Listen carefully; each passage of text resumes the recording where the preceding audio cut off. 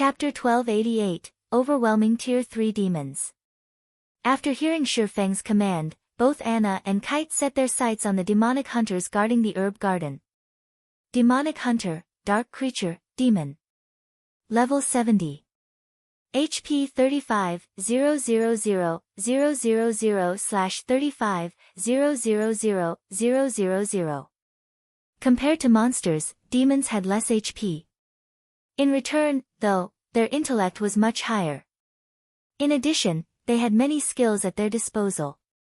If given the choice, players would rather fight dumb monsters than demons of the same tier. The instant Anna and Kite set foot into the herb garden, they attracted the demonic hunter's attention. Intruders, you dare set trespass into Lord Raymond's territory. You shall pay with your lives, the two demonic hunters bellowed as they promptly retrieved the great swords from their backs. They both charged at Anna, the summoner. Not only were the demonic hunters faster than the Silvermoon Rat King, but their combat standards were also higher. Moreover, they knew how to coordinate as each of them activated demonic charge from two different directions, their movement speed increasing instantly. When the two demonic hunters were only 30 yards away, Anna slammed the butt of her staff on the ground and pointed a finger towards the sky. As she did so, she finished chanting her incantation's final verse. Suddenly, a massive, golden magic array appeared before her. Silver magic arrays also appeared around Anna, one after another, surrounding the summoner. When the two demonic hunters were only 15 yards away, a golden giant emerged from the golden magic array. The golden giant served as a gatekeeper as it stood in the demon hunter's path. This move was the Tier 2 curse Anna had learned, Song of Summoning. It allowed her to summon a Tier 3 golden giant to aid her. 10 Tier 2 rock guardians also appeared from the silver magic arrays around Anna. In the blink of an eye, Anna had summoned a monster army. Golden Giant, Elemental Being, Great Lord. Level 72. HP 77,000/77,000,000. Rock Guardian, Elemental Being, Lord. Level 72. HP 31,000/31,000,000. Although the two demonic hunters tried to circle the summoned creatures and attack Anna directly, the summoner had prepared for this. With a light wave of her staff, she fired several elemental bullets at the demonic hunters. Dang! Dang!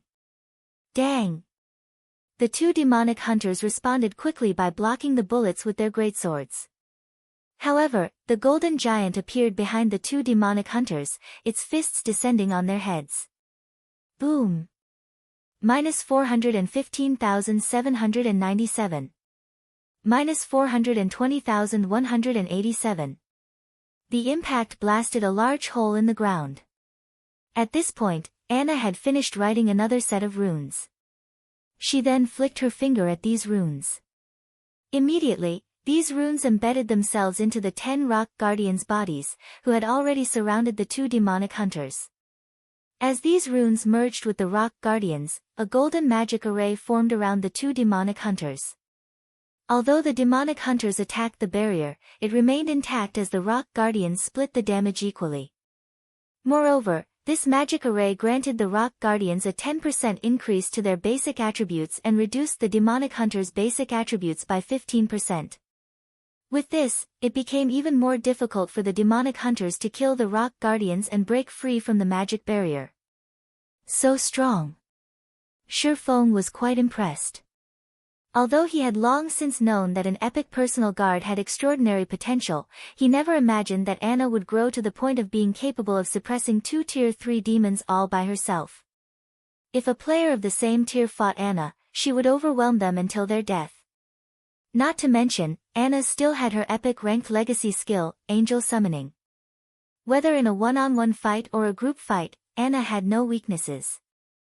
Suddenly, the Sword Master Kite charged into the magic array and slashed his fragmented legendary sword at one of the demonic hunters. The targeted demonic hunter responded quickly, slashing its greatsword horizontally and easily deflecting this attack. However, the instant the demonic hunter blocked the attack, it was forced to retreat by half a step.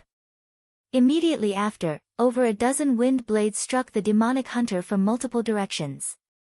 -44,671.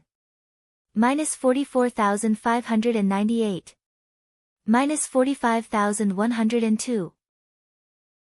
In the blink of an eye, the demonic hunter lost over 500,000 HP. Kite was clearly superior in both strength and speed. After watching his personal guard's performance for a short moment, Shifeng joined the battle. Although both Kite and Anna could overwhelm the Tier 3 demons, the demons were different from the Silvermoon Rat King. Both had battle recovery, which allowed them to recover 350,000 HP every 5 seconds. It would take quite some time to kill them. After Shifeng, the demonic flame tiger, and the 2 Tier 2 demons joined the battle, their overall damage skyrocketed. When any of his allies began to run low on HP, Shifeng switched to the aura of water and cast Life Bloom. In less than half an hour, both level 70, Tier 3 demons fell. Once they died, Shifeng's experience bar had risen to 82% of level 50. Sure enough, only great lords grant EXP here. Glancing at his experience bar, Shifeng gained a general understanding on some of the Dark Canyon's rules. He then shifted his gaze to the loot drop the 2 demonic hunters had dropped. Due to divine providence, the demonic hunters had dropped a total of 9 7 luminaries shards and 2 pieces of level 60 fine gold equipment. They had also dropped 2 small pouches. Opening the pouches, Shifeng discovered that they actually contained seeds. The 2 pouches combined contained a total of 27 seeds. The monsters here drop seeds. Shifeng was somewhat confused. This was the first time he had obtained seeds after killing a monster. Normally, one could only obtain seeds from NPC merchants or opening treasure chests. Following which, Shifeng curiously checked the seeds attribute panel. Mutated rainbow tree seeds. Survival rate increased by 20%. Amount of rainbow fruit produced during each maturity cycle increased by 30%. There is a chance to produce mutated rainbow fruit. What? These are rainbow tree seeds. Shifeng was momentarily stunned. Fruit trees in God's domain were different from herbs. They would not disappear once harvested. Instead, the tree would continue to bear fruit as long as one nurtured it properly. Only, the fruit's maturity cycle was a little longer than herbs. One could easily purchase an ordinary fruit tree's seeds from NPC merchants for relatively cheap. However, rare trees' seeds were much more expensive, not to mention the rainbow tree's seeds. In the past, one such seed easily sold for 400 gold. Unfortunately, rainbow trees had a very low survival rate of roughly 20%. Hence, if one wished to their own, it would cost around 2,000 gold. If one were unlucky, the seeds might cost them as much as 4,000 gold. The rainbow tree seeds were so expensive because rainbow fruits could produce rainbow wine. Not only was the wine delicious, but its effects could also rival the 100-berry wine. Moreover, the rainbow wine's effects lasted much longer. The mutated rainbow tree seeds, however, likely cost several times more than ordinary rainbow tree seeds. After all, the seeds boasted such a high survival rate. These trees would also produce more fruit than usual. Most importantly, they had a chance of growing mutated rainbow fruit. After Shifeng collected the loot, he chose to unsummon his personal guards, letting Anna and Kite return to their original locations. However, despite numerous attempts, the system notified him that he had failed to unsummon the NPCs. Sure enough, I can't send them back. It seems that I'll have to unsummon them after completing the quest. Shifeng could not help but sigh. However, when he shifted his gaze to the soul flowers and rare herbs that filled the herb garden, his mood instantly lifted. There was even a large number of moonlight fruit waiting to be harvested. He had to admit that an Asura mode promotion quest was wonderful.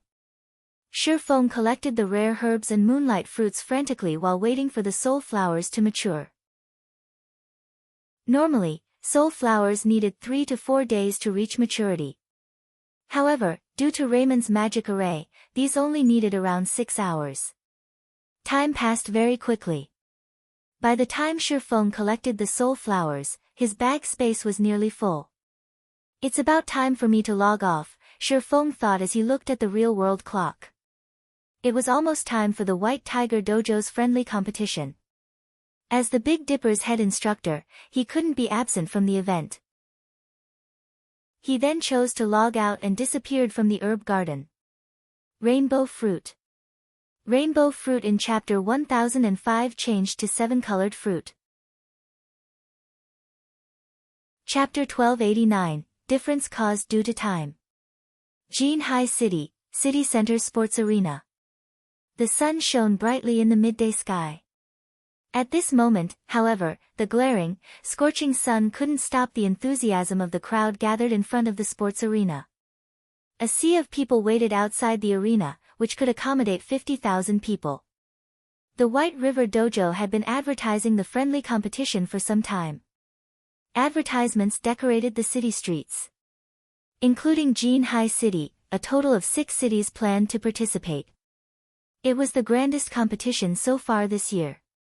In an era where everyone valued physical fitness, nothing was more popular than a fighting competition.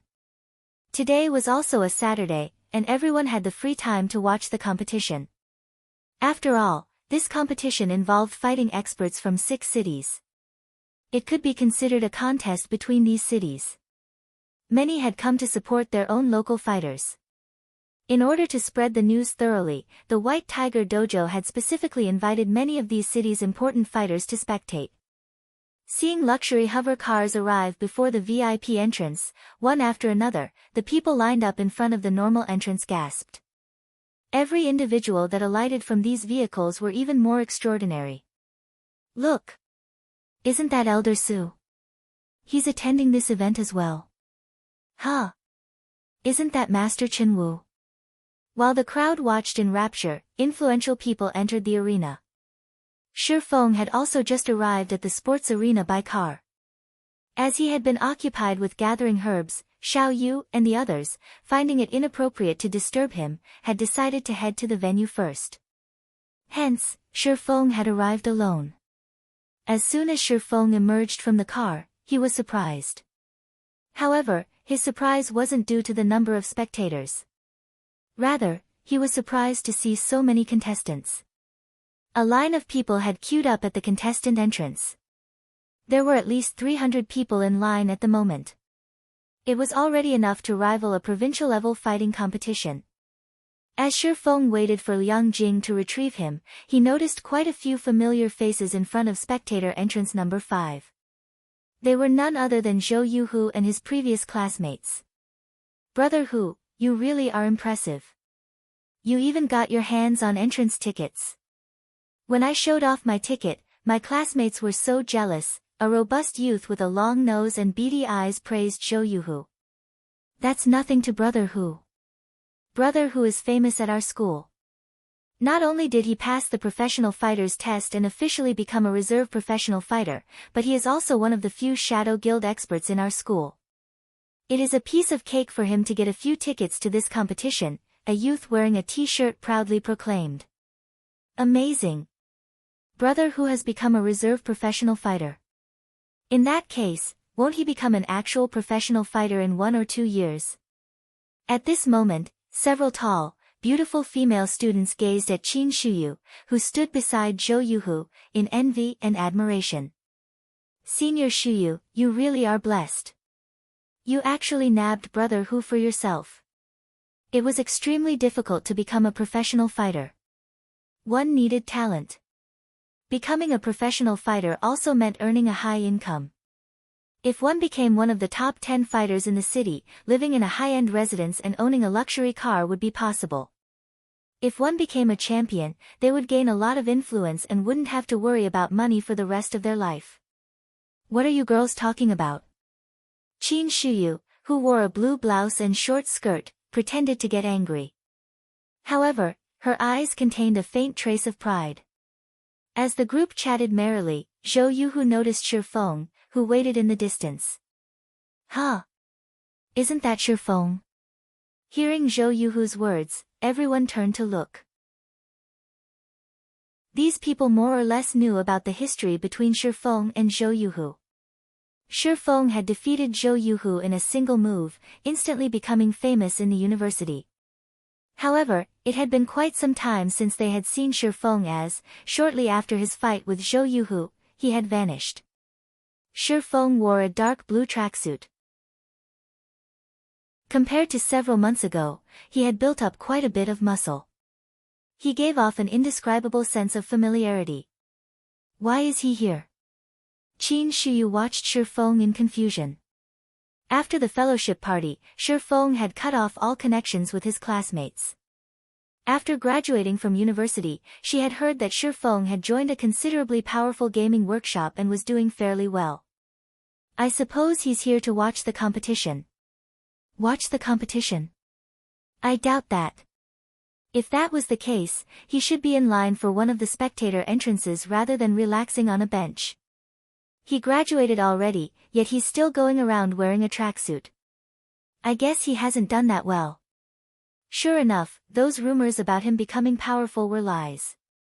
Senior Shuyu, it seems your decision back then had been a wise one.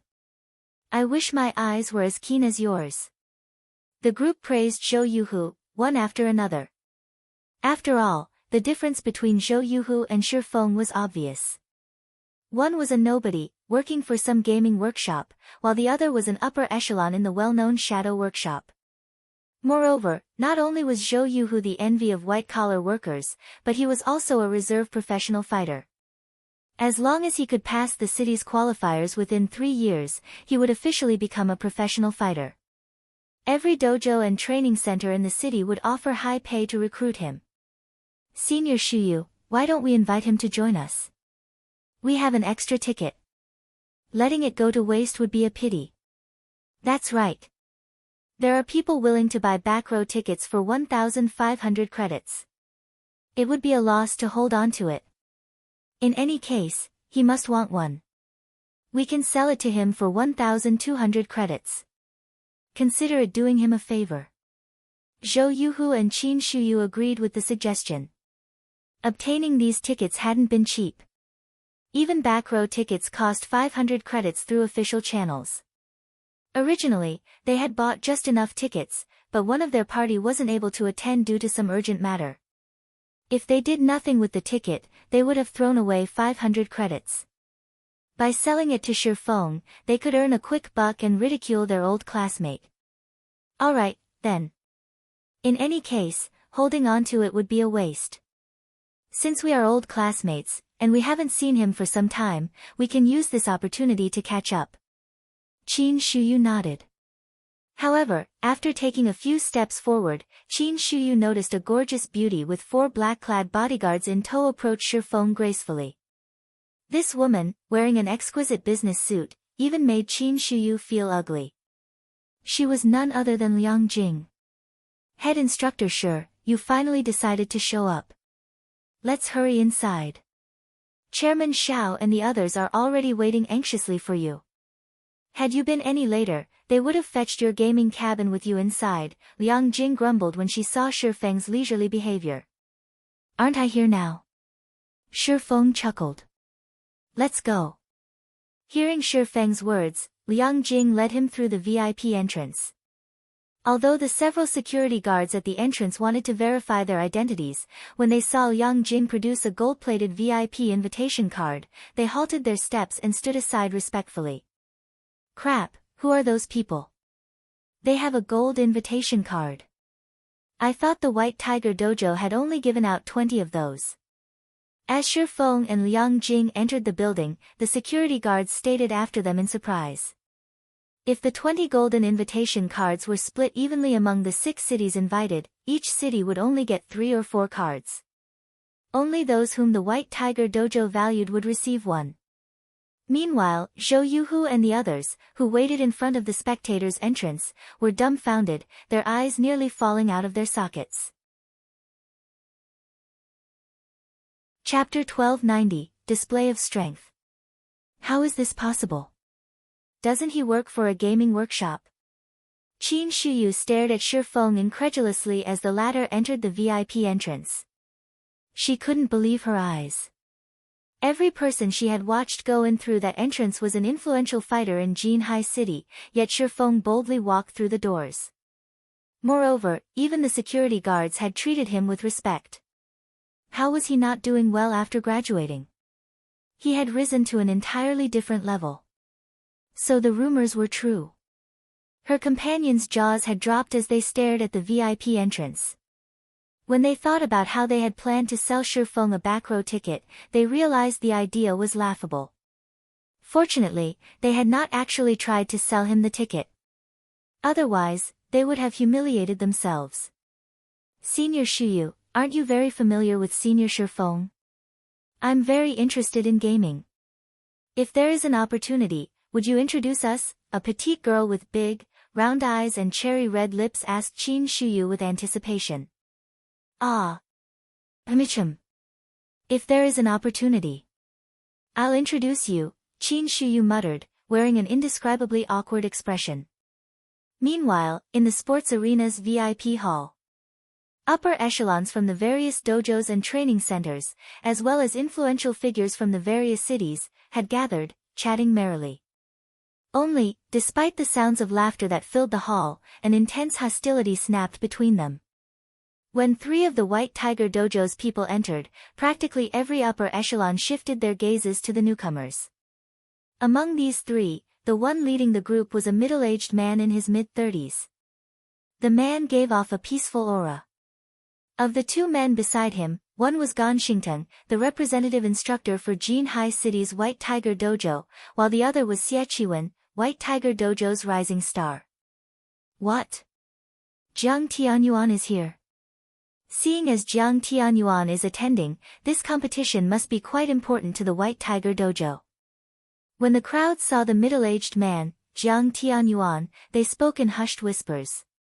In the fighting world, Jiang Tianyuan had been a superstar in the past.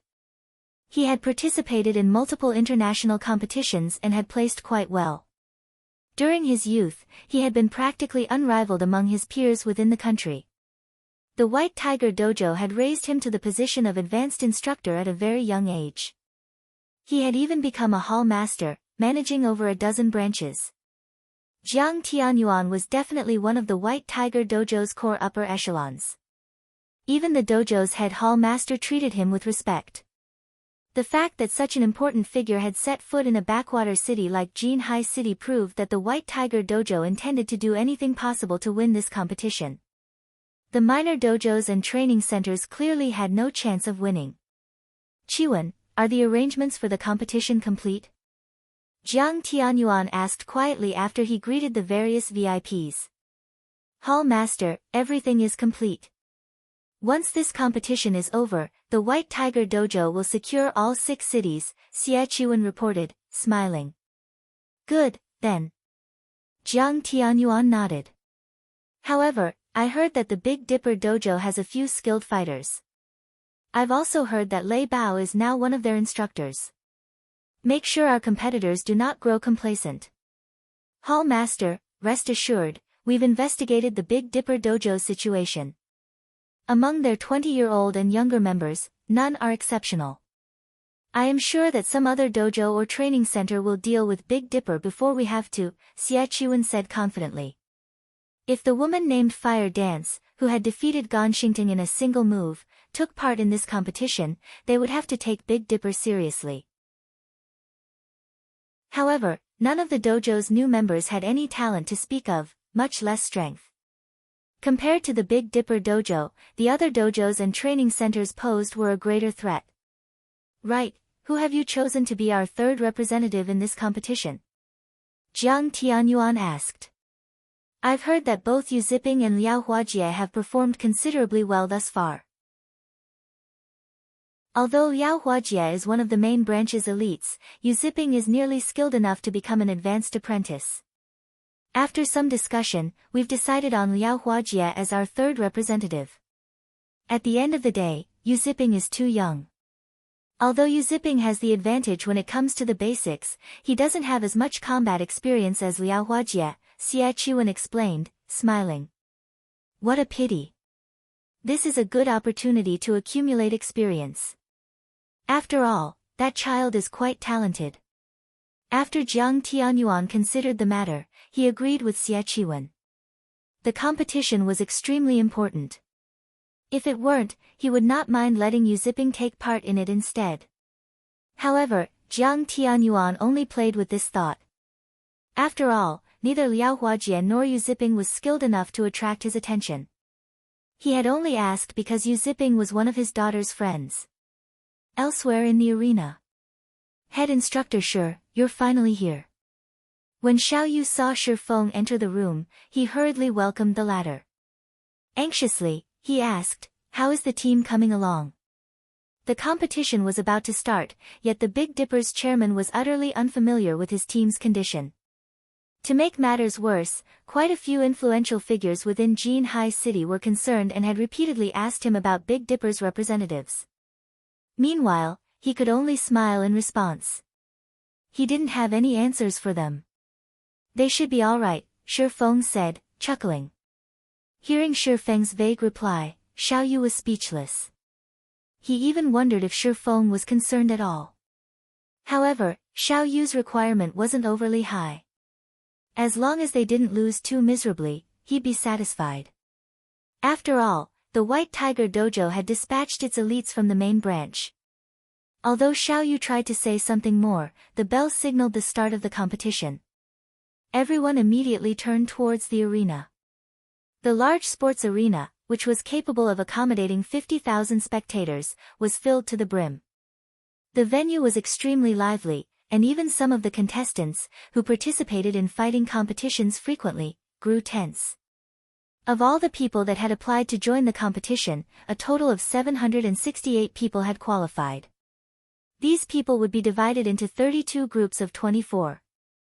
Only one person from each group would proceed to the official competition. It was a cruel elimination round. Each dojo and training center's 3 contestants would be divided into different groups. 32 platforms had been set up inside the arena. Hence, all 32 groups could compete simultaneously without wasting time.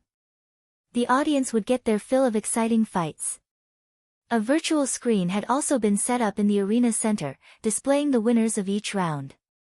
Naturally, the more winners a dojo or training center possessed, the more powerful they would be. The results would allow the audience to judge just how strong the various dojos and training centers were. Although the White Tiger Dojo called this a friendly match, everyone knew that it was a ploy to show off its strength and the difference between itself and the other organizations. Following which, the contestants entered the arena. They moved towards the platform corresponding to their groups. Seeing the various contestants, the audience seated grew excited. Look! Isn't that Gu Chen, one of the White Tiger Dojo's geniuses? A frequent participant in the national competition is actually taking part in this competition? Huh? Isn't that beauty Yi Yuqing? I heard that she is a female genius second only to Tang Jingyao in the White Tiger Dojo. If she's here as well, there's no need for this competition.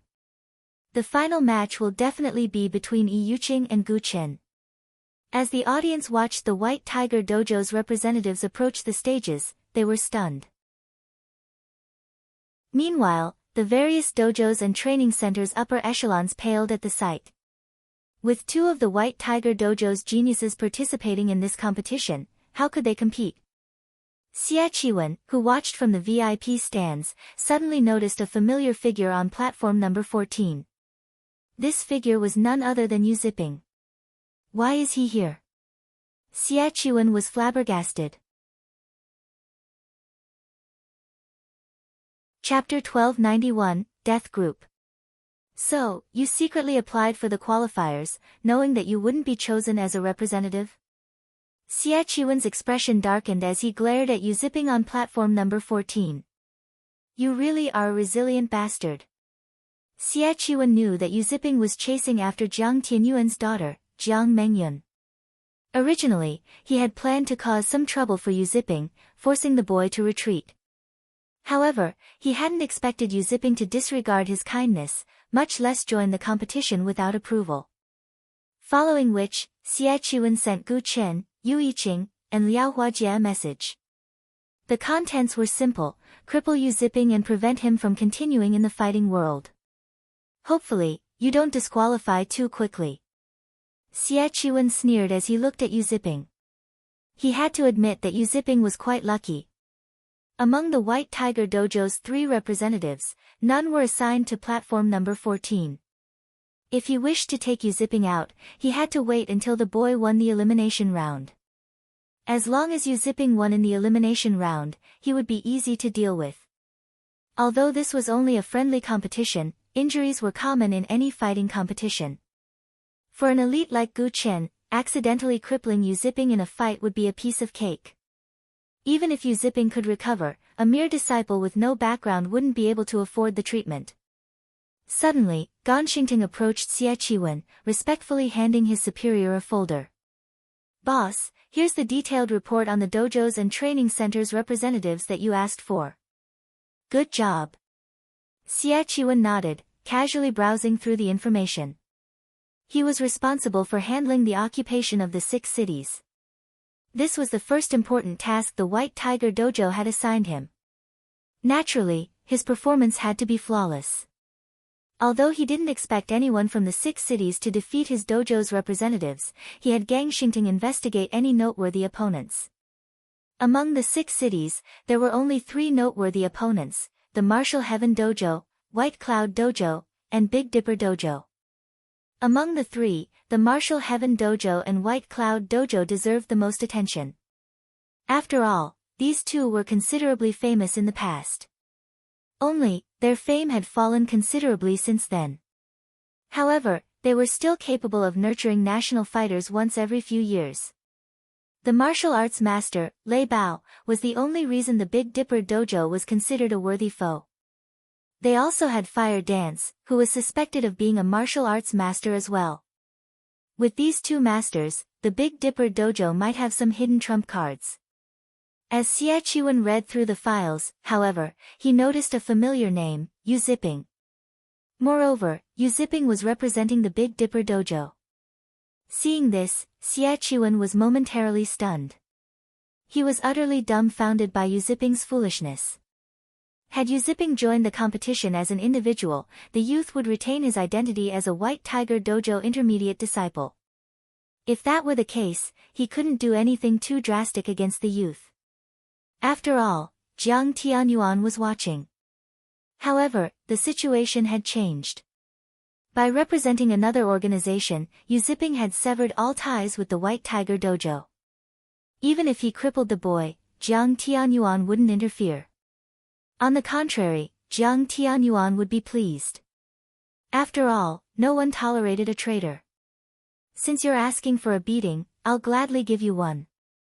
Xie Qiwen sneered. However, something is off about this Big Dipper Dojo. Were they unable to find suitable candidates? They're actually willing to work with members from other dojos.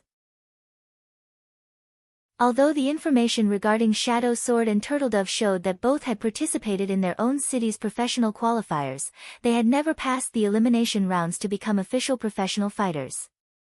This year was their last opportunity to surpass their status of reserve professional fighters. Even in weaker dojos, people like Shadow Sword and Turtledove were a dime a dozen. They were only slightly stronger than the Big Dipper Dojo's new members. I have really overestimated them. Xie Qiwen turned to look at Shi Feng and the others, who sat in the VIP stands, his sneer still plastered on his face. It would be a pity to keep such interesting information to ourselves. Xingteng, notify the text to switch the main screens to these 3 people when it's their turn to fight. I want everyone to watch the Big Dipper Dojo's performance.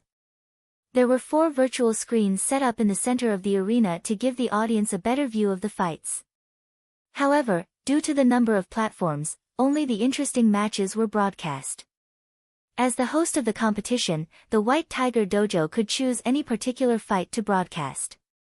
When choosing to join a dojo or training center, fighters usually based their selection on the establishment's capability to nurture its members. If it was well known that if a dojo's members were weak, no one would join it, regardless of who the instructors were. Boss, rest assured, I'll make sure that they are the main focus of the competition, Gan Xingting said. Meanwhile, in the VIP stands. When Xiao Yu read the information Shi Feng had provided regarding the Big Dipper Dojo's representatives, he very nearly fainted. He had met these three people when they had arrived at the sports arena. However, he didn't know much about them. Now that Xiao Yu had read the reports, he regretted not holding Shi Feng back. He felt that Shi Feng had underestimated the 6 cities' various dojos and training centers. After all, of the dojo's representatives, 2 were not even professional fighters. They were merely reserves. Even if Big Dipper were weak, it was more than capable of hiring professional fighters to assist them, yet Shi Feng had chosen reserve fighters. Moreover, the only professional fighter was a White Tiger Dojo disciple. If the 2 reserve fighters performed badly, and they had to rely on the White Tiger Dojo's disciple to achieve victory, others would still assume that the White Tiger Dojo was more powerful. They would be promoting the White Tiger Dojo instead of the Big Dipper Dojo. On the other hand, if they lost, they would be slandered for misleading a White Tiger Dojo disciple with poor training. To make matters worse, both Shadow Sword and Turtledove had been assigned to Death Group. Although none of the White Tiger Dojo's elites were in their Death Group, many excellent provincial-level fighters were. Quite a few were even preparing to challenge the national competition this year. Their combat standards far exceeded city-level professional fighters. These reserve fighters had no chance against them. As Xiao Yu contemplated stopping the competition, the first match on platform number 1 began. To Xiao Yu's dismay, Shadow Sword, Fu Jinghong, had been chosen to fight in the first match. And to make matters worse, his opponent was the favorite to win in platform number 1. His opponent's name was Lu Jingshan, a genius disciple from the White Cloud Dojo. It's over. When Xiao Yu saw Lu Jingshan's 2-meter-tall, muscular frame walk up the platform, his expression darkened. Lu Jingshan was one of the White Cloud Dojo's favored disciples. He had been born with extraordinary physical strength and was a talented fighter. Last year, he had secured 5th place in a provincial fighting competition and had very nearly qualified for the nationals. This year, Lu Jingshan had challenged many experts and defeated numerous people from last year's national competition. His strength had long since reached the national level. In the White Tiger Dojo, he would easily become an advanced disciple. So, the fight is over before it has even begun. Xie Qiwen stifled his laughter when he saw Fu Jinghong's opponent. Once both fighters were in position on platform number 1, the referee swung down both his hands and declared the start of the match. Chapter 1292, Shocking the Arena. The moment the match began, the screens above the arena began to broadcast the fight, attracting everyone's attention. Ha ha ha. Chairman Xiao, you've really got some bad luck. Your boy has to face our White Cloud Dojo's genius right off the bat. This year, little Lu has achieved a punching strength of 604 kilograms. He can even rank near the top in the national competition. A white-haired, old man began to laugh not far from Xiao Yu. Hearing this old man's comment, Xiao Yu's expression darkened further. Even Hall Master Chen Wu, Jinhai City's #1 expert, only had a punching strength of 453 kilograms. The Big Dipper Dojo would be eliminated in the very first round. Xiao Yu wasn't the only one with such thoughts. Everyone in the venue shared a similar opinion. Even Fu Jinghong thought so. Lu Jingshan was very famous in the fighting industry, even top-class, city-level professional fighters looked up to the genius. Guild leader, will it really be alright? Fu Jinghong could not help but glance at Shi Feng, who watched from the distant VIP stands, worriedly. He had only arrived at the Greenwater Villa 4 days ago, yet he was participating in such a large-scale competition, required to face off against experts from various cities. Although he had undergone 3 days of special training and consumed plenty of S-rank nutrient fluids, which significantly improved his physique, he had no confidence in winning. After all, before this, he had been a reserve fighter. Unfortunately, despite his many attempts to convince Shi Feng that he wasn't skilled enough to participate in such a large competition, Shi Feng had told him to relax and fight like normal. "Brat, are you going to get off of the stage yourself, or do I have to throw you from it?" Lu Jingshan asked, sneering at Fu Jinghong. I'll say this. My strength has increased again recently, so don't blame me if I can't control it. Come, Fu Jinghong said, gritting his teeth. He decided to put up a fight. After all, Shi Feng had invested 5 bottles of S-rank nutrient fluid in him. If he surrendered, he would forsake his guild leader's kindness. Oh! How courageous of you! Lu Jingshan clapped his hands in mock praise. However, a second later, he dashed towards Fu Jinghong. As he moved, he looked like a brown bear, inspiring fear in his opponent. As Lu Jingshan arrived before Fu Jinghong, he jabbed at the latter's face, his fist moving so fast that it left behind even afterimages. Not bad. He has trained a standard punch to such a degree. No wonder even some national-level fighters aren't a match for him, Jiang Tianyuan praised the fighter from the VIP stands. From the moment Lu Jingshan charged forward to the moment he threw his punch, he had completed the entire process like flowing water. He was fast, accurate, and ruthless. There wasn't any excess movement to hinder his strength. Lu Jingshan threw his entire weight into the single punch. Although there was nothing special about this move, it was extremely dangerous. If not dealt with properly, the hit might finish Fu Jinghong off. Boom! An explosion echoed throughout the platform. However, Lu Jingshan's punch didn't reach its mark. Instead, it stopped 3 inches away from Fu Jinghong's face. The audience was stupefied. He missed. Lu Jingshan really loves to play around. He's deliberately trying to scare his opponent. That's right. After all, the difference between them is massive. It wouldn't be interesting if he ended the match with 1 punch. Lu Jingshan must be trying to spare his opponent's reputation. Fu Jinghong really is unlucky. Not only will he be defeated, but Lu Jingshan will scare him in the process. He won't faint, right? If Lu Jingshan hits him accidentally, he might kill the boy. Some of the audience members, who were familiar with Lu Jingshan, chatted merrily as they watched. They could not help but pity Fu Jinghong. Meanwhile, in the VIP stands, Xiaoyu could no longer bear to watch the match. Instead, he glared at the smiling, white-haired elder hatefully. The White Cloud Dojo was clearly using the Big Dipper Dojo to gain more fame. Who would want to join the Big Dipper Dojo after this devastating fight? Suddenly, however, the white-haired elder was confused. He had assumed that the boy was a brute, all muscle and no brains, yet the boy had increased his dojo's fame. And yet, Lu Jingshan didn't look as gleeful as everyone had expected. Rather, he looked at Fu Jinghong with a serious expression. He was not as kind or playful as everyone thought. He had planned to finish off Fu Jinghong with 1 punch from the very beginning to shock his following opponents. After all, this was not your standard competition. He had to fight several matches in a row. He might even suffer injuries as a result. Although the sports arena was equipped with excellent medical facilities and could help him heal small injuries very quickly, medicines and machines couldn't restore one's mental state.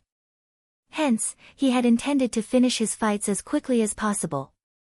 However, he had never expected Fu Jinghong to dodge his punch. "Brat, you got lucky, but your luck ends here," Lu Jingshan shouted. Immediately, he executed chaotic arrow strikes, his swiftest and most violent technique. He planned to overwhelm his opponent with brute force and speed. A wall of fists bombarded Fu Jinghong. Lu Jingshan's trademark chaotic arrow strikes. That kid is doomed. It will take several months in the hospital to recover from his injuries. The audience could not help but pity Fu Jinghong when they saw Lu Jingshan's ruthless assault. As everyone thought that Lu Jingshan would send his opponent flying, Fu Jinghong reacted, blocking every one of the incoming punches. Impossible. He can actually block that? Is he even human? The audience in the VIP stands were shocked. This was especially true for the White Cloud Dojo elder. Lu Jingshan's punches were both swift and strong. This technique would even overwhelm national fighters, yet Lu Jingshan couldn't even hit Fu Jinghong. What refined skills! Jiang Tianyuan's eyes glowed as he watched Fu Jinghong's movements. The spectators were focused on Fu Jinghong's defense, but Jiang Tianyuan was fully aware of how difficult it was to block Lu Jingshan's chaotic arrow strikes so effortlessly. First, Fu Jinghong needed to predict Lu Jingshan's attack trajectories accurately. Then he needed to block the attacks from the correct angle. To achieve such a feat, one required an acute awareness of the fight and a wealth of combat experience. Jiang Tianyuan found it very difficult to believe that a youngster in his late teens could possess so much combat experience. What? I thought he was just a reserve fighter. Xiaoyu wore an incredulous expression as he watched Fu Jinghong move across the stage gracefully, his mouth hanging open. He then shifted his gaze to Shi Feng, and all of his resentment for the man vanished. He was surprised and elated. He had never thought that Shi Feng would find such a hidden expert.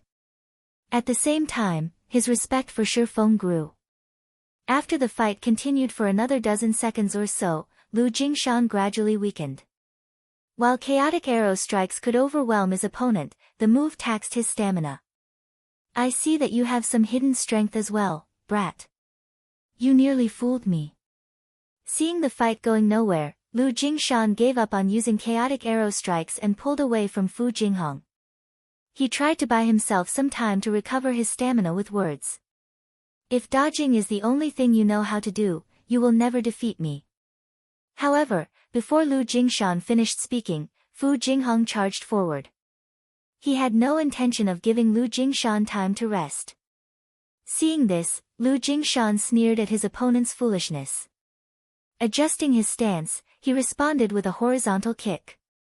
As Lu Jingshan's leg was about to strike Fu Jinghong, the young fighter representing the Big Dipper dojo slid to a stop as if he had predicted the counterattack. As a result, Lu Jingshan's leg brushed past Fu Jinghong's clothing. Lu Jingshan's stance crumbled as his attack missed, revealing weak spots in his defense. Using this opportunity, Fu Jinghong launched a scissor kick at Lu Jingshan's unguarded abdomen. Pooh! Lu Jingshan spat a mouthful of blood on the spot, flying off the platform and slamming into the ground. Although Lu Jingshan tried to stand, he swayed before losing consciousness and collapsing back to the ground. As this was a friendly competition and each contestant had to participate in more matches than the standard competition, once a referee determined that a contestant was incapable of continuing, they would immediately declare the fight's outcome. Winner: Big Dipper Dojo's Fu Jinghong. Chapter 1293, Another Monster. He won, just like that. The audience was dumbfounded as they stared at platform number 1's Fu Jinghong. Nobody had expected such an outcome. Moreover, the fight had ended so quickly. However, among those present, the upper echelons in the VIP stands were the most surprised. Although the general audience knew that Lu Jingshan was very strong, they didn't know that he was as skilled as a national-level fighter. And such an expert had been defeated by a disciple from a dojo they had never heard of. This was unbelievable. The Big Dipper Dojo? Didn't that dojo recently open? Amazing. I thought the rumors about Big Dipper recruiting a master were lies. It seems they are actually true. That guy defeated Lu Jingshan so easily. Doesn't this mean he already qualifies to join the national competition? After this competition is over, I have to apply for the Big Dipper Dojo. The majority of the audience found the unexpected outcome inconceivable. However, after considering the matter carefully, they realized how impressive the Big Dipper Dojo truly was. After all, none of them had ever heard of Fu Jinghong before. The Big Dipper Dojo must be impressive if it nurtured such an extraordinary fighter. The audience members aspiring to become professional fighters stared at the stage with bloodshot eyes. They were all eager to join the Big Dipper Dojo. Even if they couldn't become national-level fighters, they wouldn't have to worry about putting food on their table for the rest of their lives if they joined the ranks of provincial-level fighters. Due to the focus on Fu Jinghong and Lu Jingshan's fight, the spectators discussed the Big Dipper Dojo for a time. The more they talked about the dojo, the more enthusiastic they became. In the blink of an eye, the Big Dipper Dojo had garnered a lot of fame. Well, I won't have to worry about my marketing plans. When Shifeng noticed the heated discussions in the other audience stands, with some even expressing their intent to join the dojo, he considered this a good opportunity to advertise the Big Dipper Dojo. The White Tiger Dojo was trying to occupy the various third-tier cities because it wanted to recruit more talented fighters as leverage during its negotiations with international corporations. After all, everyone had already learned that talented fighters had an easier time becoming experts in God's domain. Hence, instead of blindly recruiting players in God's domain and hoping to find hidden gems, it was far more efficient to recruit talented fighters and train them in the game. Although the Big Dipper Dojo had already been established in Jinhai City for quite some time now, only those in the fighting industry knew its reputation. The general public didn't know much about the organization. If he could use this opportunity to gain some publicity for the dojo and lure more people into applying, this would allow Zero Wing to recruit talented fighters for internal nurturing. Although Zero Wing had already recruited plenty of talents, at the end of the day, the guild had too few. Zero Wing didn't even have enough experts to give first-rate guilds a run for their money, much less super first-rate guilds. Of course, the guild's lack of funding was the main reason for this. It couldn't afford to nurture a lot of players at once yet. However, Shifeng had no intentions of selling his God's domain resources for credits as it was his monetary resource in God's domain. In the future, these resources would become even more valuable. Selling them now would be the epitome of foolishness. Hence, he was forced to recruit talented players slowly. I thought he was just some newcomer who couldn't even pass the city's qualifiers. Xie Qiwen was confused. Was there an error in the report? Or did he hide his strength intentionally? The fact that Fu Jinghong had defeated Lu Jingshan proved that he was not a mere reserve fighter, yet no matter how Xie Qiwen looked at it, it shouldn't be possible for a city-level fighter to grow to a national level within a short period. I have really underestimated the Big Dipper Dojo to think they would have such a hidden trump card. Xie Qiwen could not help but shift his gaze towards Shifeng. Sneering, he muttered, although I've allowed you all to gain some fame, do you really think the championship will be that easy to win? He hadn't expected the Big Dipper Dojo to have an expert capable of defeating Lu Jingshan. However, Gu Chen and Yi Yuqing had no cause for concern. Meanwhile, Shadow Sword, Fu Jinghong, was still dazed as he remained on platform number 1. I won, just like that. Fu Jinghong muttered as he watched the medics carry away Lu Jingshan on a stretcher. He questioned his own performance. Was that really Lu Jingshan? He had challenged the city qualifiers twice before. However, he had been eliminated both times. Meanwhile, Lu Jingshan was an expert who actively participated in provincial-level competitions. The difference between them was like heaven and earth. Logically, he shouldn't have been able to win. Yet, although Lu Jingshan's attacks had been fierce and powerful, he counted plenty of weaknesses in Lu Jingshan's stances. Most importantly, Lu Jingshan had telegraphed his attacks with his body language, which allowed him to predict his opponent's strikes. As a result, not only had he easily avoided Lu Jingshan's attacks, but he had also blocked Lu Jingshan's seemingly unblockable chaotic arrow strikes.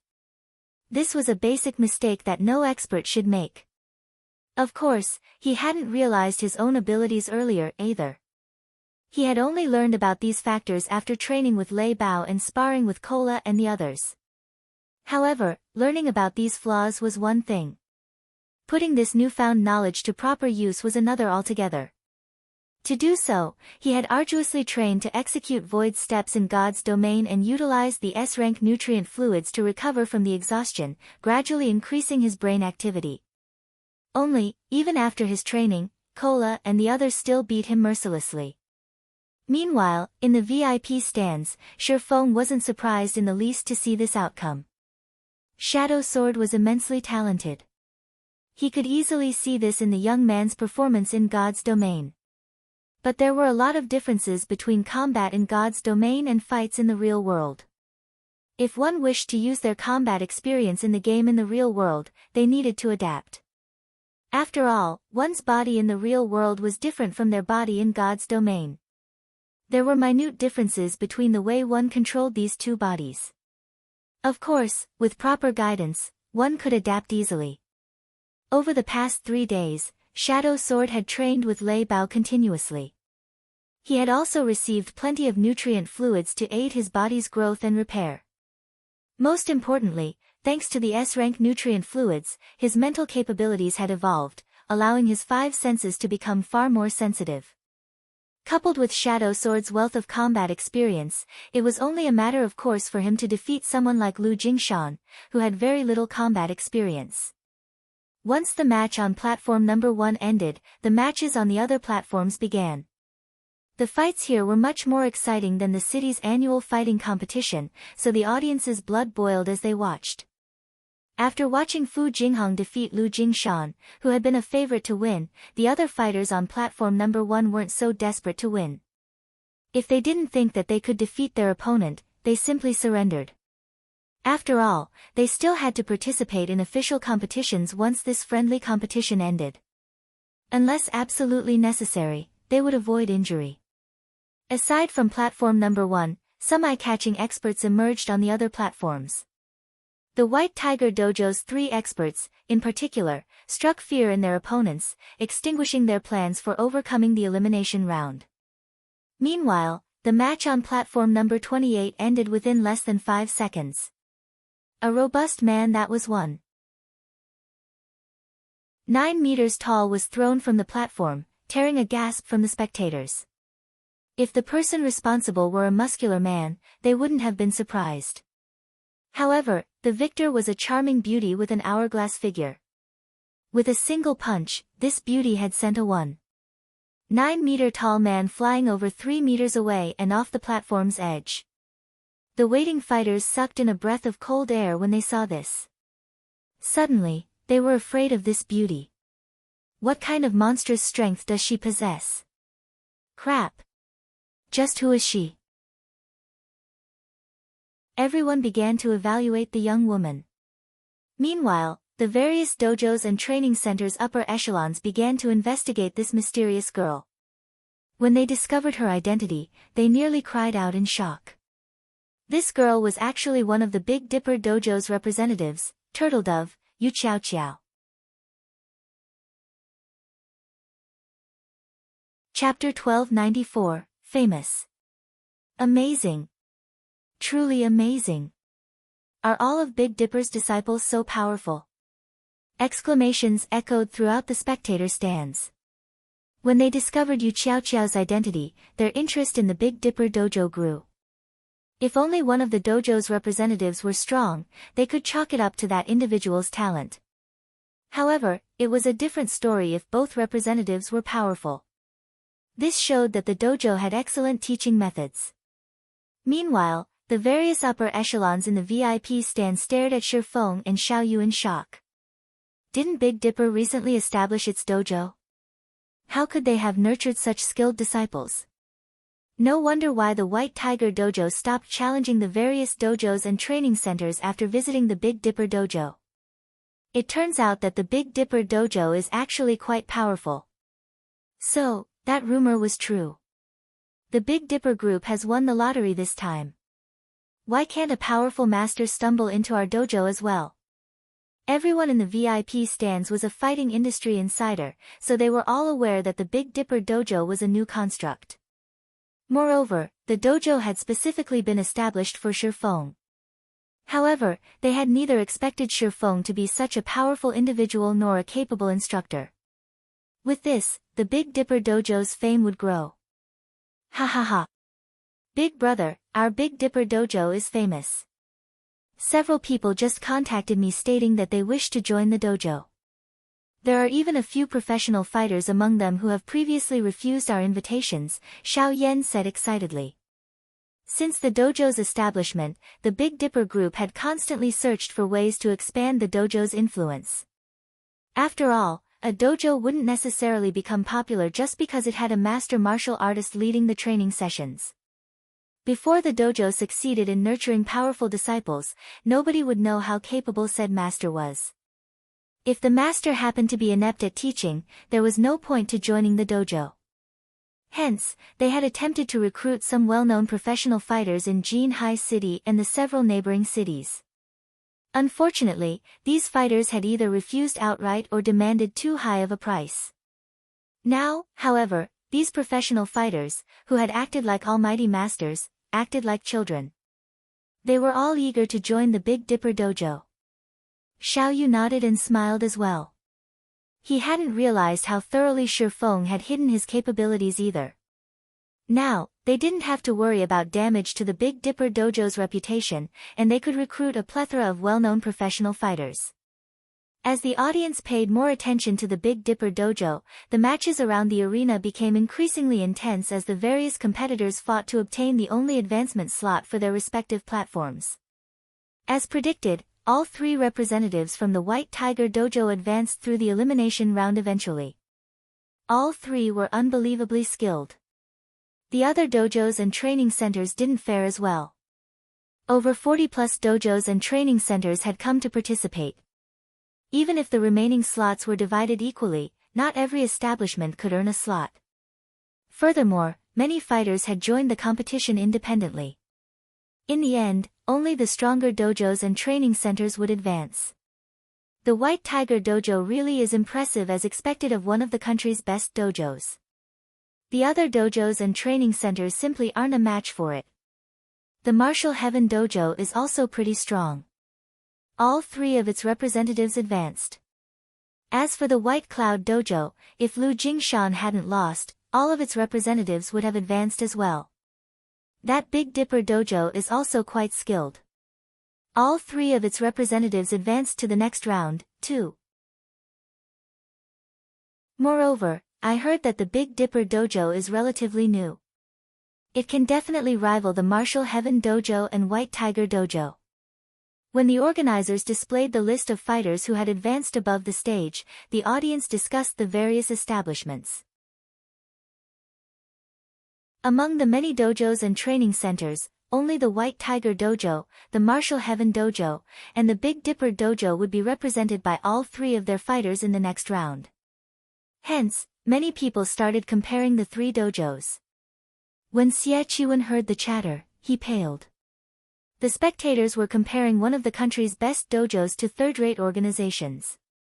If news of this reached the main branch, the higher-ups would call his management capabilities into question. Damn it! Where did Big Dipper find so many experts?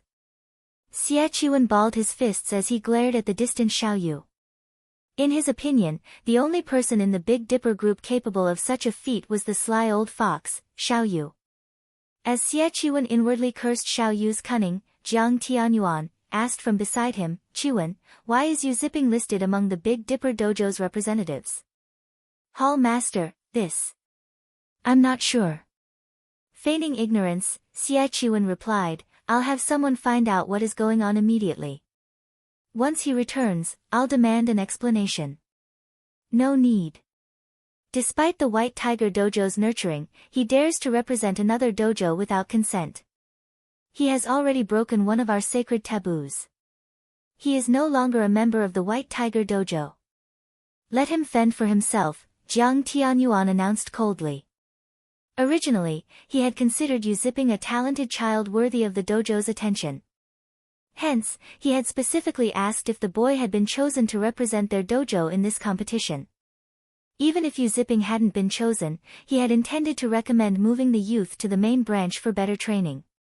However, Yu Zipping had greatly disappointed him. Understood. Xie Qiwen nodded. However, when Jiang Tianyuan looked away, he revealed a faint sneer. Yu Zipping had lost his protection from the White Tiger dojo. It was obvious that Jiang Tianyuan's attitude towards Yu Zipping had changed significantly. After this, dealing with the boy would become easier. Once the competition ended, he would report Yu Zipping for violating his contract with the White Tiger dojo. Not only would Yu Zipping be forced to pay a massive compensation fee, but it would also deal a blow to the Big Dipper dojo's reputation. To protect itself, the Big Dipper dojo might be forced to abandon Yu Zipping. Shortly after the elimination round, the 32 contestants that had advanced approached the sports arena's main stage to draw lots. The main stage was far more spacious than the surrounding platforms. Moreover, the virtual screens constantly broadcast the main stage, allowing all of the spectators to watch the fights. As the 32 contestants drew lots in sequence of their platform number, a petite, beautiful girl in a blue martial arts uniform walked up to Yu Zipping. This girl was none other than Yi Yuqing. "Yu Zipping, must you do this?" Yi Yuqing asked quietly. "You know that Hall Master Jiang already plans to give Mengyun to Xie Qiwen. If you leave to join the Big Dipper Dojo now, you'll destroy your future." In the White Tiger Dojo, very few knew that Yi Yuqing, who was only second to the goddess Tang Jingyao in terms of strength, had a friendship with Yu Zipping and Jiang Mengyun. "I couldn't care less about that anymore. Xie Qiwen is only a step away from the global stage. Meanwhile, I am still a mere intermediate disciple in the White Tiger Dojo. Whether it's strength, resources, or family background, I am inferior to him in every aspect. If I don't fight now, I won't have a chance once he reaches the international level," Yu Zipping said seriously. "Even so, you shouldn't go about it like this." Yi Yuqing was astonished when she saw Yu Zipping's determination. "If you lose the White Tiger Dojo's protection, Xie Qiwen won't hesitate to strike out at you. He already told us to cripple you in this competition. If you fight either Gu Chen or Liao Huajie, you must be careful. If you can't, surrender. Relax. I'll show Xie Qiwen that I'm not just going to take his crap lying down," Yu Zipping said, smiling calmly. "You." Angry, Yu Yuqing spun around and left. She couldn't understand where Yu Zipping's confidence came from. If she had to fight him, she could show mercy. However, it was a different story for Gu Chen and Liao Huajie. After all, Xie Qiwen was close with both fighters. However, now that Yu Zipping was determined to take this path, it was not her place to stop him. Time passed quickly. After the drawings were done, the competition resumed. The screens above the arena displayed the first matchup. First match, Liao Huajie vs Yu Zipping. Chapter 1295, Instant Judgment. As the first match was announced, a commotion erupted in the VIP stands. A present White Tiger Dojo disciple fighting an ex-White Tiger Dojo disciple. This match is going to be interesting. Those in the VIP stands were all insiders of the fighting industry. They had already investigated every fighter that had advanced through the elimination round. They were all aware of Yu Zipping's background. Yu Zipping had been a relatively talented disciple of the White Tiger Dojo. He had become an intermediate disciple despite being so young. If he continued to work hard for another year or two, he definitely could have become an advanced disciple. Becoming an advanced disciple in the White Tiger Dojo was basically a guarantee that one could qualify for the national fighting competitions. Yet, for some inconceivable reason, Yu Zipping had shown up as one of the Big Dipper Dojo's representatives. As the audience in the VIP stands discussed the matter quietly, Jiang Tianyuan wore a twisted expression. Yu Zipping's actions were a slap in the face for the White Tiger Dojo. The dojo would become a laughingstock. "Hall Master, rest assured, Liao Huajie will teach the boy how wrong and foolish his decision was," Xie Qiwen said, smiling. He had waited for this day for a long time. Although Yu Zipping was slightly more skilled than Liao Huajie, the latter had far more combat experience. Liao Huajie could easily defeat Yu Zipping. With Yu Zipping's defeat, they would show everyone the White Tiger Dojo's strength while leaving a stain on the Big Dipper Dojo's reputation. He could even cripple Yu Zipping in the process. This was practically killing 3 birds with 1 stone. There was no possibility of Liao Huajie's defeat. He was very familiar with Yu Zipping's skills. The teen would need another 1 or 2 years of arduous training to reach the national level. Meanwhile, Liao Huajie's strength was not as simple as everyone assumed. Below the main stage, the various fighters watched Liao Huajie and Yu Zipping on the main stage. They were very curious to see the outcome of this fight. Unlike everyone else, a flash of concern appeared in Yu Yuqing's eyes as she watched Yu Zipping stretch. She then quietly moved towards Shadow Sword and Turtledove, who also watched the match.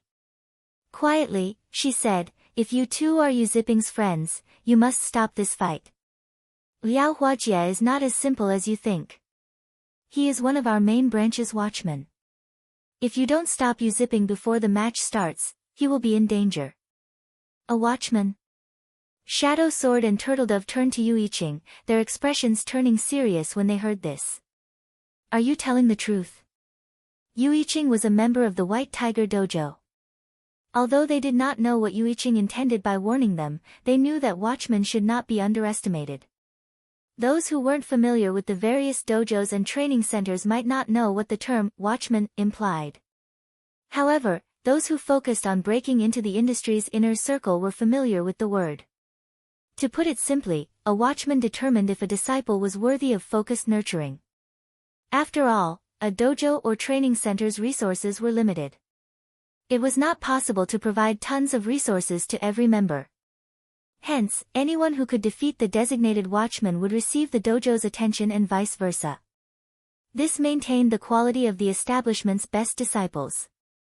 Watchmen were no weaker than those favored disciples. Rather, the opposite was true. On average, watchmen were stronger.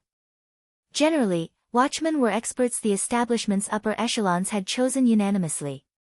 Although watchmen were forced to hide their achievements during their service, once their term ended, they would receive their dojo's best training.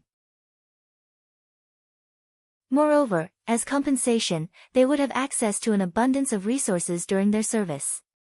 As a result, many people aspired to become watchmen. Unfortunately, very few were ever chosen. Although not every dojo and training center had watchmen, it was normal for a peak dojo like the White Tiger Dojo. "Why would I lie to you?" Yu Yiqing rolled her eyes at Shadow Sword and Turtledove. She was one of the White Tiger Dojo's geniuses. She didn't need petty tricks to defeat her opponents. "Although I'm not trying to brag, Lu Huajie is no weaker than I am. Yu Ziping stands no chance against him. Moreover, Lu Huajie is famed for his mercilessness during fights." "He's as strong as you are?" Turtledove asked as she evaluated Yu Yiqing. "If I fought him, I'd have a 60-40 chance of winning," Yu Yiqing said after giving the matter some thought. Lu Huajie had been hiding his strength. Only the dojo's upper echelons knew his true skill. Meanwhile, she was the genius Tang Jingyao's future successor, so she was at least on par with Lu Huajie. However, to convince the Big Dipper dojo to take Lu Huajie more seriously, she exaggerated his strength a little bit. "So, that's the case. We shouldn't need to notify the guild leader, then." Turtledove breathed a sigh of relief. Shadow Sword nodded in agreement. He, too, didn't think this matter was worth Shifeng's time. "You guys," Turtledove and Shadow Sword's response dumbfounded Yu Yiqing momentarily. Although she tried to ask if they truly understood the severity of the matter, they shut her up with a word of thanks. As a result, she could only walk away, fuming as she realized that Shadow Sword and Turtledove were just as stubborn as Yu Ziping. None of them could be reasoned with. As Yu Yiqing tried to think of a way to convince Yu Ziping to drop out of the match, the timer above the main stage began to count down. "Yu Ziping, I had thought you were better than this. I had believed that you could have joined the main branch after another year or two. But you crossed the line today. You betrayed the White Tiger Dojo. Today, I show you the price for that betrayal," Lu Huajie said as he stopped 2 meters away from Yu Ziping. Sneering, he continued, "Brother Chiwen has asked me to pass you a message. You are 100 years too early if you wish to compete on his level." Suddenly, Lu Huajie moved. Executing swimming dragon steps, he was instantly within attack range of Yu Ziping. He then launched a flying knee kick at Yu Ziping's face. At the same time, his arms lashed towards Yu Ziping's neck like whips. Lu Huajie's attacks were extremely vicious. From the very onset of the match, he aimed for Yu Ziping's life. Against an attack to the face, fighters instinctively go on the defensive, ignore attacks from other directions.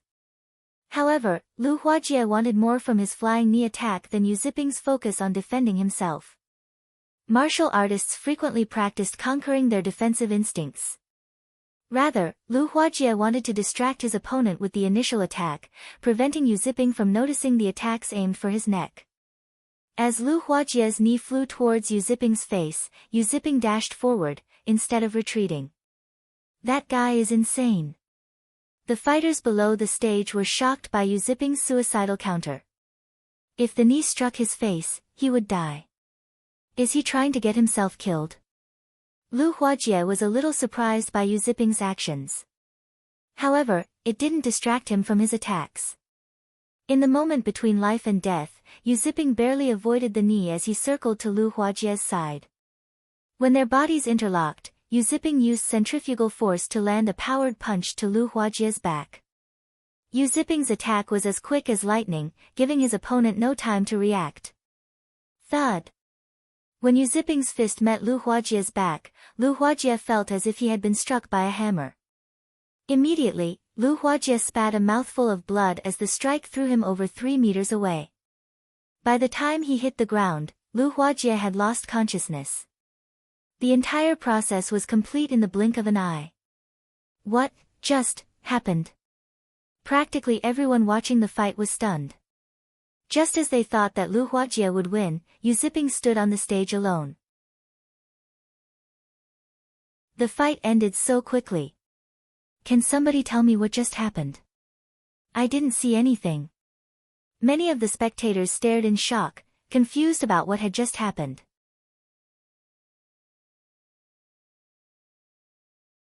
Chapter 1296, Competition with Many Hidden Experts.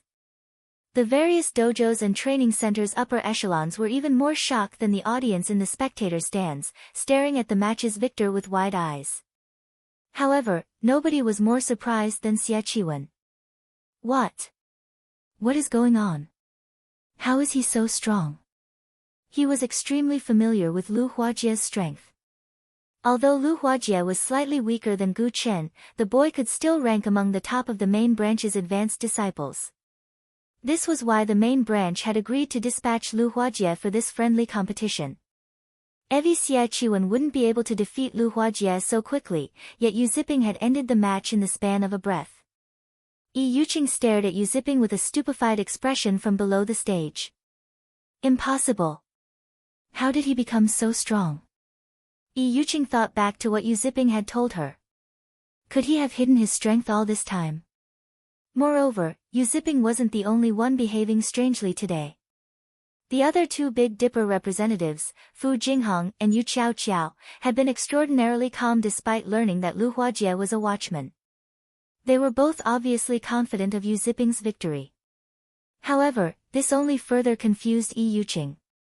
If Yu Ziping had revealed such strength early on, the White Tiger Dojo would have offered him focus training.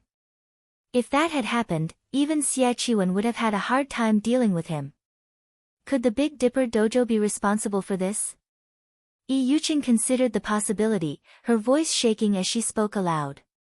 She couldn't bring herself to believe it. When the referee on the stage announced Yu Ziping's victory, shrieks of excitement flooded the arena. So strong. Is this the Big Dipper Dojo's true strength? Is that guy a monster? I didn't see what had happened.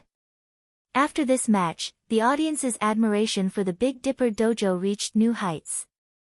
Jiang Tianyuan, however, wore a solemn expression as he watched from the VIP stands. Hall Master, Lu Huajie must have been careless. However, Gu Chen and Yi Yuqing should be able to restore our reputation. Xie Qiwen hurriedly explained. Although he knew that his explanation was somewhat forced, it was true that Lu Huajie had been careless. When fighting an expert of the same level, a direct, full-powered assault was foolish. If the opponent spotted a weakness, they could certainly obtain victory with a single blow. Lu Huajie's miserable defeat was understandable. Hopefully, that is the case. After this competition, I would also like a proper explanation for why Yu Ziping is suddenly representing the Big Dipper Dojo, Jiang Tianyuan responded in a deep tone as he glanced at Xie Qiwen. While it was true that Lu Huajie had been careless, not every fighter could find an opportunity to deal such a devastating blow. It is a certain degree of skill. It was clear that Yu Ziping had already reached this standard. Also, I want you to learn everything there is to know about the Big Dipper Dojo. Do not miss a single detail. Jiang Tianyuan could not help but shift his gaze towards Shi Feng, who sat quietly in the distance. He kept having the feeling that there was more to the Big Dipper Dojo than what met the eye. Understood. I will look into it. Xie Qiwen repeatedly nodded, feeling a chill crawl down his spine when the heavy pressure Jiang Tianyuan gave off washed over him. Jiang Tianyuan was a legend in the White Tiger Dojo. Even the head hall master treated him with respect. Jiang Tianyuan's wrath was not someone a mere genius like himself could hope to endure.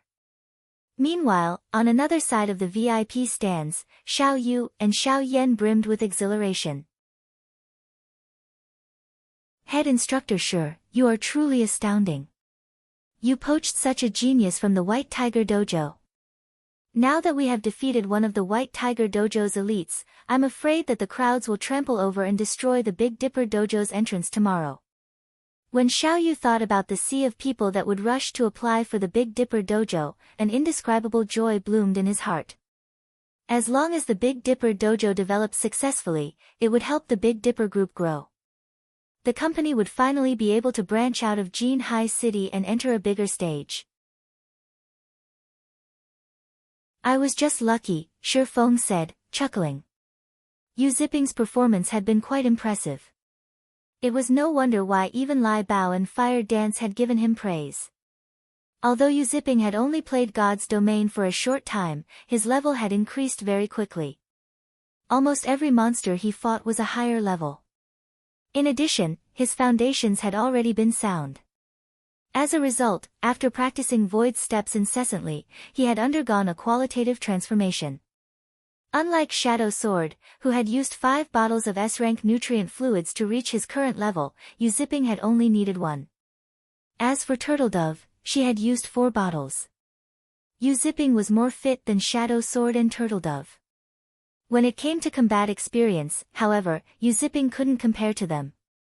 After all, Yu Ziping had never experienced a fight against God's Domain's peak experts. Following which, time passed quickly. One match after another ended on the main stage. The following matches were intense, and the audience's blood boiled as they watched. Unlike the first match, however, the other matches' outcomes weren't surprising. The only unexpected outcome was that, among the 8 contestants that made it to the quarterfinals, one was an independent contestant that had joined using the nickname Evil Fire. Despite not belonging to a dojo or training center, Evil Fire was frighteningly skilled. The strangest thing was that nobody had ever seen or heard of Evil Fire before. As a result, many dojos and training centers sent the contestant secret invitations, with some offering him astronomical incomes, yet Evil Fire refused every offer. Instead, he made a confusing counteroffer, stating that he would only join an establishment if they had a representative that could defeat him in God's Domain. During the quarterfinals' second match, Evil Fire faced Gu Chen. No one had expected the unknown Evil Fire to defeat Gu Chen, one of the White Tiger Dojo's geniuses and Xie Qiwen's future successor, in less than 10 moves. During the final exchange, Evil Fire abandoned all caution as he landed a ruthless blow to Gu Chen's chest, knocking his opponent out instantly like a wild beast. As a result of his recklessness, though, Evil Fire had broken an arm. Evil Fire's combat method made every spectator shudder. If not for the high-quality medical care available, Evil Fire's fighting career might have ended with that final blow. Is that person trying to get himself killed? He's a savage. Xiao Yan frowned when he recalled Evil Fire's fight. It was very obvious that Evil Fire had deliberately sacrificed an arm to finish Gu Chen. No normal martial artist would have fought so desperately, especially not in a friendly competition. Trying to get himself killed? Shi Feng did not voice his opinion. Although the fight seemed desperate, in reality, he had made the wisest decision. The match's outcome wouldn't have been so clear otherwise. After all, Gu Chen clearly had the advantage regarding physique. Evil Fire had only defeated his opponent due to having more combat experience. Based on the way Evil Fire fought, Shi Feng could tell that the teen had experienced plenty of life-or-death battles. Otherwise, the teen wouldn't have been able to maintain his calm in such an intense fight. As everyone discussed Evil Fire's match, Xia Qiwen wore a grim expression. He couldn't understand what was happening. This was simply a friendly competition between 6 third-tier cities, yet one unknown expert had shown up after another. Now, even Gu Chen had been defeated. How was this a city-level competition? This could practically be considered a national-level competition already. During the third match, Shadow Sword defeated his opponent from the White Cloud Dojo, advancing to the semifinals. The crowd cheered as the quarterfinals last match began. Yu Qiao vs. Yi Yuqing.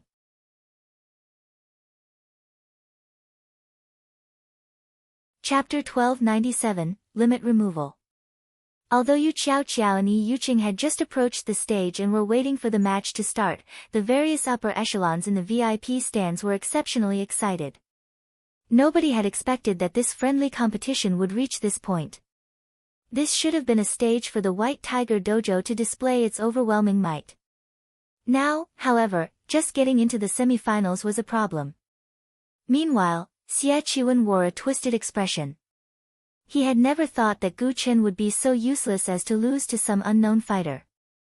With this, the White Tiger Dojo's reputation was soiled.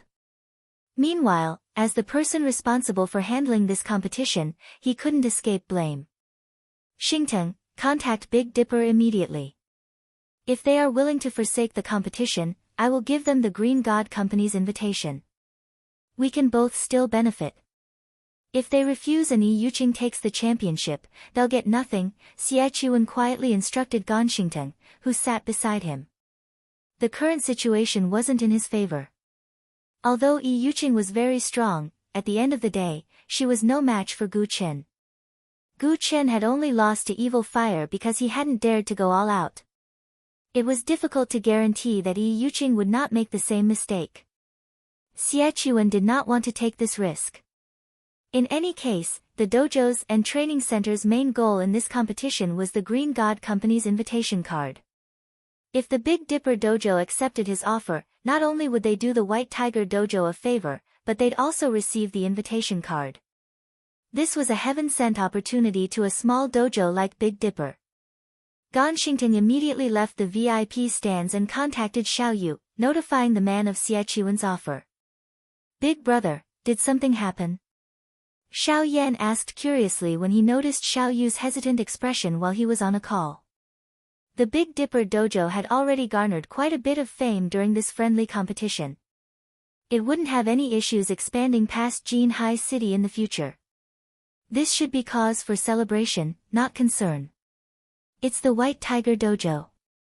They've offered a deal.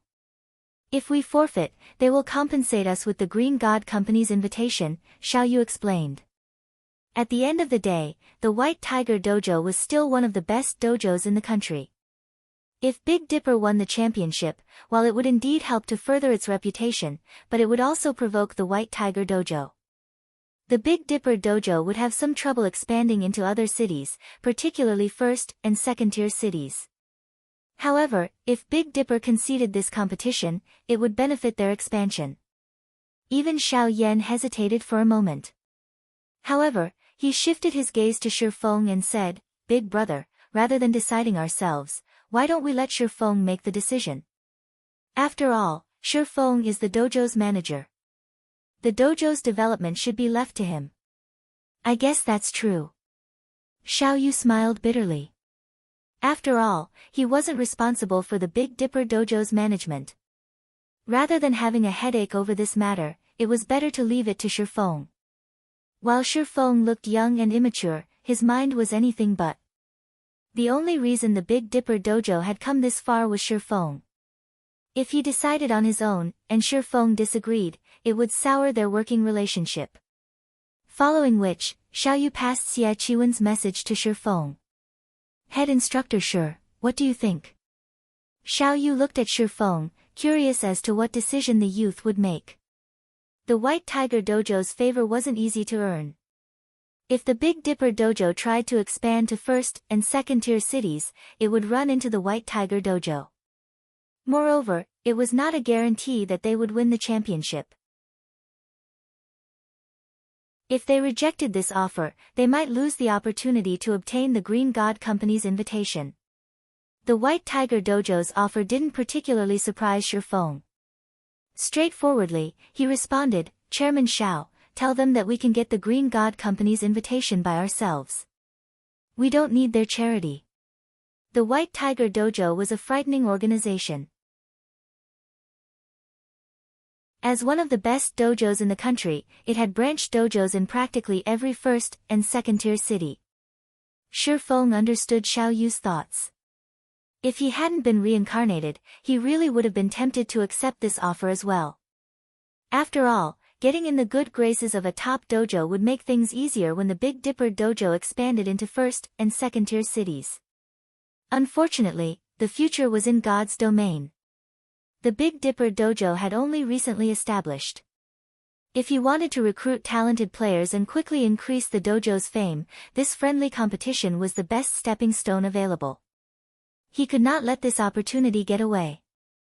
If he waited a few more months, the other dojos and training centers would monopolize many talented players. He was in a race against time. Did he have enough to waste with the White Tiger Dojo? If we do this, Xiao Yu was stupefied. He had never expected such a clear-cut response from Shifeng. This was the White Tiger Dojo they were talking about. If they humiliated the White Tiger Dojo today, the Big Dipper Dojo would suffer from its wrath later. However, seeing Shifeng's determination and taking into account that the youth had full management rights for the Big Dipper Dojo, Xiao Yu would not offer a differing opinion. He sighed as he had no choice but to relay the decision to Ganxingteng. What? They refused? Xie Chuan asked again, thinking he had heard wrong. They said that they will obtain the Green God Company's invitation by themselves. Ganxingteng had also thought he had heard wrong. However, Xiao Yu's answer had been definitive.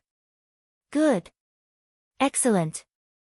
At this moment, Xie Chuan's expression was as cold as ice. He had never thought that a little dojo would dare oppose him. Let's wait and see, then. Notify Yi Yuqing right away. The dojo's reputation is at risk now.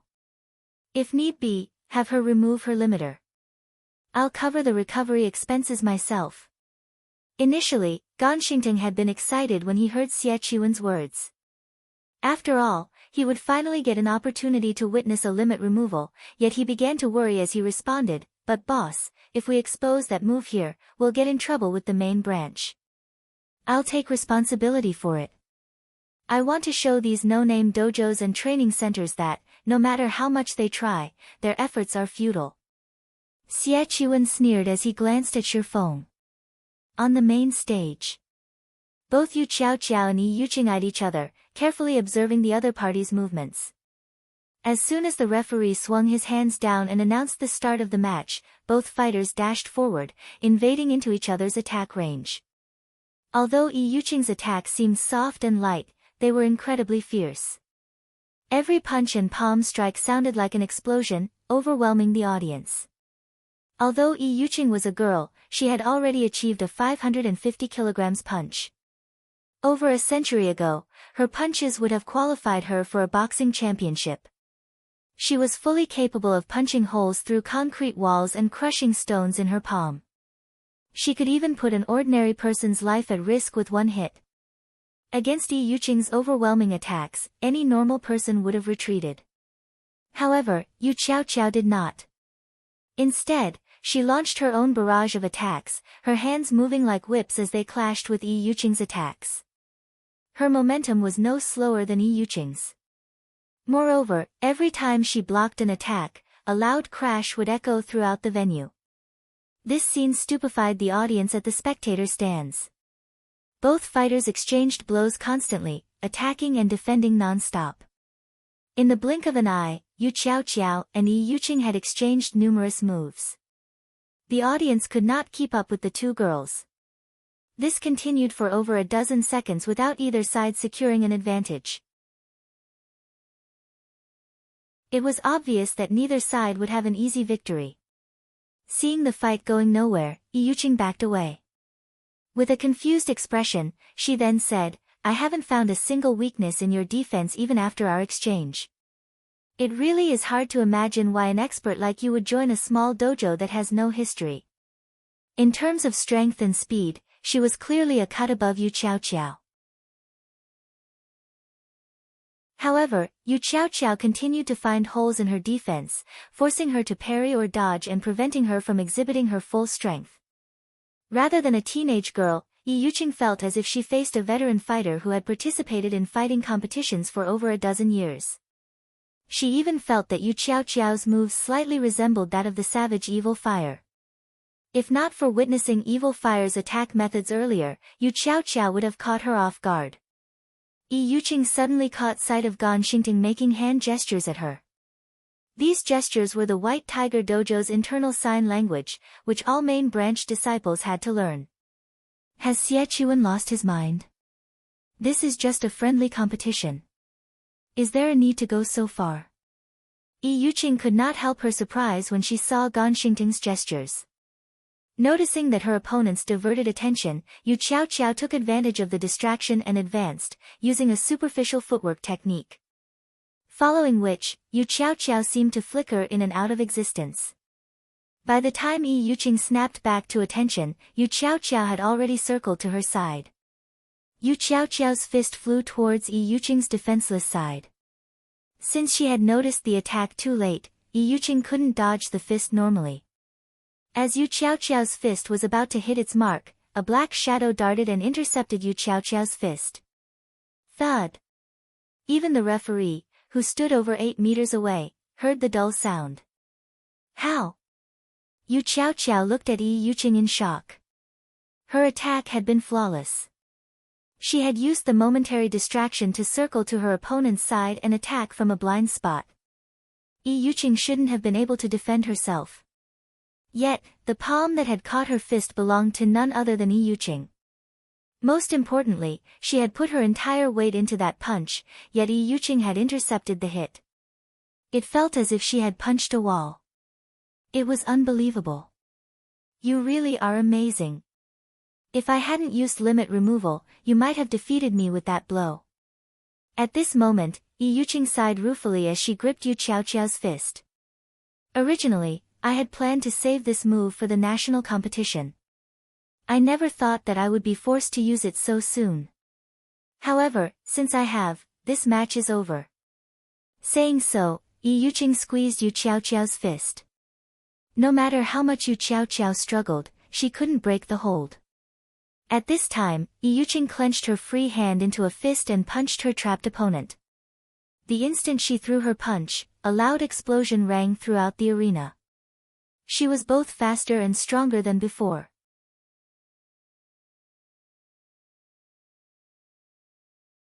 Chapter 1298, You're Not the Only One Who Knows. Knowing that she couldn't avoid Yi Yuqing's fierce punch, Yu Qiao clenched her free hand into a fist and aimed a punch for Yi Yuqing's wrist. The instant her fist met the young woman's wrist, however, she felt as if she had punched a steel wall. Fortunately, the force behind her punch diverted Yi Yuqing's attack trajectory slightly, the latter's punch missing her shoulder and only tearing her clothing. When Yi Yuqing saw that her first hit had failed, she followed up with another, giving Yu Qiao no time to breathe. Limit removal was a double-edged sword. Ordinary people could only exert up to 20% of their muscle strength, with their mind suppressing the remaining 80%. However, the White Tiger Dojo had a secret technique that allowed one to loosen this suppression with breathing techniques and mental training. Although this technique only removed a small portion of the limiter, it increased one's strength, speed, and reaction speed tremendously. However, in return, one would damage their own muscles and weaken their internal organs. The limit removal technique was the equivalent of trading one's life force for strength temporarily. If one used this technique for too long, they could die. After all, humans' minds suppressed their strength to protect the body. Even though Yi Yuqing had trained constantly as a professional fighter, which made her much tougher than ordinary people, it was very risky to use limit removal. She wouldn't use it unless absolutely necessary. If not for Xie Chuan's promise to pay for her recovery and the White Tiger Dojo's reputation being at risk, she wouldn't have even considered using the trump card. Yi Yuqing launched a series of rapid punches. Meanwhile, Yu Qiao tried her best to block while struggling to break free from Yi Yuqing's hold. However, Yi Yuqing's control grew more precise, which made it increasingly difficult for Yu Qiao to block her attacks. Yi Yuqing's punches were like bullets from a machine gun. They were both fierce and powerful. The strong wind from her punches stirred the dirt and dust on the stage. The audience was stupefied. So strong. Is this the genius that will succeed Tang Jingyao in the White Tiger Dojo in the future? Why do I have the feeling that Yi Yuqing is even stronger than Gu Chen? In Gu Chen's fight against that evil fire fellow, his punches only caused some sound. Yi Yuqing's punches are sending dirt into the air. Just how strong is she? Is this the White Tiger Dojo's true strength? She's inhuman. Compared to the audience in the spectator stands, however, the fighters below stage were truly shocked. After all, nobody knew just how strong Yi Yuqing was. A monster. Thank goodness I wasn't matched with her. She'd knock me out with a single punch. As expected of one of the White Tiger Dojo's geniuses. She can contend with national fighters. It seems the White Tiger Dojo will be this competition's champion. The fighters below stage felt their skin grow cold as they watched Yi Yuqing's violent display. Meanwhile, in the VIP stands, Jiang Tianyuan watched the battle in silence. Although he didn't express joy, he didn't seem dissatisfied either. Seeing this, Xie Qiwen breathed a sigh of relief. Ha ha ha. Good. As expected of Tang Jingyao's future successor. Her limit removal's efficiency should be at around 30% or so. Although she is still slightly weaker than Gu Chen, only experts from the other top dojos should be any match for her now. Xie Qiwen sneered as he watched Yu Qiao's defense crumble. One of the reasons that the White Tiger Dojo had become one of the best dojos in the country was this limit removal secret technique. Of course, the other top dojos and training centers had their own similar techniques, though there were slight variations. This was why other dojos and training centers had no hope against the top establishments. However, this kind of secret technique was extremely difficult to learn, not everybody could master it. Both Gu Chen and Yi Yuqing were known as geniuses in the White Tiger Dojo because they had grasped this secret technique. Hence, they were showered with attention and resources in the dojo. Normally, the dojo only permitted the use of limit removal during national competitions as the technique took a toll on the user's body. After all, one would need a lot of time and resources to recover. However, Xie Qiwen couldn't care less right now. He would rather get reprimanded and compensate Yi Yuqing with S-rank nutrient fluids, dwindling his limited stockpile, than lose this friendly competition. Big Dipper, just you wait. I'll repay this debt sooner or later. Xie Qiwen glared at Shi Feng and the others, plotting his revenge. Meanwhile, on Xiao Yu's side. We're finished. Yi Yuqing has been hiding her strength all this time. With such strength, who could defeat her? Seeing Yi Yuqing suppress her opponent, Xiao Yu began to have regrets. If he had tried to persuade Shi Feng, they might have obtained the Green God Company's invitation card. Now, however, they would lose everything. The other upper echelons were similarly stunned. Rumors indicated that Gu Chen was stronger than Yi Yuqing. Now, however, it would seem that the opposite was true. If they compared their own disciples against this young woman, the difference between them would be like the difference between an adult and a child. Hiding her strength, huh? When Shi Feng saw the veins popping on Yi Yuqing's arms and forehead, he realized something. The White Tiger Dojo sure is willing to splurge. They're using limit removal in such a small competition. Aren't they afraid that it would affect their performance in the national competition? At present, very few in the fighting industry knew about limit removal. In 10 years, though, the move would be common. This was all due to God's domain. After all, God's domain had the technology to develop the human brain's potential. With a well-developed brain, it wasn't unusual for someone to be capable of removing their body's limiters. It was likely that no one fully understood the pros and cons of the limit removal technique yet. As for Yu Qiao, who was currently overwhelmed, Shi Feng wasn't worried. After all, limit removal wasn't unique to the White Tiger Dojo. Moreover, compared to the limit removal technique in Shi Feng's past, the present techniques were laughably crude. Meanwhile, on the stage, just as Yi Yuqing's fist was about to strike Yu Qiaoqiao's shoulder, Yi Yuqing's fist suddenly froze. What's going on? Yu Yiqing was shocked when she couldn't move her fist. Before she realized it, Yu Qiaoqiao had caught her wrist. Not only that, but she had broken free of the latter's hold. It was as if her entire arm had frozen in place.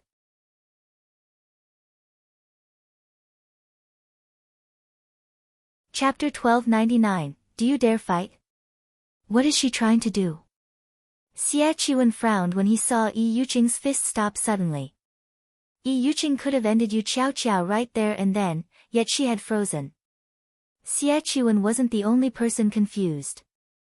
The others in the VIP stands were also baffled. Why had Yi Yuqing held back?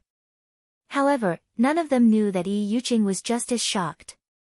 Although her punch hadn't contained her full power, her opponent shouldn't have been able to stop it, yet Yu Qiaoqiao had done just that. You really are impressive. You are the first person my age to stop my punch after I used limit removal. Yi Yuqing could not help but praise Yu Qiaoqiao. However, you should give up. I cannot afford to lose this match. My strength is 50% higher than when this fight started. You have no chance of winning. Yi Yuqing could not help but admire Yu Qiaoqiao. If not for her being a White Tiger Dojo disciple, she definitely would not have been a match for Yu Qiaoqiao. Saying so, Yi Yuqing took half a step forward. Cracks began to appear on the stage beneath her feet. Her legs, waist, and shoulders twisting, Yi Yuqing concentrated all of her strength into her fist. Half-step collapsing punch. In Yi Yuqing's opinion, Yu Qiaoqiao had only caught her punch due to luck. It was very likely that Yu Qiaoqiao had grabbed her wrist before her fist accelerated. Although Yu Qiaoqiao currently had a firm hold on her wrist, if she went all out, Yu Qiaoqiao had no hope of stopping her. Moreover, her fist was less than 10 centimeters away from Yu Qiaoqiao. At this distance, Yu Qiaoqiao wouldn't be able to dodge the hit. Even diverting her attack trajectory would not be possible. Pang! Immediately, Yu Qiaoqiao took a step back, the stone floor beneath her feet cracking. Unexpectedly, however, Yu Qiaoqiao's firm on her opponent's fist was firm. She did not let Yi Yuqing's fist get close to her shoulder. Yi Yuqing was shocked. The young woman blocked her full-powered punch. As expected of a genius from the White Tiger Dojo. It was a tough fight without limit removal. Let's continue our earlier fight. Yu Qiaoqiao smiled slightly, a hint of excitement flashing in her eyes. Yi Yuqing was momentarily stunned. Based on the way Yu Qiaoqiao spoke, it was obvious that she, too, had grasped limit removal and simply hadn't used it yet. Although Yi Yuqing wanted to respond, Yu Qiaoqiao was already moving. Yu Qiaoqiao twisted her fist and broke free from Yi Yuqing's hold. Immediately after, her body spun as she sent a spiral kick at Yi Yuqing's head, her leg cutting through the air like a menacing scythe. Suddenly, Yi Yuqing felt death loom over her. Not daring to be careless, she used her full strength to break free from Yu Qiaoqiao's hold and used both arms to block the incoming kick. Thud! The instant Yu Qiaoqiao's foot met her arms, Yi Yuqing felt a stinging pain deep into her bones. Afterward, her arms grew numb. She felt as if she had been hit by a car as she flew backward. However, reacting quickly, Yi Yuqing adjusted her posture so that she would land on her feet. In the end, Yi Yuqing only stabilized herself after retreating another 8 steps. Impossible! Yi Yuqing wore an incredulous look as she stared at Yu Qiaoqiao, who now stood over 10 meters away. Just by blocking one kick, both her arms were numb. She couldn't even move them. Just how strong was Yu Qiaoqiao? Meanwhile, the audience stared with wide eyes, their gaze fixed on Yu Qiaoqiao. Just who is that girl? Xie Qiwen nearly shouted when he saw Yi Yuqing fly through the air.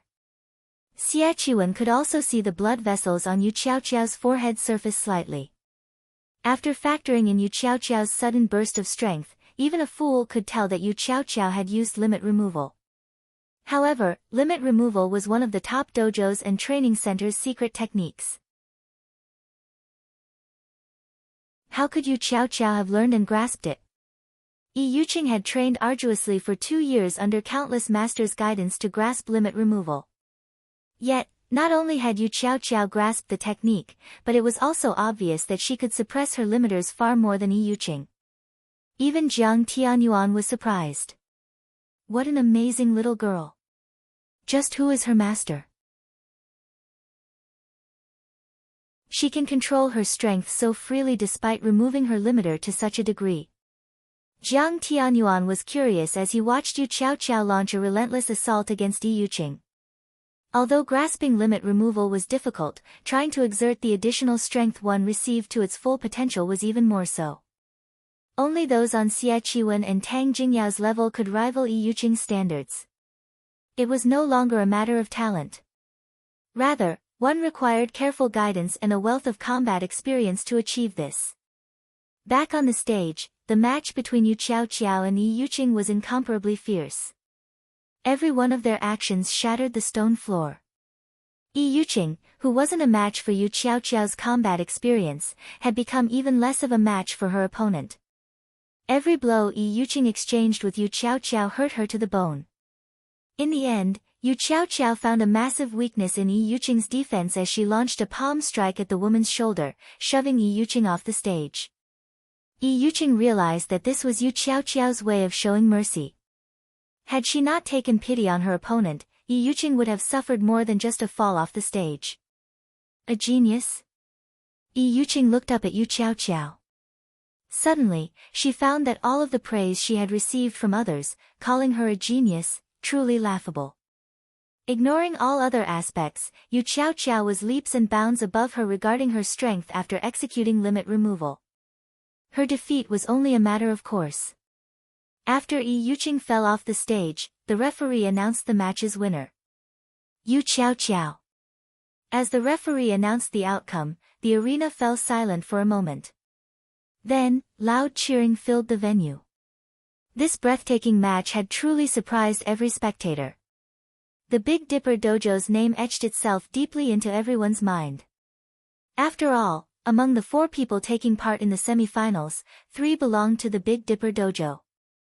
There were dozens of dojos and training centers from the 6 cities participating in this competition. Among them were the White Tiger Dojo and a large number of independent contestants. Sending all 3 representatives to the semi-finals was a miracle. The Big Dipper Dojo. I am definitely going to apply to join it tomorrow. Many among the audience had already decided to join the Big Dipper Dojo no matter what. Even the contestants consider the option. Among those in the VIP stands, some celebrated while others worried. Xiao Yu was naturally ecstatic. With this, the Big Dipper Dojo's fame would spread throughout the 6 cities. Xie Qiwen, on the other hand, felt both rage and helplessness. He had never thought that his first attempt of benefiting the dojo would end so miserably. However, Xie Qiwen hadn't given up yet. There was still the savage Evil Fire. It was still possible that Evil Fire could secure the championship. This would be much better than letting the Big Dipper Dojo win. Now that the 4 semi-finalists had been decided, due to this being a friendly match, as long as Yu Zipping defeated Evil Fire, the Big Dipper Dojo would win the competition. Everyone very much looked forward to the first match of the semi-finals between Yu Zipping and Evil Fire. It took roughly 20 minutes to repair the stage. Once the repairs were complete, Yu Zipping and Evil Fire approached the stage. However, as the referee was about to announce the start of the competition, Evil Fire stopped him and said, "Wait. Contestant Evil Fire, is there an issue?" the referee asked curiously. "Before the match, I have something to say," Evil Fire, who looked like a brown bear, said, grinning. "All right, but I can only give you 1 minute." The referee nodded. 10 seconds will be enough. Evil Fire laughed. He then received the microphone and shifted his gaze to Shifeng in the VIP stands. Emanating a dominant aura, he proudly proclaimed, "Head instructor sure, I have come here today for one reason and one reason only. I have heard that you are one of Zero Wing's upper echelons, so I hope that you can convey a message to Black Flame for me. Tell him that I, Evil Fire, want to challenge him in God's domain. Does he dare fight me?"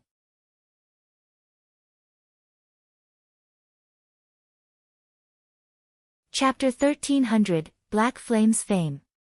Evil Fire? This is interesting. As Shifeng looked at Evil Fire, he tried to remember his past. He hadn't actually heard this name before, yet based on the skill Evil Fire displayed, Shifeng concluded that the youth was extraordinary. Evil Fire should be someone powerful in God's domain. Otherwise, the youth wouldn't have here to challenge him so confidently. Evil Fire's words echoed throughout the sports arena. Meanwhile, everyone else in the venue had fallen silent. Everyone was stunned. Nobody could have imagined that Evil Fire's goal in this competition was to challenge someone. He hadn't even challenged someone in the real world, but someone in God's domain. What's going on? Crap, he's challenging someone to a fight in a game. Why can't he just do that in the game? Did he really have to do this here? What do you know? He is talking about Black Flame. Who is Black Flame? Is he someone amazing? You don't play God's domain, so you might not know, but Black Flame is the guild leader of Star Moon Kingdom's #1 guild. The secret pavilion even gave him the title Sword King. He is a mythical existence, and countless experts in God's domain want to challenge him. However, why would someone as important as Black Flame accept every challenge? Moreover, Black Flame's whereabouts are always a mystery. He's incredibly hard to find. I never thought that the Big Dipper dojo would be related to Zero Wing. This is going to be interesting. Since Evil Fire is so strong in the real world, I wonder how strong he is in God's domain. Ha ha ha. This is interesting. I am definitely going to watch the fight between Evil Fire and Black Flame. I doubt Black Flame will agree to it. After all, he is Zero Wing's guild leader. This is where Evil Fire is smart. Big Dipper's head instructor is one of Zero Wing's upper echelons, so Big Dipper and Zero Wing must have a close relationship. Meanwhile, Evil Fire put his strength on display for everyone to see. Now that he has challenged Black Flame in front of so many people, he'd be hard to ignore. If Black Flame refuses the fight, not only will this smear Zero Wing's reputation, but it might also affect Big Dipper's reputation. Although many among the audience had no idea who Black Flame was, those who did promptly explained. Very quickly, everyone became familiar with the name. At the same time, they grew curious about how strong this Black Flame was. After all, someone as strong as Evil Fire had issued this dramatic request. For some time, this unexpected announcement boosted Big Dipper and Zero Wing's fame for some time. This little bastard. He used my friendly competition to challenge someone in a game. Xie glared at Evil Fire, rage burning in his eyes. He wanted nothing more than to murder the youth with his own hands. Had Evil Fire simply challenged Black Flame, he would not have minded it as much. The issue was that Evil Fire had defeated Gu Chen. Gu Chen was one of the White Tiger Dojo's geniuses, yet Evil Fire used the fame of his victory as a stepping stone to challenge Black Flame. This was a slap in the face for the White Tiger Dojo. Meanwhile, Shadow Sword and Turtle Dove, standing beside the main stage, were furious. This bastard overestimates himself. He dares to challenge the guild leader. Jinghong, make sure that you take care of him later. Turtledove's gaze burned with rage. If she didn't have to recuperate after using limit removal, she'd take care of the brat herself. Leave it to me. I'll make sure this kid spends several months in the hospital after the competition. Shadow Sword nodded seriously. In God's domain, challenging a guild's leader was the equivalent of declaring war on the entire guild. They could not let such an insult slide. Head instructor sure. 2 days. I'll give you all 2 days to prepare. When the time comes, I'll head to White River City's Divine Coliseum for the challenge. Hopefully, Black Flame doesn't chicken out. Evil Fire smiled at Shifeng. He then tossed the microphone back to the referee before turning and leaving the stage gallantly. After catching the microphone, the referee noticed Evil Fire leaving the stage. Hurriedly, he reminded, "Contestant Evil Fire. If you step off of the stage, you will forfeit the match. I have already achieved my goal. Consider this match my loss," Evil Fire responded nonchalantly. Saying so, Evil Fire descended the steps. He paid no attention to the competition's outcome. Everyone was stunned. He surrendered. He's not going to continue. Crap. He's too cool. Doesn't he want the 5 million credits? Does he need to go this far? Did he really join this competition just to challenge Black Flame? The audience was shocked as they watched Evil Fire leave the arena, ignoring the championship prize. Not many had the opportunity to earn 5 million credits. Meanwhile, due to Evil Fire forfeit, Uziping won the match. Naturally, the Big Dipper Dojo had secured the championship. As for the position of champion, neither Shadow Sword nor Turtledove cared as both focused on God's domain. They were no longer interested in the fighting world. Hence, in the end, Uziping was crowned champion. This set off a commotion among the various dojos and training centers' upper echelons. The normal audience might not know much about Uziping's background, but they did. Uziping had been an intermediate disciple in the White Tiger Dojo.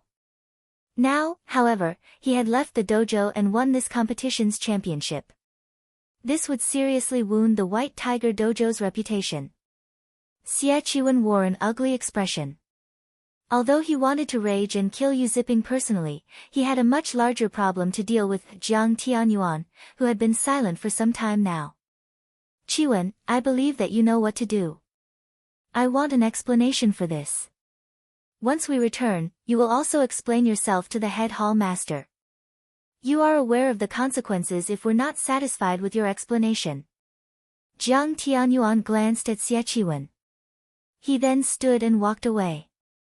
Although he hadn't reprimanded Xie Qiwen with his words, his chilling tones stole the strength from Xie Qiwen's legs. Jiang Tianyuan's anger was reasonable. After all, Uziping's performance today had been shocking. The youth definitely qualified to join the main branch for concentrated training, yet such a talented fighter had represented the Big Dipper Dojo. "Explain to the head hall master." Xie Qiwen suddenly felt faint. Compared to the White Tiger Dojo's head hall master, he was nothing. Although he was one of the dojo's geniuses, he was only a genius. He wasn't a powerhouse. Normally, he would encounter the head hall master a few times a year, yet he was told that he would have to present his case to such an important figure. Xie Qiwen felt wronged. Although he had chosen Lu Huajie for personal reasons, his decision had been logical as Lu Huajie had been much stronger than Uziping. However, Uziping had become so powerful, so much so that he had defeated Lu Huajie. How could he possibly know what was going on? As the competition ended, the audience gradually departed the arena. As they left, they discussed Evil Fire's challenge to Black Flame. Meanwhile, as Shifeng and the others prepared to leave the VIP stands, Gan Xingting stopped them. "May I know what business instructor Gan has with us?" Xiao Yu asked, smiling. They had won the friendly match fair and square. Even the White Tiger Dojo couldn't find an excuse to cause them trouble. They also had tens of thousands of witnesses. If the White Tiger Dojo tried to do something here, it would only humiliate the dojo further.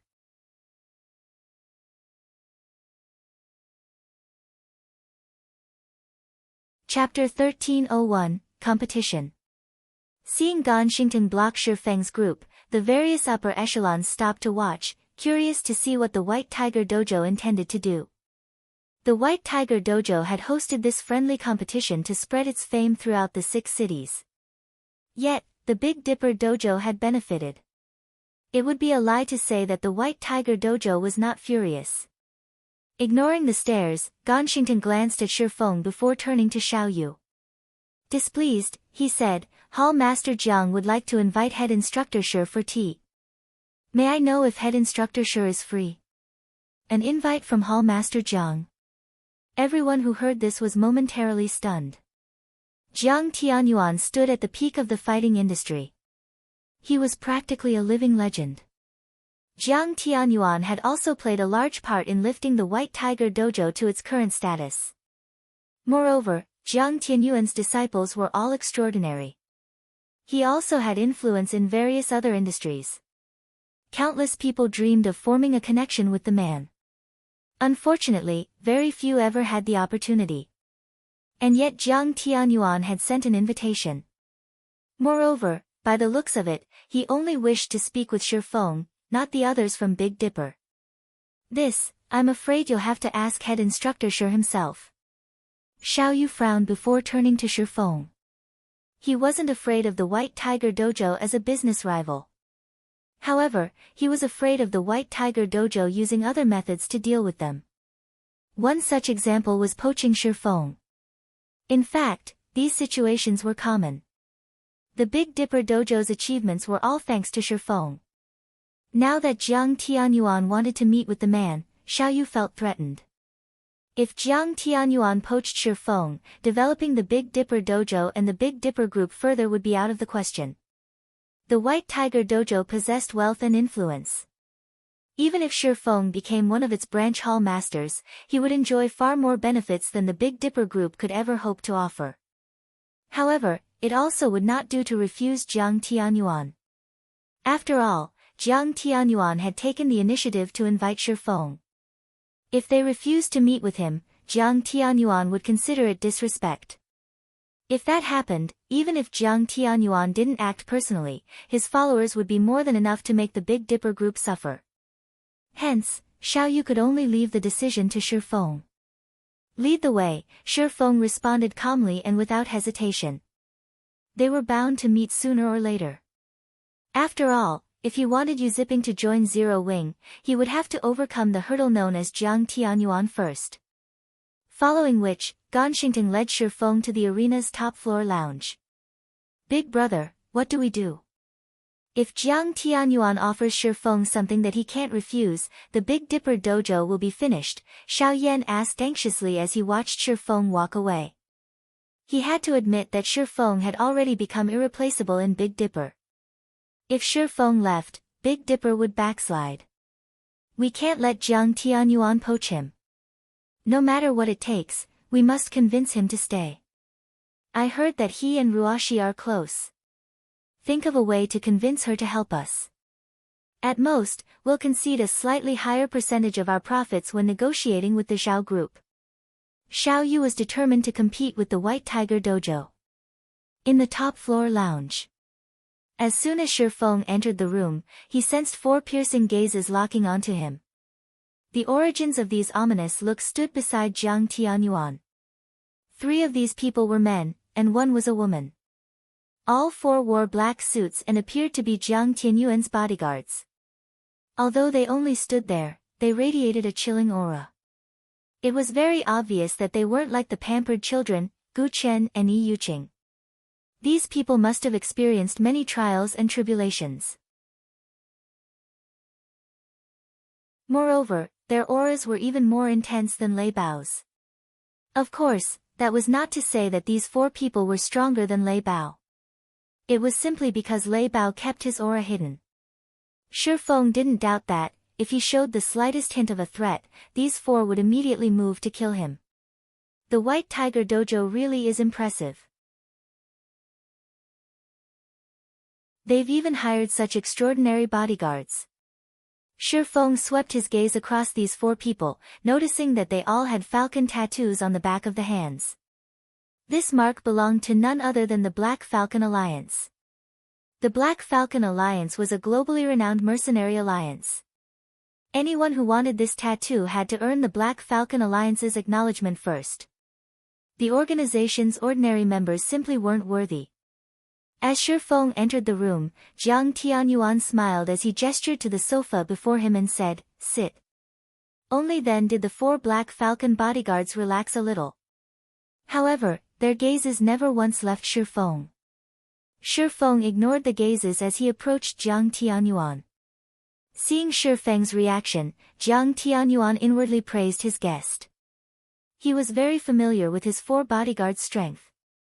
If all 4 worked together, even an internal force expert wouldn't walk away unscathed. Very few youngsters like Shi Feng could remain unperturbed under their attention. After emptying the teacup placed before him, Shi Feng smiled and asked, "Hall Master Jiang, may I know what business you wish to discuss?" "Young man, you are quite impatient. This isn't your average tea. This is the Green God Company's Harmony tea. Savoring it properly will aid in one's mental recovery and help expand one's mind," Jiang Tianyuan said, his heart aching as Shi Feng downed the tea. Shi Feng couldn't help his surprise.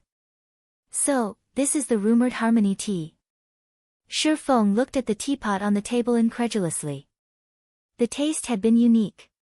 However, he had not paid much attention to it. Although he had considered the possibility that it might be poisoned, it was highly unlikely. Even if the White Tiger Dojo disregarded its reputation, Jiang Tianyuan would keep his intact. Harmony tea was unique to the Green God Company. Unfortunately, it was difficult to produce, so it wasn't sold to the public. Although its recovery and enhancement effects were not as strong as the S-rank nutrient fluid, it had an aspect that the nutrient fluids couldn't compare to. Unlike the S-rank nutrient fluid, Harmony tea had a milder energy. One might not notice any immediate effects, but in the long run, the tea could help improve a person's physique and extend their lifespan. It could also assist in developing one's mental potential. It was no wonder that, despite being over 50 years old, Jiang Tianyuan only appeared to be in his 30s. As expected of the White Tiger Dojo. They can get their hands on such a rare product. Shi Feng was a little jealous. If he could obtain a large amount of Harmony tea, he would have a much easier time nurturing Zero Wings experts. He had to admit that, no matter what he wanted to do, resources were very important.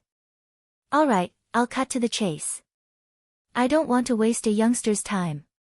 I've asked you here for 2 things." Seeing Shi Feng's interest in the Harmony tea, Jiang Tianyuan could not help but smile as he said, "The first involves you zipping. I hope that you will allow him to return to the White Tiger Dojo.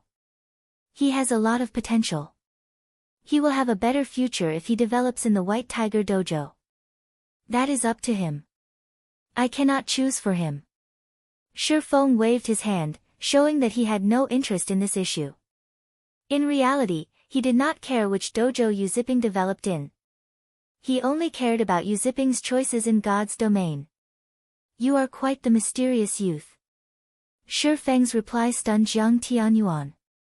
He simply couldn't fathom why Shi Feng would willingly let go of such a talent so easily. However, he didn't think that Shi Feng had lied.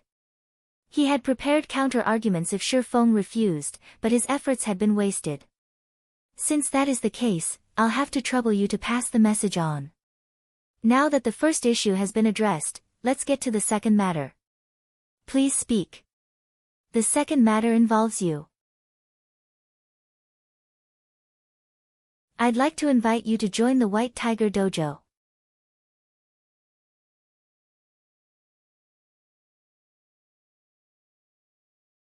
Chapter 1302, Daylight Robbery. Join the White Tiger Dojo. Shi Feng was slightly surprised by the offer. While it was common for dojos and training centers to poach personnel from each other, the targets were normally disciples. Instructors were rarely approached. After all, any instructor was considered a backbone of their establishment. Poaching an instructor was significantly more expensive than a disciple, not to mention a head instructor like himself. If they didn't offer a high enough position, they couldn't tempt him in the least. On the other hand, the White Tiger Dojo's upper echelons would never agree to offer him a position as high as head instructor. There were a limited number of head instructor positions available, and every head instructor was a part of the White Tiger Dojo's core. The influence they held was immense. Furthermore, he was only the head instructor of a recently established dojo. Trying to poach him by offering a head instructor position would be ludicrous. "That's right. I'd like you to join us. However, rather than becoming one of the White Tiger Dojo's instructors, I'd like to invite you to become one of our combat instructors in God's domain, Jiang Tianyuan said. God's domain has become increasingly popular. The White Tiger Dojo intends to secure a piece of that pie. However, at the end of the day, there are some differences between combat in God's domain and combat in the real world. Hence, we wish to recruit some God's domain experts to train our disciples. I heard that Zero Wing is quite capable in this aspect. Hence, I wish to hire you as one of our God's domain instructors. Of course, you will receive the benefits of a White Tiger Dojo advanced instructor. Although the White Tiger Dojo had many instructors, there were extremely few advanced instructors. Every advanced instructor was also an internal force expert. Even hall masters such as himself treated these individuals with respect. Countless experts envied them for the benefits they received. Jiang Tianyuan's offer stunned his 4 bodyguards. Although they were bodyguards, they were also Black Falcon Alliance experts. Their understanding of the White Tiger Dojo was more acute than ordinary people. Hence, they knew just how powerful the White Tiger Dojo's advanced instructors were. Even the Black Falcon Alliance's mainstays had to treat them with respect. Sometimes, the Alliance would even request training from these instructors. It wasn't even a guarantee that these instructors would agree. It was very difficult to imagine that a youngster in his early 20s would have the opportunity to become an advanced instructor in the White Tiger Dojo. Forget about the advanced instructor position. What other benefits can you offer? Shi Feng said, shaking his head. He wasn't particularly interested in becoming an advanced instructor in the White Tiger Dojo. While the fame and influence that came with the position were tempting, they were not particularly useful to him. Other benefits? Jiang Tianyuan gave Shi Feng an odd look. Curiously, he asked, "What do you have in mind?" The position was a good opportunity to gain some renown in the fighting industry. Countless people coveted the position, yet Shi Feng didn't seem interested. S-rank nutrient fluid or harmony tea, both are acceptable, Shi Feng said after giving the matter some thought. As for the exact amount, that depends on how many players you'd like me to train. My price is roughly 20 people per bottle. I can guarantee that they will reach the trial tower's 5th floor within a short time. Both S-rank nutrient fluid and harmony tea would significantly help his guild's experts. They were far more practical than the position of advanced instructor. Moreover, Stone Forest Town had the battle arena. It was an excellent location to nurture experts.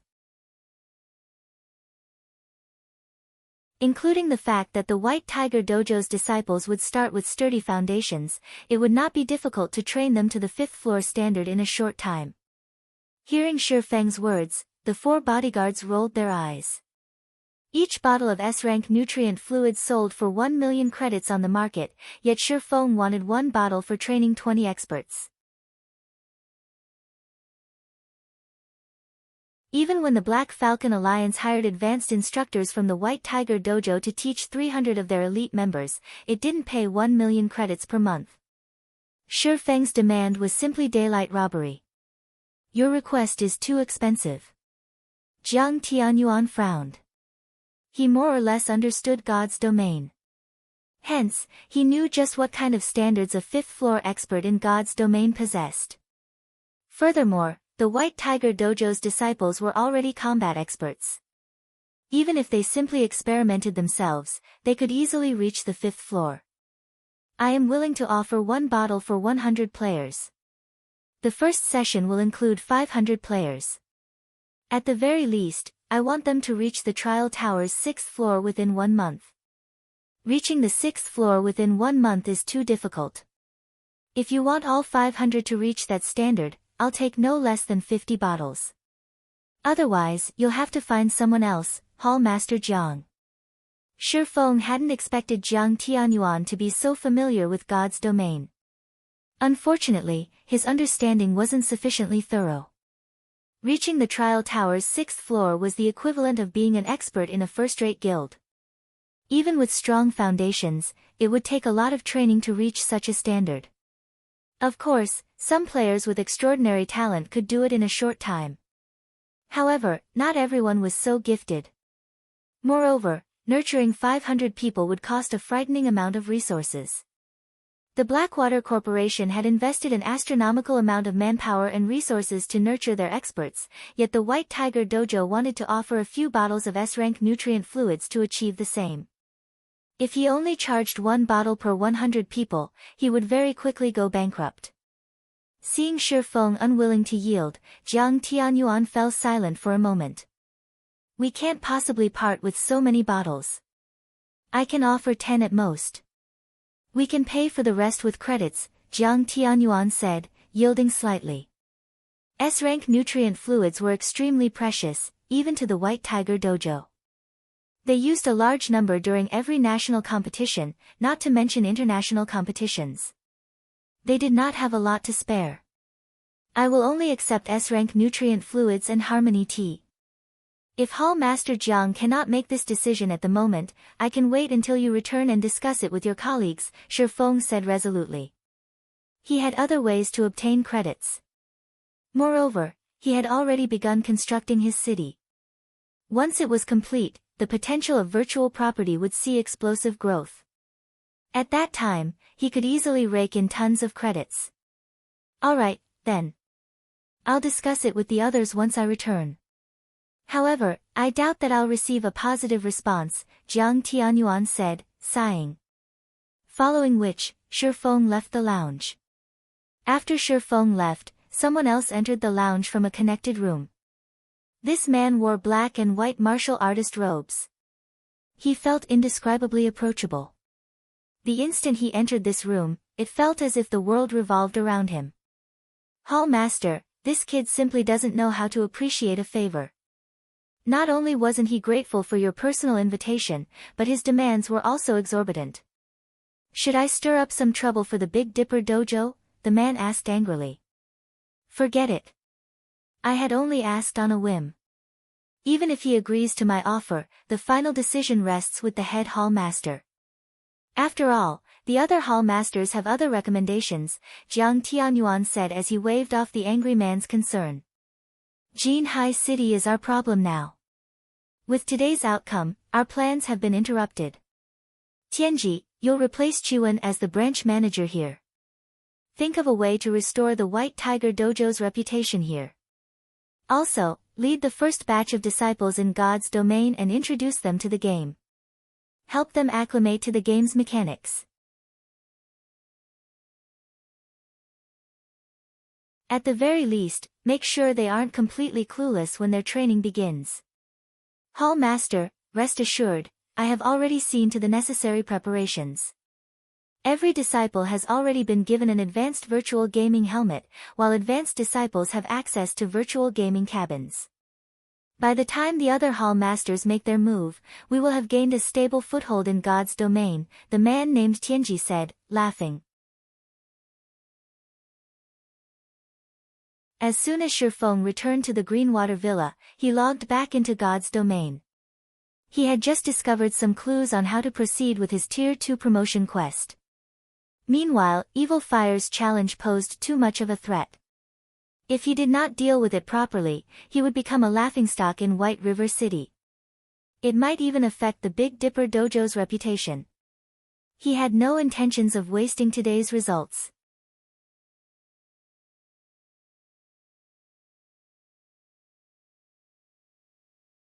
Chapter 1303, Secret Alchemy Technique.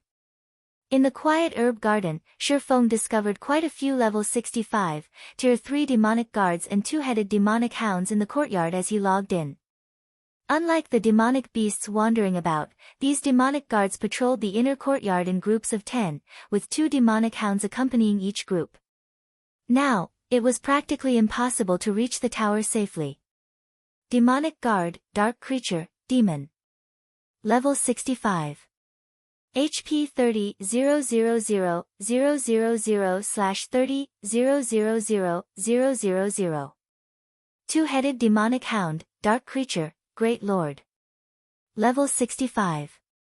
HP 52 000 000 /52 000 000. Even with Anna and Kite's assistance, taking on 12 Great Lords at the same time would be suicidal. What a tight security.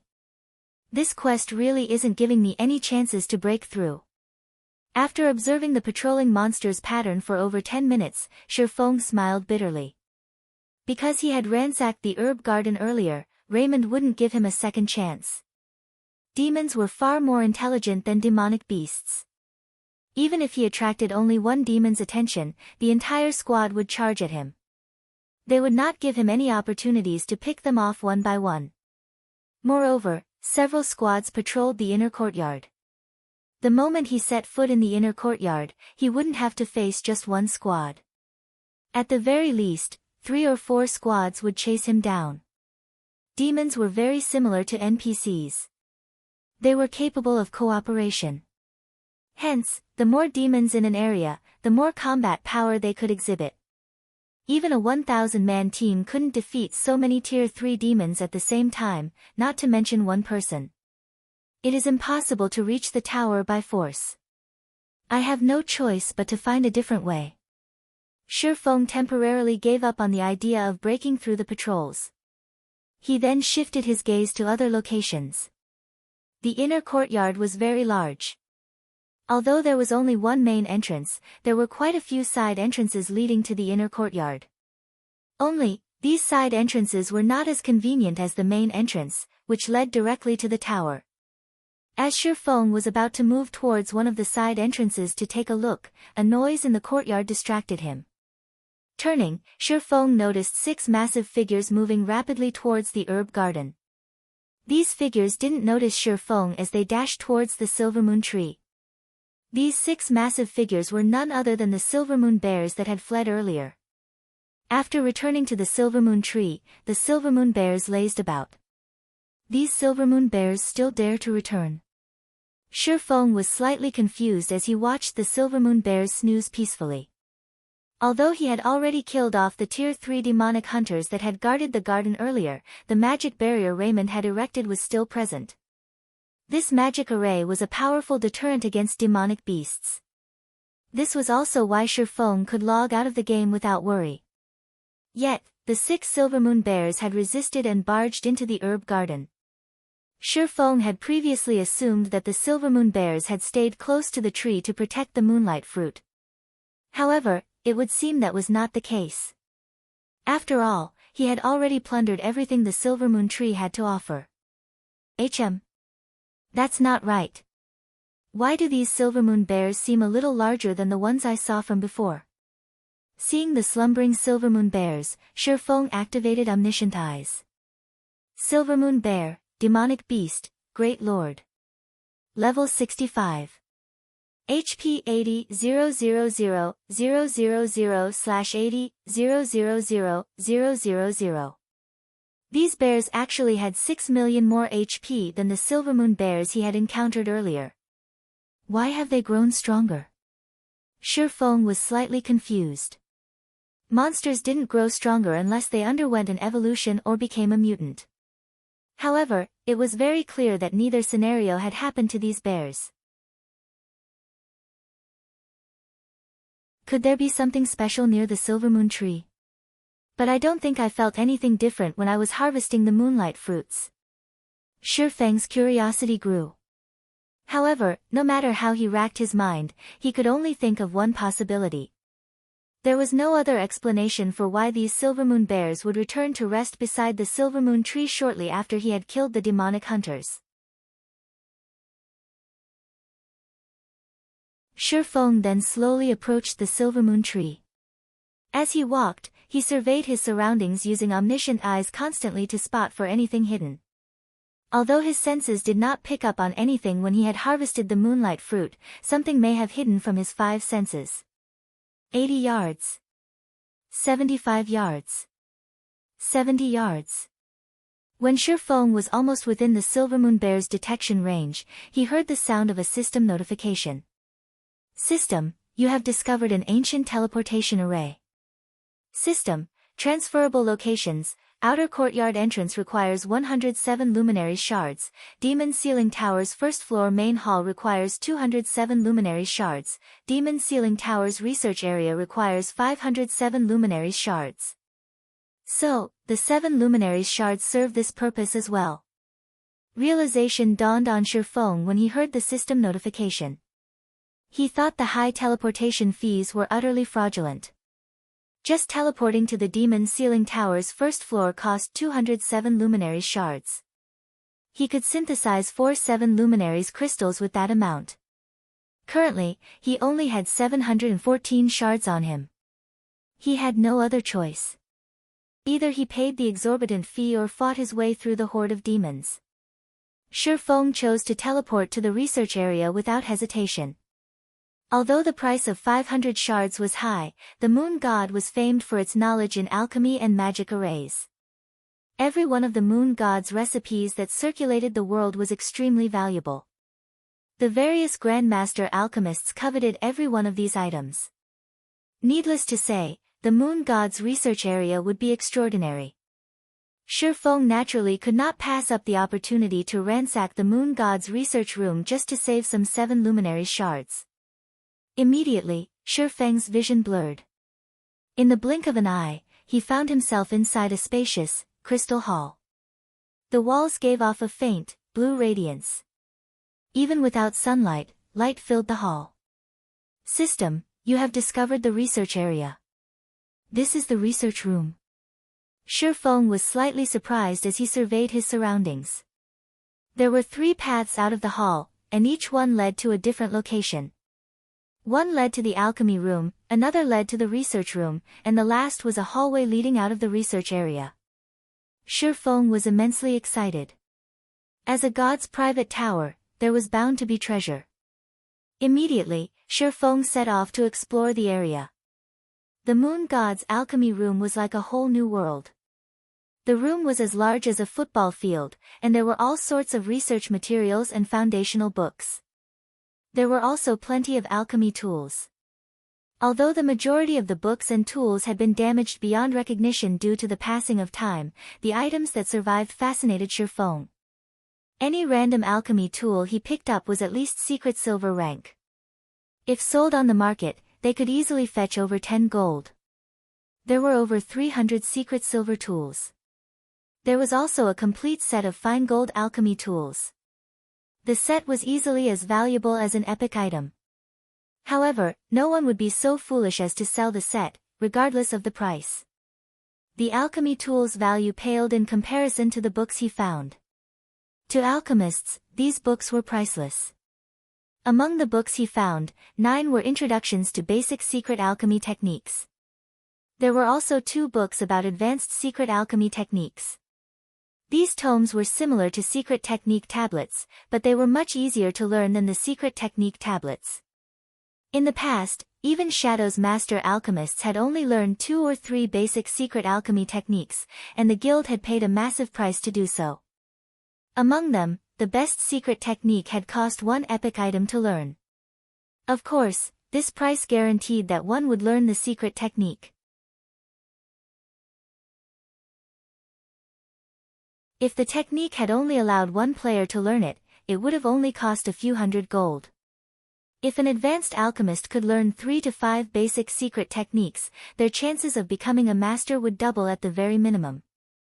Anyone who learned the advanced secret techniques would be guaranteed to become a master alchemist. Huh. That is.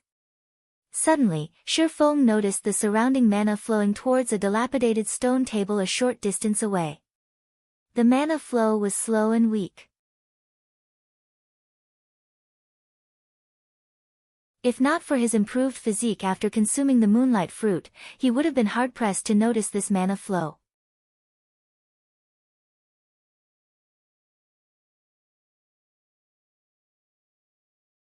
Chapter 1304, Treasure Transforms. A thick layer of dust covered the stone tablet, and mana circulated around it. After taking a few steps towards the table, Shifeng was assaulted by an immense pressure. This is divine might. Although the divine might was faint, and he only sensed it once he was within 10 yards of the table, Shifeng could still feel himself grow a little sluggish. He was excited. Items only exuded divine might if they were frequently used or painstakingly crafted by a god. Needless to say, any item a god favored would be valuable. While resisting the divine might, Shifeng started to tidy up the table. Although divine might was very powerful, the table only exuded a very faint trace of it.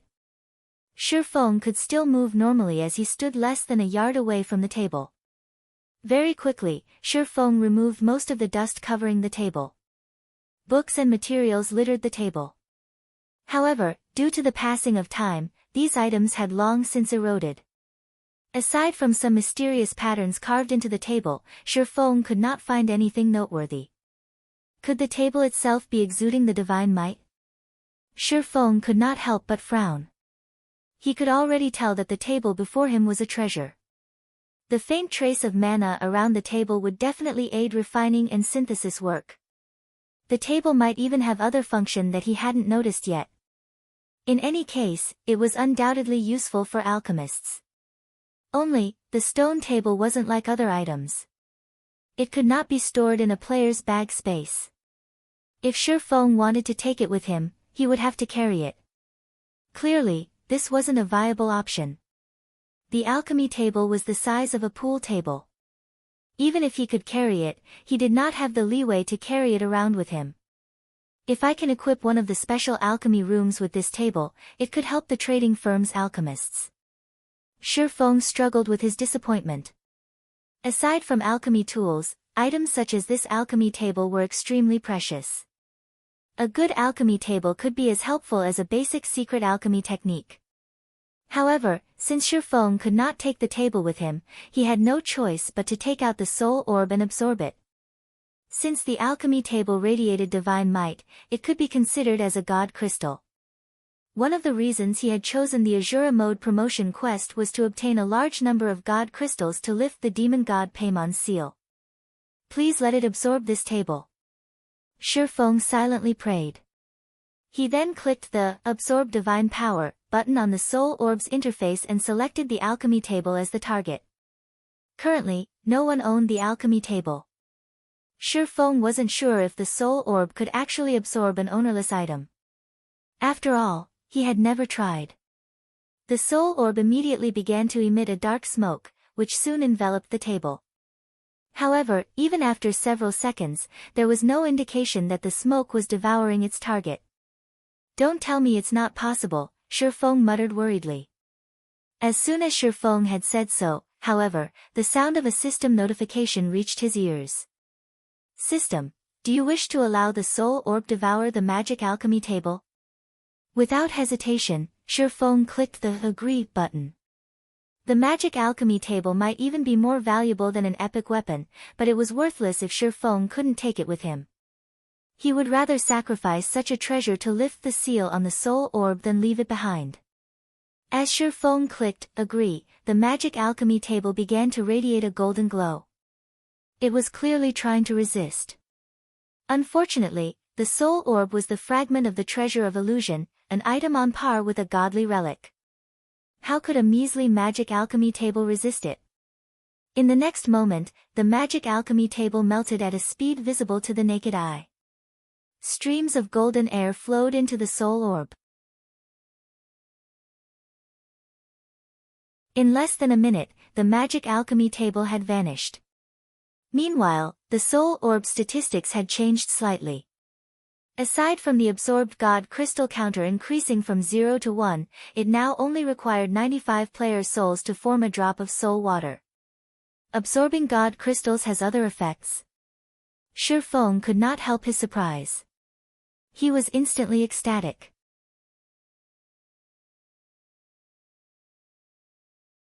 If he didn't need to absorb as many souls, he could craft soul water much faster.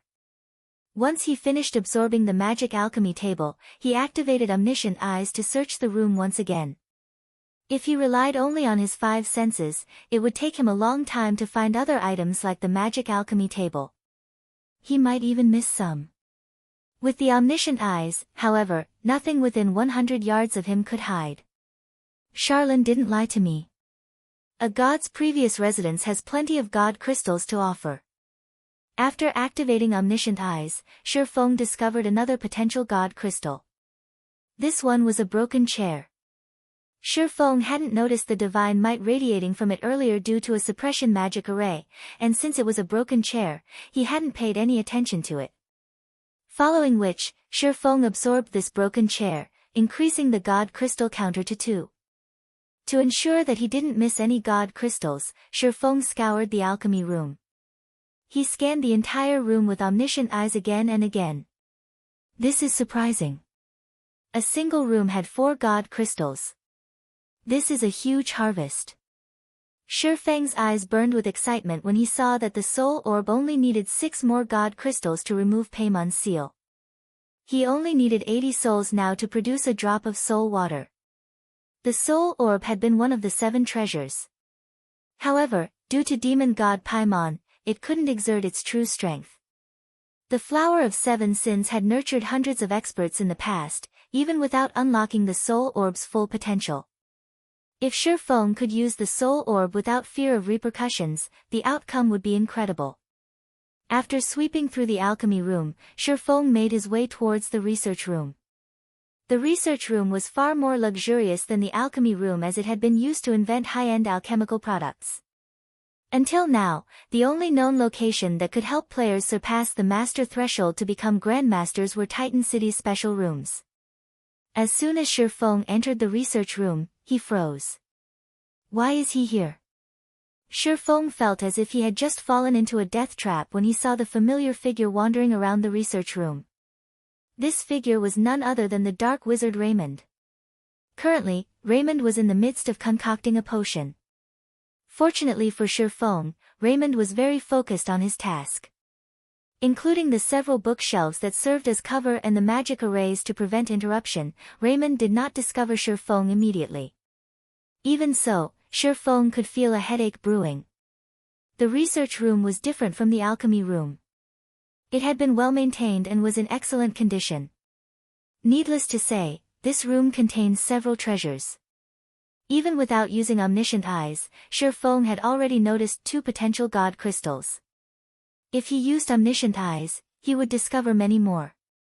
He might even find enough to lift the soul orb's seal and still have some to repair other items. Not to mention, the moon god was famous for its alchemy research. Needless to say, the moon god had spent a lot of time in this room. Should I go in, or not? Shi Feng knew that if he moved another 10 yards into the room, Raymond would discover him. If he were discovered, he would die. As Shi Feng considered his options, an NPC alchemist, who assisted Raymond, began to walk towards Shi Feng. Crap!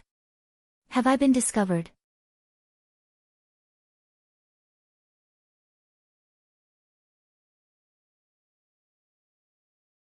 Chapter 1305, Perfecting Sword's Orbit. Shi Feng frowned as he watched the NPC alchemist approach. However, since this NPC alchemist didn't seem to be in a hurry, it did not seem as if he had been discovered. Unfortunately, the fact that the NPC was heading towards him was still a problem. Although the alchemist before him wasn't as terrifying as Raymond, it was still astoundingly powerful. Baron Woka, Human, Great Mage. Level 70. HP 7, 450 000/7, 450 000. NPCs might have less HP than monsters and demons of the same level, but when it came to combat techniques and the number of skills they possessed, NPCs were leaps and bounds above monsters and demons. While many experts could contend with Tier 3 monsters, if they tried fighting a Tier 3 NPC, they would be snuffed out of existence. Players' most hated enemies were NPCs. Although the research room was large, there was no place for Shi Feng to hide. Moreover, there was only one path behind him. He couldn't avoid Baron Woka's detection. With no other choice, Shi Feng retreated from the room temporarily.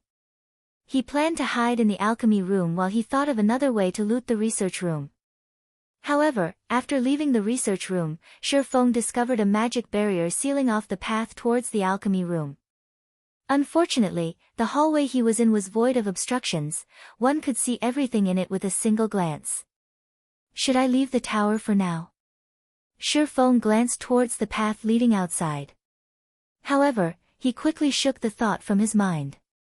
The path to the alchemy room had been sealed off after he had explored and left it. If he left the research area now, he might not be able to get back in. If that happened, he would lose his opportunity to explore the research room. Aside from the god crystals, precious alchemy tools, and research materials the research room contained, Raymond's 7 luminary source stone was enough of a reason to keep Shifeng from leaving. After all, how was he supposed to deal with the Demon King without it? It seems that I have no choice but to fight. Shifeng's gaze drifted back to the research room's door. With the situation as it was, both of his available options would lead to his death. His only hope was to defeat Baron Woka. He'd fail his quest if he didn't. Following which, Shifeng summoned Anna and Kite. When he had used the teleportation array to enter the tower earlier, Anna and Kite hadn't teleported with him. They should both still be in the herb garden, so he needed to summon them once again. Although Anna and Kite were not as high-tiered as Baron Woka, their combat power was no weaker than an ordinary Tier 3 NPCs. Shifeng had only wanted to avoid a fight with the NPC alchemist for fear of attracting Raymond's attention. If Raymond noticed him, only death would await him. However, now that he had retreated quite a distance away from the research room, he didn't need to hold back. Huh? I can't summon them. Shifeng looked at the 2 unresponsive summon guard scrolls in his hands, his chest tightening. Suddenly, the door to the research room opened slowly. The hallway was less than 40 yards long. As soon as the Baron Woka left the research room, he noticed Shifeng. Despicable intruder. You dare intrude on this holy land. Guards! Baron Woka shouted. Baron Woka was very loud, and his voice echoed throughout the research area. Damn it! Shifeng hadn't considered that Baron Woka would call for reinforcements. Not only couldn't he summon his personal guards, but now, he also had to deal with more enemies. Fortunately, a magic array isolated the research room from the outside world. No one within the room would hear them out here. Shifeng reacted quickly. Immediately, he activated the Aura of Time's absolute time, preventing all enemies within range from using any spells or tools. NPCs were no exception. Heavenly Dragon's power. Blade liberation. Instant strike. Shifeng wouldn't be careless against a Tier 3 NPC. Moreover, now that Baron Woka had called for reinforcements, he would die if he didn't end this before more enemies showed up. He instantly activated Twofold Berserk, his basic attributes skyrocketing.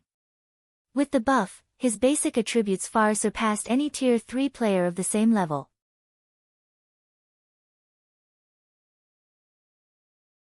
In the blink of an eye, Shifeng appeared before Baron Woka. Sword's orbit. A galaxy of stars appeared around Shifeng, resplendent and eye-catching. As Shifeng executed Sword's orbit, he felt the technique reach new heights.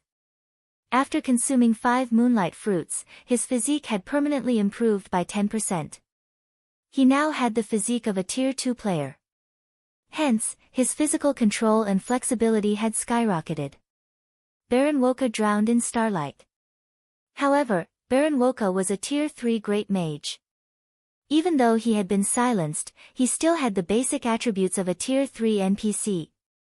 His physical attacks with his staff still posed a threat. In God's domain, although magical classes typically bombarded their enemies with spells, that did not mean they were incapable of melee combat. They were just not fond of it. Silencing a magical class would drastically weaken their combat power. Unfortunately for Shifeng, Baron Woka was extremely adept with his staff, defending and attacking. It was clear that he was executing some kind of advanced combat technique. Players might not be able to predict Sword's orbit's attack trajectories, but the combat technique was nothing to Baron Woka.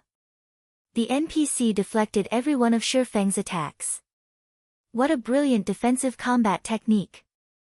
Shifeng was surprised. He had never thought that Baron Woka had grasped a combat technique. However, at the end of the day, Instant Strike was a Tier 2 taboo skill. Moreover, Sword's orbit had grown stronger. Even if Baron Woka focused on defense, he couldn't keep up with Shifeng's lightning-quick attacks. Among the 6 strikes Shifeng had sent at the mage, 3 had found their targets. With his cloth armor and weak defense, 3 massive damages appeared above Baron Woka's head. Minus 91,618. Minus 184,983. Minus 93,189. In the blink of an eye, Baron Woka's HP bar had dropped by a sizable chunk. After taking damage, Baron Woka's anxiety surfaced on his pale features. Immediately, he began to retreat towards the research room while shouting, "Guards! Guards! Don't even think about running back into the room." Shifeng quickly circled to Baron Woka's back. Both the Abyssal Blade and Killing Ray bit into the mage, the impact sending the NPC flying over a dozen yards away, increasing the distance between Baron Woka and the research room. Realizing that he was in trouble, Baron Woka wisely fell in the opposite direction. However, Shifeng didn't give the NPC the opportunity to get away as he pointed the Abyssal Blade at the NPC. Abyssal Bind. Suddenly, 9 pitch-black chains emerged from the ground and bound Baron Woka, holding him still for Shifeng. Phantom Kill. 9 Dragon Slash. Unable to defend himself for 3 full seconds, Baron Woka's HP decreased rapidly. 95%. 90%. 80%. However, despite dealing frightening amounts of damage, Shifeng did not feel the pressure on him decrease in the slightest. When absolute time's 30-second duration ran out, Baron Woka would be able to save himself. Shifeng needed to kill the NPC before he ran out of time. Furthermore, absolute time was only fully effective against enemies of the same tier. Against Baron Woka, it wouldn't be as effective. According to Shifeng's estimates, he'd be lucky if the skill silenced Baron Woka for half of the duration. Trying to kill Baron Woka in 15 seconds would test Shifeng's explosive power. When Abyssal Bind and Instant Strike's duration ran out, Baron Woka sneered at his enemy.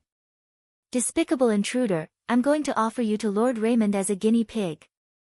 Baron Woka retreated while blocking Shifeng's attacks, which had slowed significantly. "Guards! Get over here and save me." Baron Woka was only 20 yards away from the hallway's exit. Shifeng had only dealt so much damage and overcome Baron Woka's defensive technique due to Instant Strike increasing his attack speed by 500% and damage by 400%. Now that the taboo skill was on cooldown, Baron Woka had a much easier time defending himself. Even against Shifeng and his doppelganger, Baron Woka easily blocked half of the attacks. When Baron Woka's HP fell to 43% and the NPC was about to leave the hallway, Shifeng used everything he had left. Abyssal Curse. Suddenly, as if Baron Woka had just stepped in muck, he couldn't move or attack. Dragon Breath. Divine Providence. Both Shifeng and his doppelganger used flame bursts simultaneously and dealt a total of 30 devastating attacks. Every attack devoured over 100,000 of Baron Woka's HP. Eventually, the NPC alchemist's HP fell to 0. Baron Woka glared at Shifeng with reluctance as he collapsed to the ground.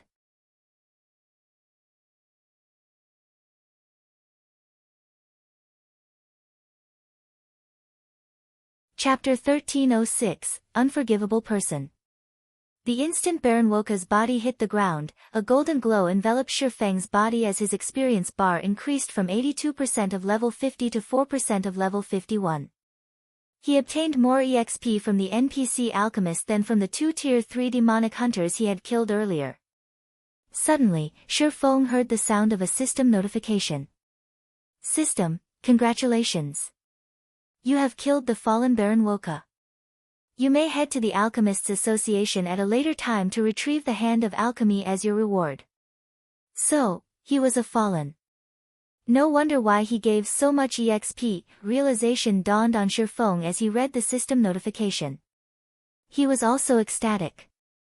Fallen was a very rare title in God's domain as it was akin to receiving a bounty from the human race as a whole. The Fallen had committed far more severe crimes against the human race than Dark players. Normally, one only gained this title after destroying an NPC city. Obviously, anything capable of destroying an entire NPC city had to be terrifyingly powerful. In fact, it was very easy to tell how powerful Baron Woka actually was by his defensive combat technique. If not for absolute time's silence effect, Shifeng wouldn't even have a corpse to speak of right now. As Baron Woka died, a pile of items had appeared around his corpse. At a glance, Shifeng counted at least 50 items. What a rich NPC!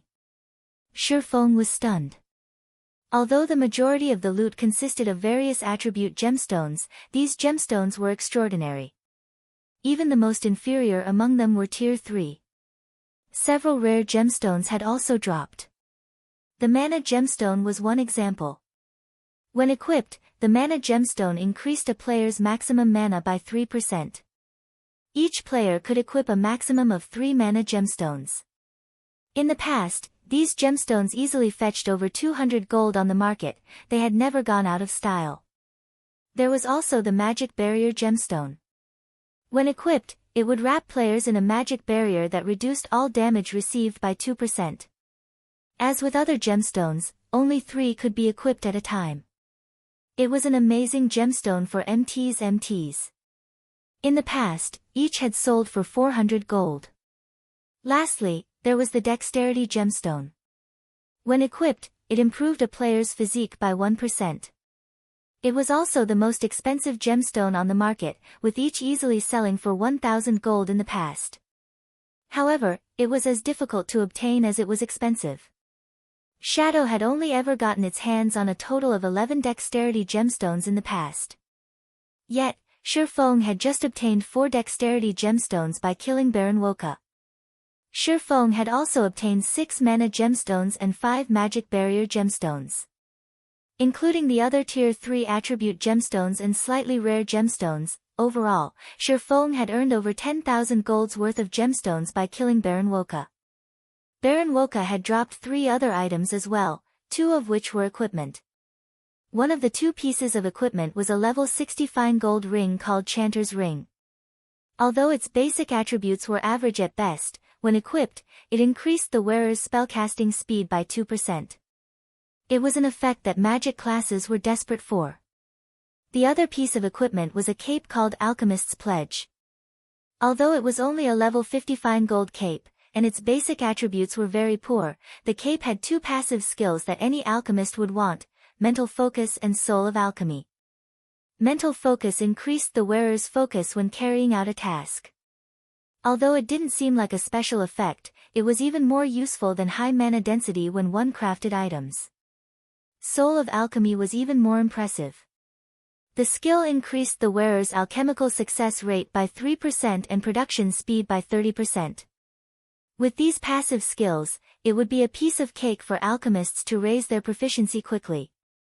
Moreover, these skills would assist players with their promotion to Master and Grandmaster rank. I can offer the Alchemist's Pledge as the benefit for the trading firm's chief alchemist. Shifeng smiled. Any guild or trading firm that wanted its members to improve quickly needed to provide a competitive environment.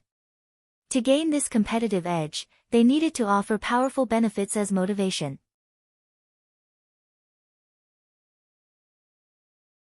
While the Candlelight trading firm offered various benefits, none of them were unique. Its benefits weren't particularly tempting to the truly excellent lifestyle players out there. However, if he offered the Alchemist's Pledge as a benefit for becoming Candlelight's chief alchemist, it would spark a burning passion in the trading firm's alchemists. He also had secret alchemy techniques. He could similarly use these techniques as a reward for alchemists who performed well. Following which, Shifeng picked up the last item Baron Woka had dropped. This item was an old, grey key. It was clear that it had originated from an ancient era and hadn't truly belonged to Baron Woka. Shifeng then clicked to check the item's introduction. However, he discovered that the item couldn't be appraised. Cannot be appraised?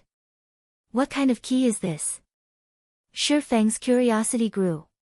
Omniscient eyes. The system reported that he would need 20 seconds to appraise the key. The duration was even longer than when he appraised epic items. Time passed quickly. When the loading bar was finally complete, the gray key transformed. The key started to radiate a faint, golden glow. Moon God's secret key, unique. Possesses the power to control all magic arrays in the Moonlight Courtyard. Can also be used to lock or unlock the Moonlight Courtyard's rooms. So, they could enter and leave this place freely due to this key. Realization dawned on Shifeng. The Moon God created the Moonlight Courtyard. Even if the Moon God were no longer here, not just any entity could take up residence in the courtyard due to its many powerful traps. Even someone as powerful as Raymond would lose his life if he accidentally triggered a trap. However, it was a different story if Raymond had the Moon God's secret key.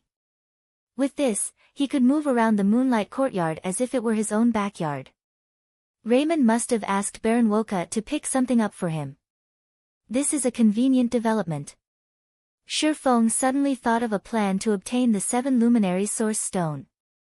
The 7 Luminaries Source Stone was the key component for completing his promotion quest. Without it, sealing the Demon King was practically impossible.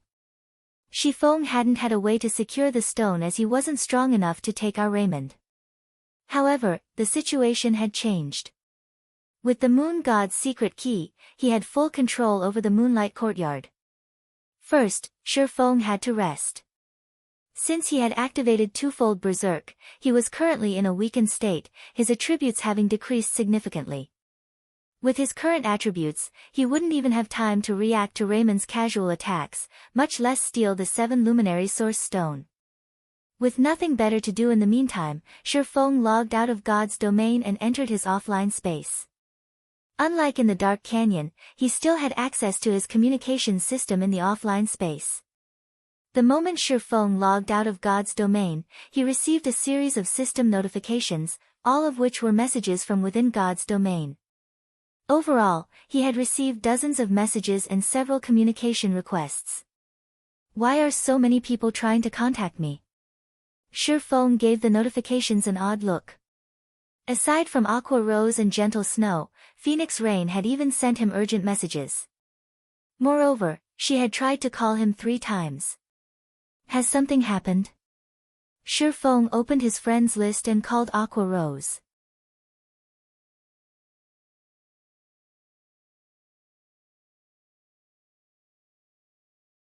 Chapter 1307, Qualitatively Changing a Town. Inside the dim offline space, a few seconds after Shifeng made the call request, Aqua Rose connected to the video call. Currently, the video showed Aqua Rose out in the field, a slightly anxious expression on her face. Moreover, the sounds of an intense battle seemed to come from every direction. Guild leader, your communication system is finally up, Aqua Rose said, sighing with relief. Her frown relaxed slightly. I was prepared to send Blackie to go and knock on your cabin. Has something happened? Shifeng asked as he examined Aqua Rose's tired expression.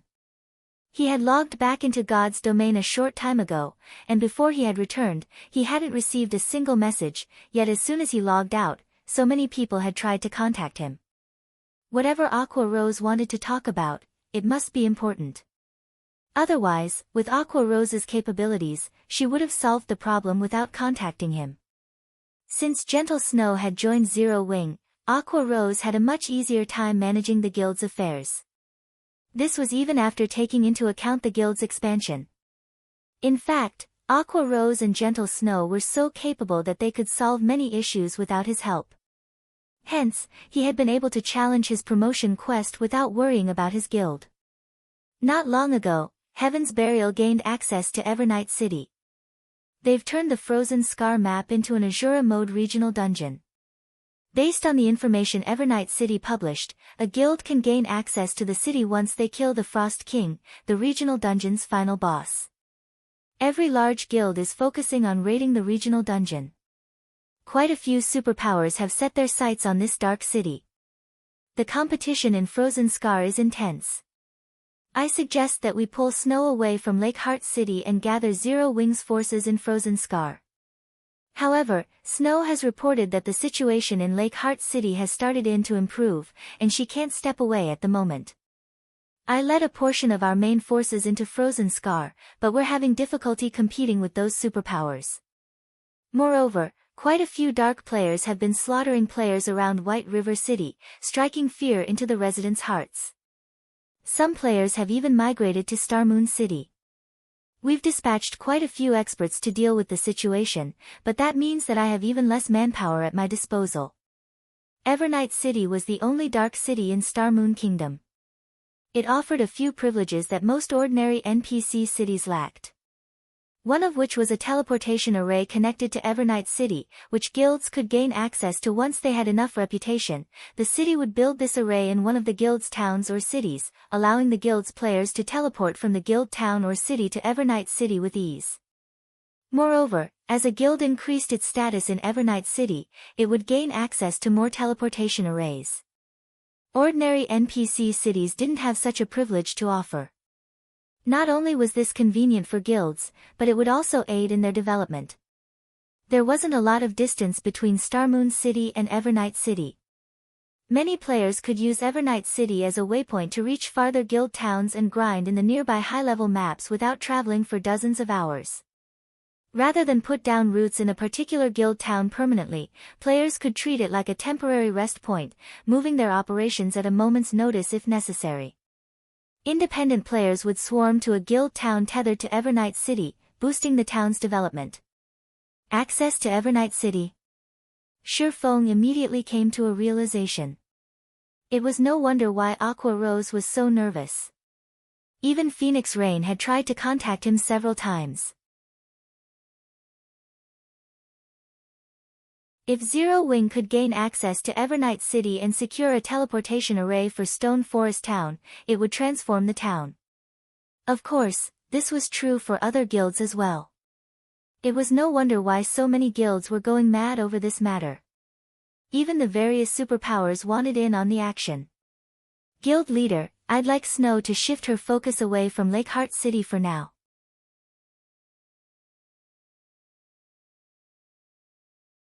If the other guilds kill the Frost King, it will become very difficult for us to gain access to Evernight City, Aqua Rose explained.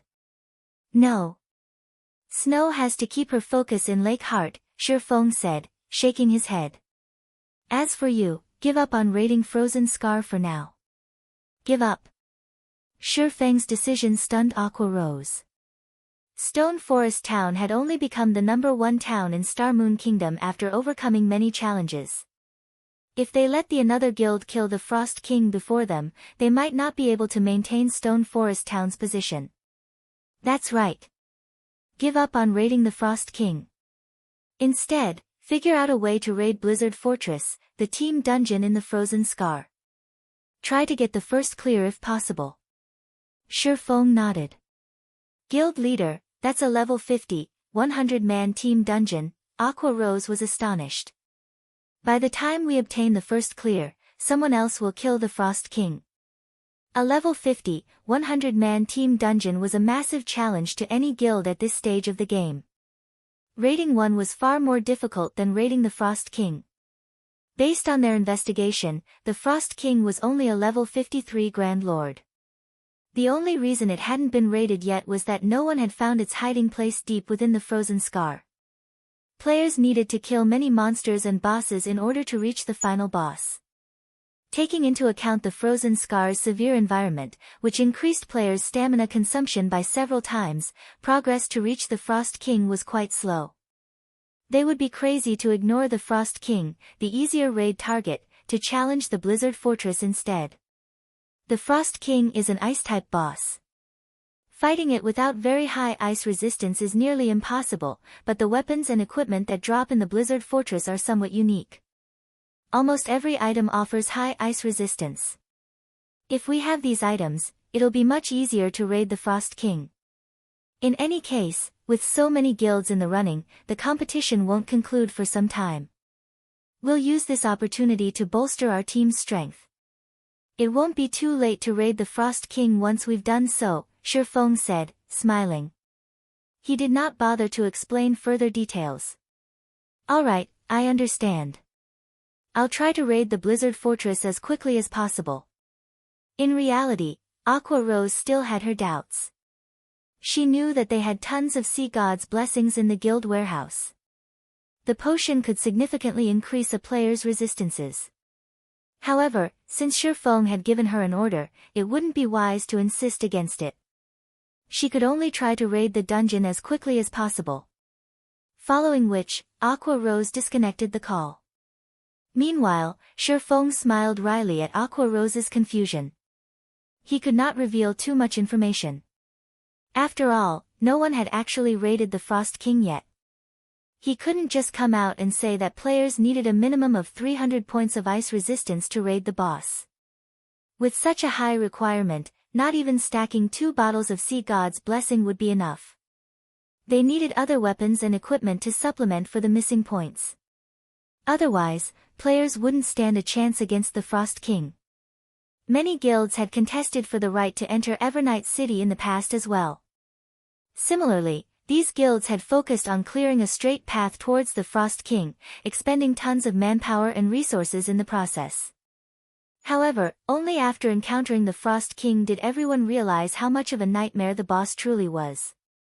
In the end, despite only being a Grand Lord, the Frost King had wiped out an army of hundreds of thousands of elite players, transforming them into ice sculptures. However, the fact that Heaven's Burial had gained access to Evernight City concerned Shifeng.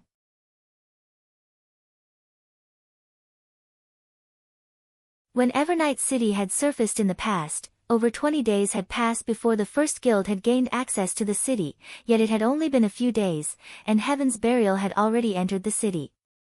It was inconceivable. To make matters worse, the first guild to gain access enjoyed additional benefits, which would make it far easier to gain guild reputation in Evernight City. It wouldn't be long before Heaven's Burial connected its guild town to Evernight City. This won't do. I need to hurry. After a 2-hour nap, Shifeng logged into God's domain once more.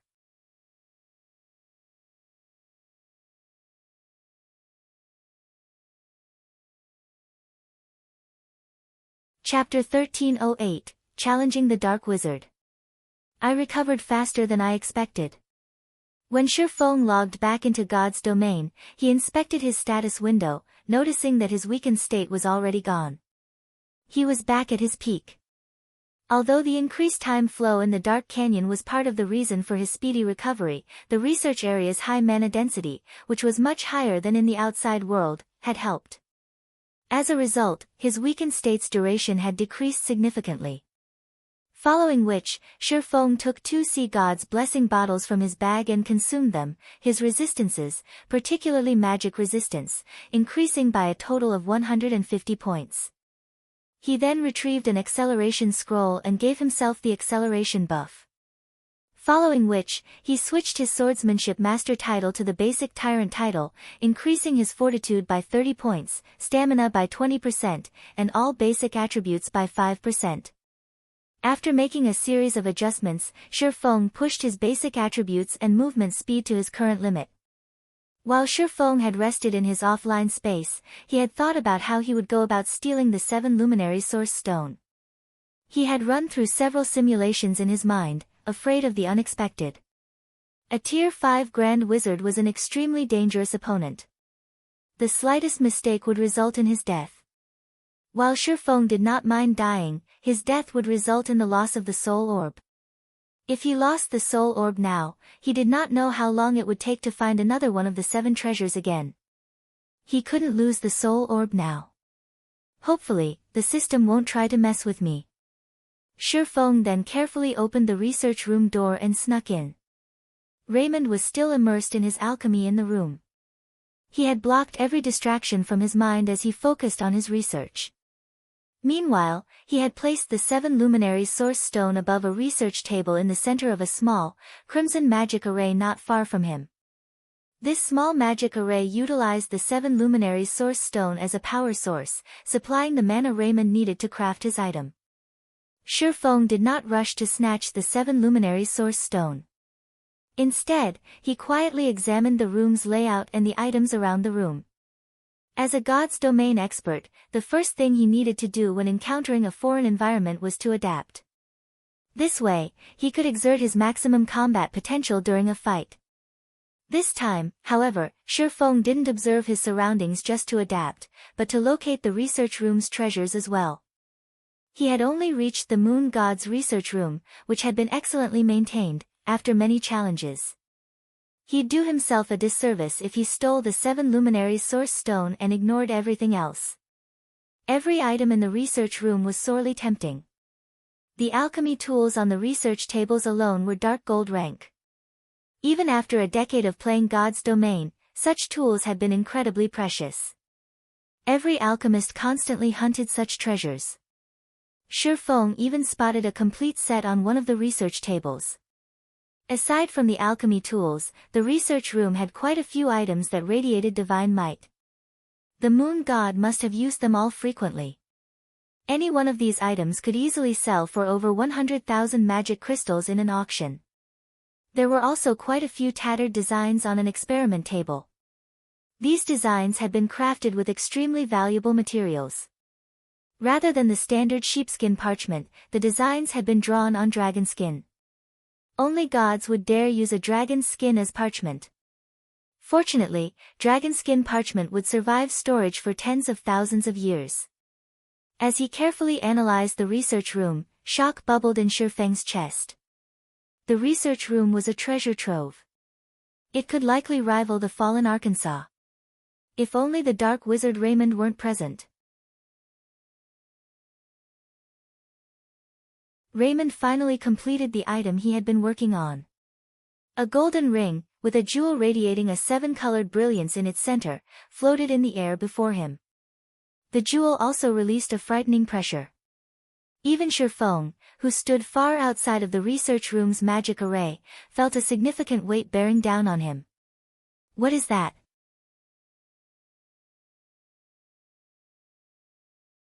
Shifeng stared at the golden ring curiously. Very few items in God's domain, aside from items gods had used, emitted that kind of pressure. Every one of these items was a masterpiece.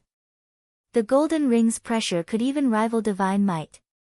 After completing the ring, Raymond's hands stopped moving as he began to chant an incantation. A fourfold magic array then appeared above the golden ring, absorbing the surrounding mana and forcing it into the ring. Like a massive whale taking a breath, the golden ring sucked in the dense mana, yet despite absorbing so much, the ring showed no signs of slowing. A chance.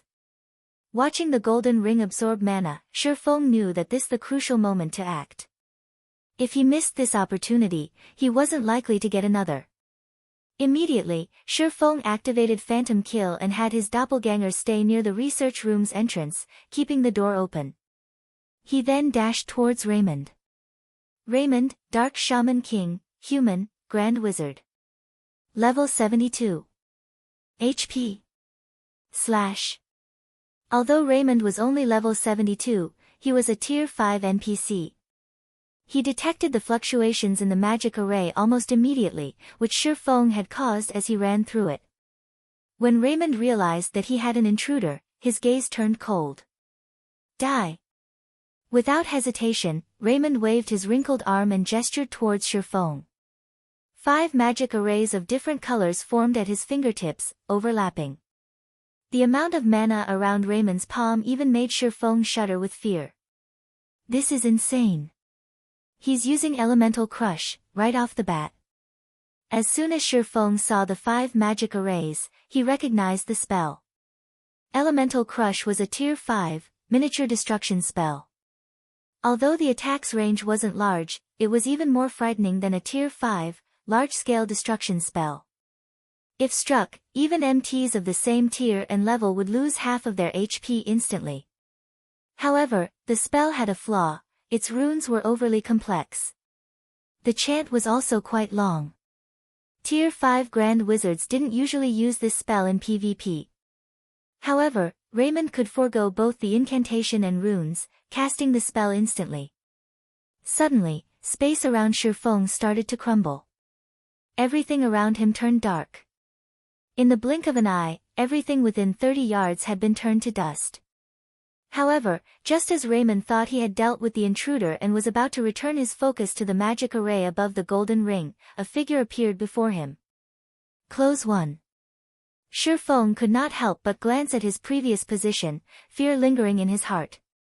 Fortunately, he had instant strike, which allowed him to teleport to his target. Otherwise, he wouldn't have dodged the spell with his movement speed. Despicable mortal, die. Realizing that Shifeng was still alive, Raymond grew serious as he activated his domain. In God's domain, there was a saying that those without domains were nothing more than ants underfoot. As long as one activated a domain, they could suppress their enemies. Against weaker opponents, it would be a one-sided slaughter. However, Shifeng had prepared for Raymond's domain. As soon as he appeared before Raymond, he activated Absolute Time, freezing the area's mana. Even the Dark Shaman King couldn't access the mana. Raymond's spreading domain crumbled instantly. Shifeng sighed with relief. He knew that Absolute Time wouldn't silence Raymond for more than 10 seconds. He could accept that as long as it was effective against the NPC for even a brief moment. Without hesitation, Shifeng activated Power of Darkness and Windwalk before dashing towards the 7 Luminary Source Stone. Damnable ant.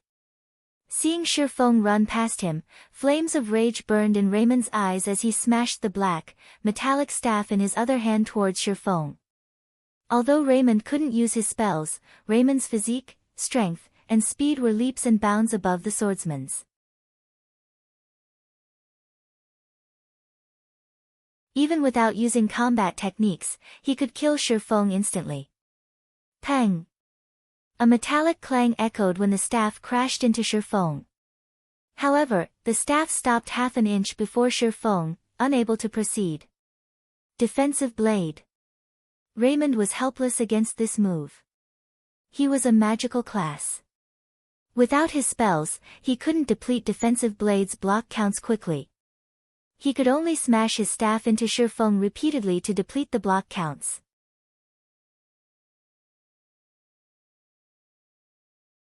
This gave Shifeng enough time to reach the 7 Luminary Source Stone above the research table. With lightning-quick reactions, Shifeng grabbed the Source Stone and stored it in his bag space. He then turned and fled to another research table. Bastard! You bastard! You dare steal what's mine! Do you think someone like you can last against me for long? Suddenly, Raymond's white hair darkened to black.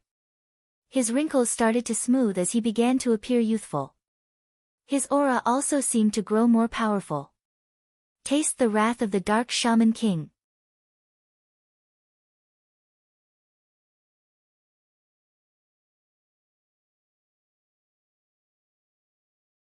Chapter 1309, Ring of Gospel. As soon as Raymond finished speaking, a crisp shattering sound rang out inside the research room. The previously frozen mana in the room promptly went berserk, surging towards Raymond. Meanwhile, Raymond began transforming from an elderly man into a dignified youth at a rate visible to the naked eye. In simple terms, the silence effect was achieved through freezing the target's mana flow or retarding it considerably. For Raymond, someone who had gazed into the abyss of magic, resolving such a situation was not a difficult task. Meanwhile, one of the most effective ways to remove a silence debuff was to forcibly break free from the restrictions placed on their mana. This was also the reason why the silence debuff was very weak against high-tiered existences. Disappear from this world. At this moment, not only was Raymond chanting an incantation, but he was also writing runes in midair. Meanwhile, both his chanting and writing speeds were beyond anything Shifeng had ever seen before. Despite Shifeng having activated a berserk skill and being under the effect of various acceleration skills, before he could even reach the next research table, 4 magic arrays had already appeared around Raymond. Meanwhile, each magic array gathered a frightening amount of mana. If Phoenix Rain were present right now, she would definitely be stupefied by this scene. The reason for this was the technique Raymond had just displayed. It was literally the ideal sought after by all magical class players. Quadruple speedcasting. Moreover, every spell Raymond cast was a Tier 5 spell capable of heavily injuring Tier 5 classes. If struck by all 4 spells, even a Tier 5 player would die instantly. In the next moment, spatial tiers formed around Shifeng, surrounding him. Following which, flames, lightning, and ice began descending from above, sealing off Shifeng's paths of retreat completely. Boom! Boom! Boom! A series of explosions rang out in the research room in rapid succession. If not for this room being the creation of the moon god, it would have been reduced to a pile of rubble already. However, after suffering this bombardment, Shifeng still managed to arrive at the research table safely, where he frantically grabbed everything he could.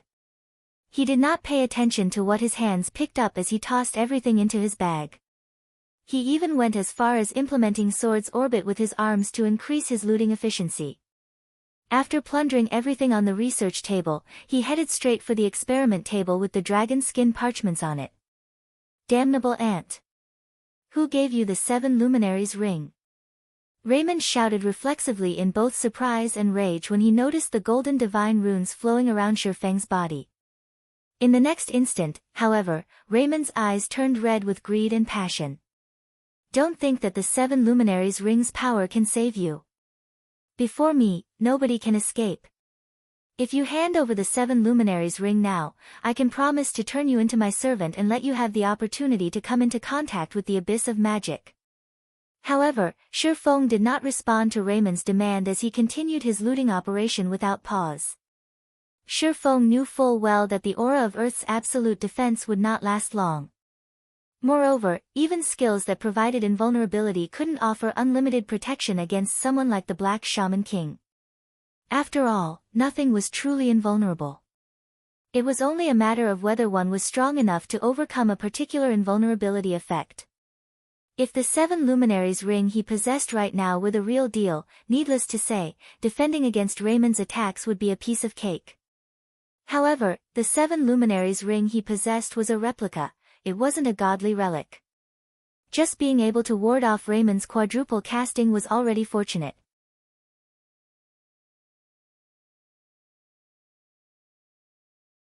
If Raymond really got serious, absolute defense most likely wouldn't be able to stop the NPC's attacks.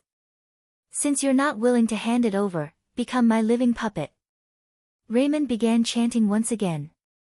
Unlike before, however, his chanting speed was not particularly fast this time. Moreover, the runes he wrote were incomparably complex.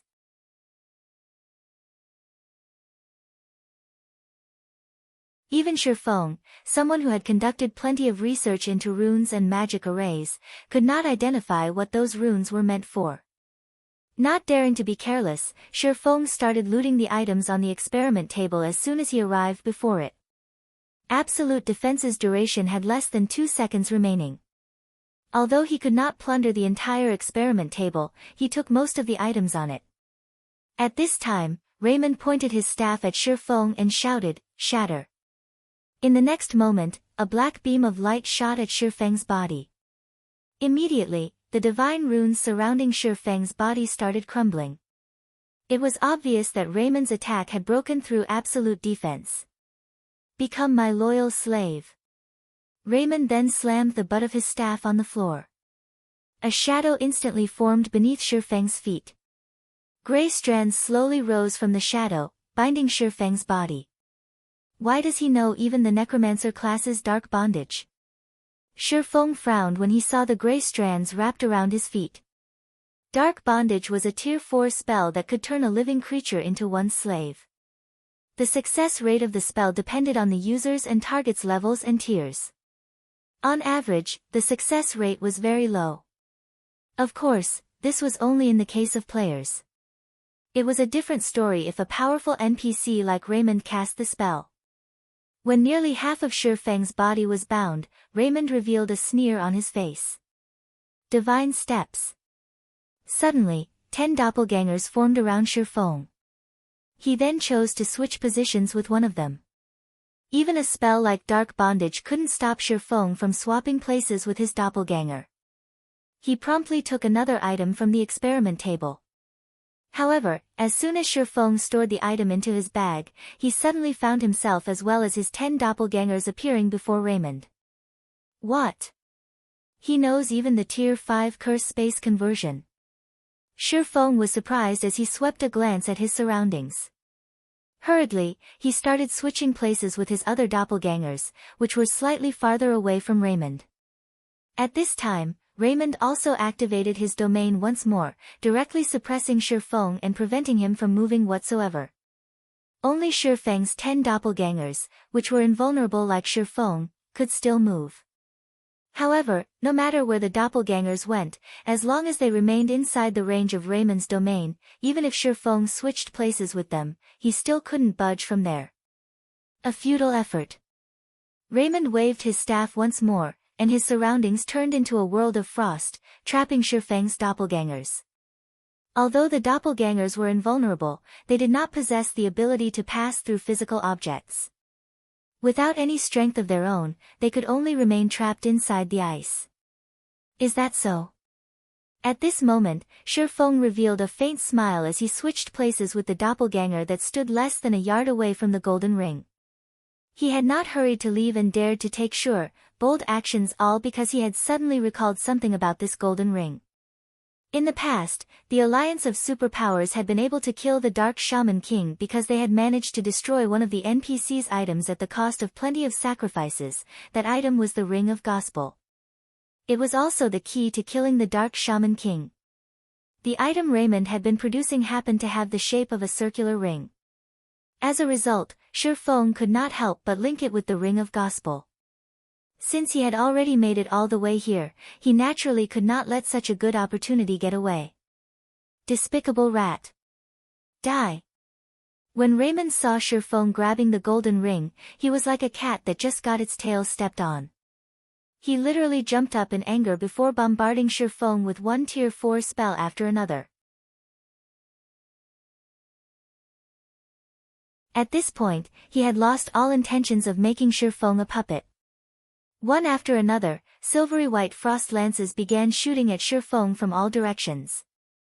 The cold air radiated by every one of these frost lances made Shifeng shudder. He could also faintly see golden arcs of electricity wreathing these frost lances. As they moved, even their surrounding space showed signs of shattering. Shifeng did not doubt that even one hit from these frost lances would kill him instantly. I can't stay here any longer.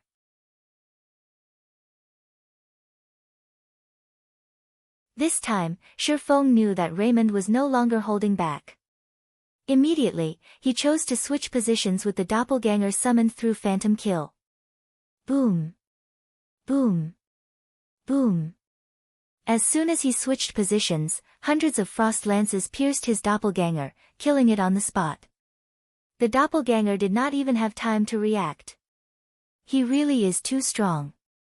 Standing by the research room's entrance, Shifeng was greatly shocked by this scene. He hurriedly left the room, not daring to remain even a moment longer.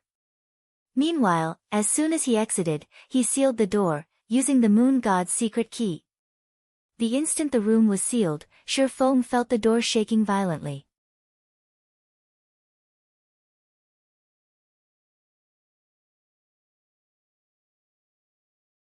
Chapter 13:10, Moon God's Secret Record. The door of the research room was made using a special method. Moreover, the Moon God had reinforced it with divine runes. Even a Tier 5 Grand Wizard would have difficulty leaving a scratch on it. However, the violent tremors of the door made Shifeng doubt it could hold back the Dark Shaman King. After all, Raymond was an NPC capable of becoming the final boss of one of God's domain's major expansion packs. He definitely was not an existence that ordinary Tier 5 NPCs could compare to. In retrospect, considering how several superpowers had needed to work together to defeat Raymond, Shifeng could only conclude that Raymond had to be at the demigod standard already.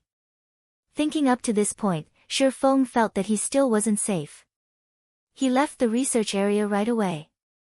When he entered the corridor leading out of the research area, he even used the moon god's secret key to seal off the corridor. Although the corridor's seal was not as powerful as the door of the research room, it could more or less stop Raymond for a short while. After Shifeng left the research area, it was as if he had entered a whole other world. When he exited the corridor, he arrived at a place filled with greenery. He could see hills and waterfalls in the distance as well as hear bird calls and smell flowers. He could also pick up the roars of many demonic beasts. At the same time, he spotted many demonic patrol squads making the rounds of the forest paths. Although the guards in these demonic patrol squads were not as strong as the demons guarding the inner courtyard, each patrol still consisted of 1 level 70, tier 3 demonic guard and 9 level 70, tier 2 demonic soldiers. To Shifeng, who currently couldn't summon his personal guards and mount, they were extremely dangerous opponents. Immediately after, the sound of a system notification entered Shifeng's ears. System, you have discovered the top floor of the demon ceiling tower, Moon God Space. What? This is the top floor of the demon ceiling tower. Shifeng was stunned when he looked at the system notification.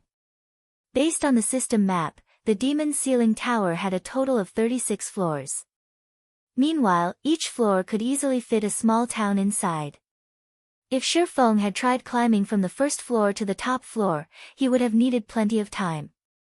Although he had already steeled himself for a long battle, climbing all 36 floors would not have been an easy task. Previously, Shifeng had still thought that spending 507 luminaries shards to teleport to the research area had not been worth it. Now, however, it would seem that he had just made a huge profit. Immediately, Shifeng found a safe location to hide before adjusting his mental state and organizing the items he looted. From beginning to end, his exchange with Raymond had lasted only 7 or 8 seconds. However, despite this brevity, his stamina and concentration had been depleted as if he had fought normally for several hours. The exchange had taken a severe toll on his concentration, in particular. Due to the frightening pressure Raymond gave off, as well as the NPC's domain, every second he spent fleeing from the NPC was equivalent to fighting against an opponent of equal strength for an hour. In fact, from the moment Shifeng started facing off against Raymond until he exited the research room, Shifeng had not even taken a breath. After all, even the slightest delay in his actions could lead to his death, rendering all his efforts since entering God's domain useless. One could imagine just how much pressure Shifeng felt during those short 7 or 8 seconds. Hence, Shifeng wished to slowly relax his tense mental state. Meanwhile, at the Asura mode regional dungeon Frozen Scar. Many of Starmoon Kingdom's powerful and well-known guilds were currently gathered here. There were even large guilds from other kingdoms and empires coming to raid the regional dungeon. At this moment, hundreds of thousands of elite and expert players were at Frozen Scar, and the competition here was considerably intense. In just the few short hours since Frozen Scar became a regional dungeon, over 50,000 elite players had already died in it. This situation immediately deterred members of small guilds and independent players from entering the dungeon. However, in one forest filled with snow, a 1,000-man legion was calmly pressing forward. The legion easily killed off any level 46 Lord-ranked snow yetis and level 45 elite-ranked snow giants and steadily advanced towards the location of the Frost King. When the elite legions of other guilds came across this legion, they would hurriedly avoid it, afraid of provoking it. After all, the guild this 1,000-man legion belonged to was none other than Heaven's Burial, the official number 2 guild of Starmoon Kingdom. Currently, Singular Burial was even personally leading this elite legion. Among the members of this legion, even the weakest was level 41, whereas the experts were level 42. There were even some experts that had reached level 43. Meanwhile, these players were all geared in level 40 top-tier equipment, with the most inferior being fine gold rank and the majority being dark gold rank. The strongest among all these players was Singular Burial. Although he was only level 43, he was equipped with the level 45 Dark Gold set equipment for Rangers, the 100 Beast set, and wielded a pitch-black double-stringed bone bow that gave off the epic rank glow effect. Despite going up against over 50 Frost Yetis and 1,000 Frost Giants, Singular Burial managed to command his team properly and keep the situation under control. In the end, Heaven's Burial's elite legion bombarded these monsters to death without even a break in their front line. This situation inspired serious envy in the players from other guilds watching from afar. Just as Singular Burial and his team were cleaning up the remnant Frost Giants, he suddenly received a communication request. "Ghost, did something happen on your side?" Singular Burial asked as he looked at the indifferent level 43 assassin in the screen. "Something happened over at Zero Wing's side," Ghost Shadow reported. For some reason, instead of advancing towards the Frost King, Zero Wing's team has actually turned around and is currently headed towards the Blizzard Fortress. By the looks of it, they are planning on raiding the dungeon. Raiding the Blizzard Fortress? Singular Burial could not help but be stunned. "Are you sure? Blizzard Fortress is a level 50 large-scale team dungeon. Why are they even trying to raid it? For them to give up on the Frost King so willingly, could they have discovered something we don't know?" The information regarding the Frost King was something he had released to the public himself. Meanwhile, his reason for doing so was to lure Zero Wing's main force over and use the opportunity to weaken it. At the same time, he could also complete his quest. "I don't know. However, the information about them heading towards the Blizzard Fortress is definitely true. As for Zero Wing's elite members, they have also left Frozen Scar already." Ghost Shadow was similarly confused by this situation. Killing the Frost King would grant a guild access to Evernight City, yet Zero Wing had actually given up such a good opportunity in favor of raiding a dungeon. Moreover, it was even a level 50 large-scale team dungeon. Even he, an expert who had fought in the virtual gaming world for many years now, could not understand what Zero Wing was trying to do. "Forget it. Ignore them for now. You and your men regroup with us as well. The number of guilds joining the competition is growing increasingly higher, so we need to hurry up ourselves. Once we're done with our quest, Star Moon Kingdom will become Heaven's Burial's possession. Even if Zero Wing manages to raid the dungeon, it would be useless," Singular Burial said, sneering. "I've really lucked out this time." Shifeng could not help sighing happily as he looked at his bag space. Previously, all of his attention had been on Raymond.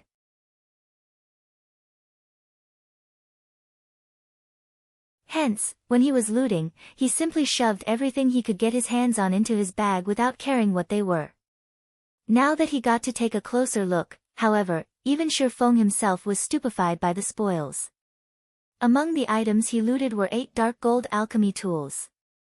There was also a set of dark gold alchemy tools made from magic jade called the Green Jade set. If placed on the market, this set could easily sell for over 30,000 gold. On its own, magic jade possessed the ability to absorb mana from its surroundings.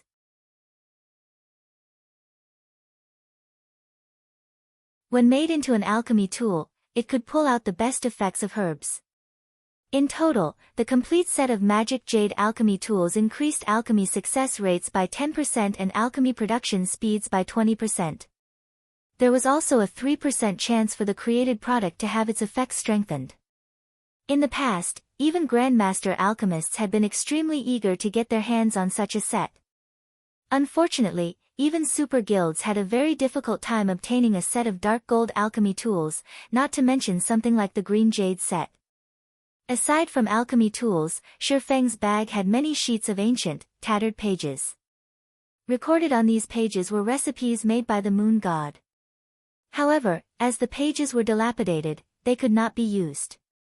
After Shifeng used omniscient eyes to appraise one of the tattered pages, the sound of a system notification suddenly entered his ears. System, ancient tattered page discovered. Repairing it requires 100 magic crystals. Dragonskin parchment sure is amazing. Even after enduring tens of thousands of years of corrosion, it can still be repaired using magic crystals. No wonder gods would use dragonskin parchment to make records in ancient times. Realization dawned upon Shifeng. Having picked up so many tattered pages, he never hoped that every one of them would still be usable, he would be fine with just one. At the very least, he wouldn't have wasted his precious time trying to collect all these tattered pages. Hence, it was truly surprising that the pages could be repaired. Shi Feng started repairing page after page right away.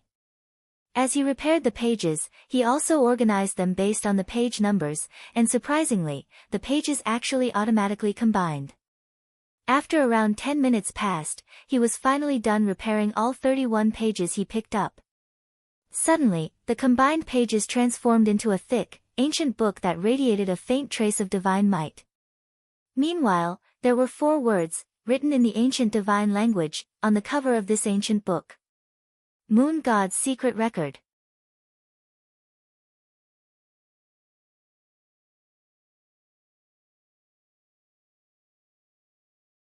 Chapter 13:11, Upgrading to Fragmented Legendary Rank. What? This is the Moon God's Secret Record? Shi Feng stared at the ancient book in his hands time and again, his heart unable to calm down even after some time. Even his breathing right now had bated. There were 5 great alchemy scriptures in God's domain. These 5 great alchemy scriptures were like the Holy Bible to alchemists and were highly sought after. In the past, every alchemist that had managed to get their hands on these alchemy scriptures had become famous individuals in the alchemy world. Meanwhile, one of the 5 great alchemy scriptures was the Moon God's Secret Record. Legend had it that the Moon God had edited it extensively.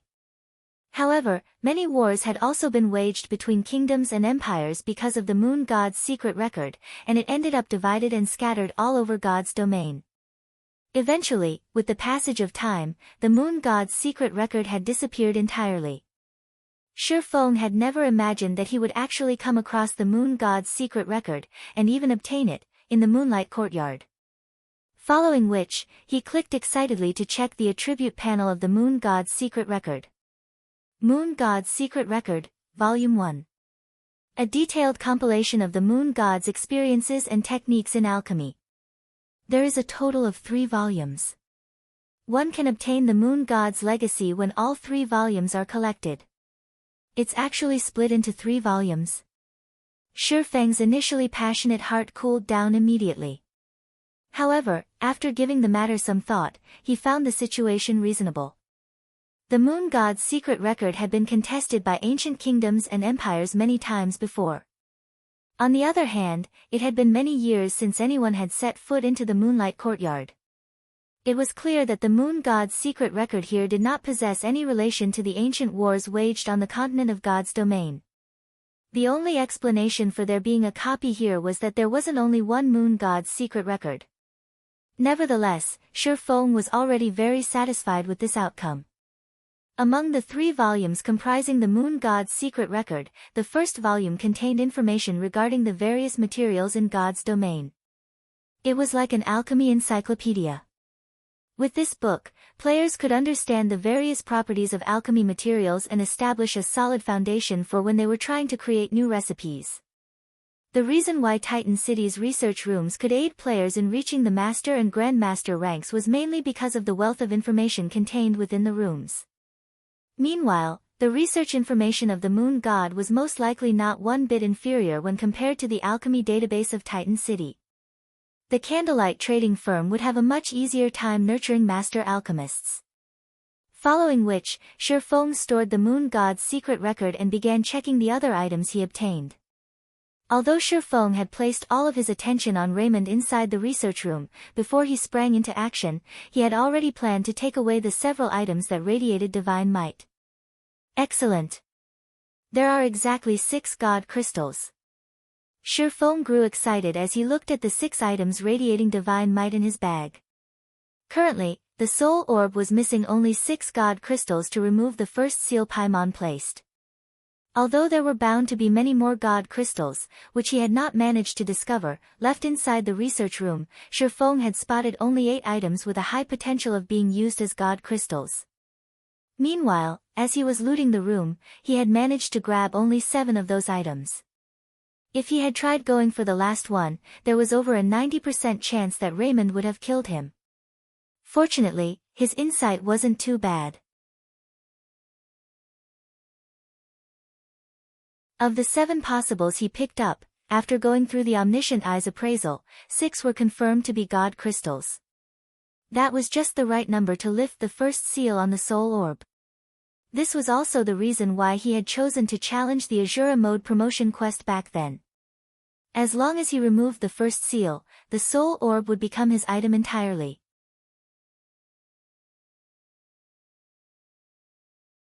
Even if he died, he would not have to worry about the soul orb being teleported back to Paimon's hands. Even if he failed his promotion quest this time, he would not have made a wasted trip. Thinking up to this point, Shifeng took out the soul orb and started letting it absorb the god crystals one after another. 1 crystal. 2 crystals. 3 crystals. With each god crystal absorbed, the demonic power the soul orb radiated weakened slightly. At the same time, the pressure it emitted also strengthened. When the soul orb absorbed the last god crystal, it suddenly struggled free from Shifeng's grasp and flew up into the air. It then formed in the sky a 7-fold magic array covering a radius of over 1,000 yards. The amount of mana the magic array drew was several times more than when Raymond was mobilizing the mana in the research room. Meanwhile, the pressure the soul orb emitted also transformed into divine might. Like a slumbering dragon awakening, the soul orb made the distant demonic beasts and demons shudder involuntarily, their bodies collapsing to the ground as they became paralyzed with fear. A frightening mana vortex then formed around the soul orb. A will descended from the soul orb with pitch-black demonic power vying to suppress this will. Who is it? Who dares break my seal? An illusory figure suddenly appeared in midair. Although Shifeng could not get a clear look at this figure's appearance, the way the figure looked down on all lifeforms and the aura of a ruler the figure exuded prompted Shifeng to lower his head instinctively. Meanwhile, the rage contained in that figure's voice made even Shifeng's soul shudder. Fortunately, when the soul orb broke through the suppression of the demonic power, this illusory figure also disappeared. With the removal of the seal, the soul orb's appearance underwent significant changes. Now, faintly visible golden divine runes circulated on the surface of the orb. Meanwhile, its size also shrank. Previously, it was roughly the same size as an adult's fist. Now, it was only half that size. When the soul orb landed back on Shifeng's palm, he no longer felt like he was under surveillance. Soul orb, fragmented legendary rank item. Originally a fragment of the treasure of illusion. However, due to being refined by the demon god Paimon, the fragment's true power has been sealed. Currently, a small portion of its power has been repaired. Additional active skill 1-. Soul water, creates soul water from the souls willingly contributed by players. No cooldown. Every 50 souls of players absorbed will produce 1 drop of soul water. Additional active skill 2-. Crystal of Souls, creates a crystal of souls through absorbing a portion of monsters' souls. No cooldown. Every 30 souls of monsters at Great Lord rank or above absorbed will produce 1 crystal of souls. Monster's level must be 5 levels higher than wielder. Additional active skill 3-. Divine power absorption, absorbs divine power to recover the soul orb itself. There are a total of 3 seals. The removal of the second seal requires 10 god crystals. Current absorbed number, 0.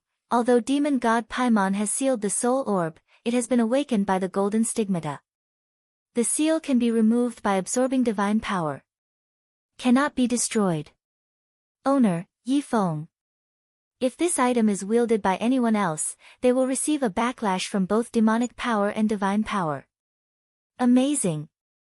These attributes are truly amazing. Shifeng was astounded by the text introduction of the soul orb. Back when the soul orb was still at epic rank, it was already plenty amazing.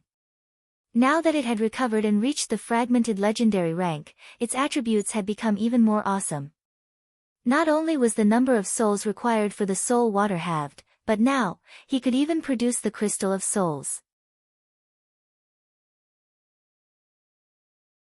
Although making a crystal of souls was much more troublesome than the process for the soul water, the crystal of souls was an item that could be obtained only through luck in God's domain.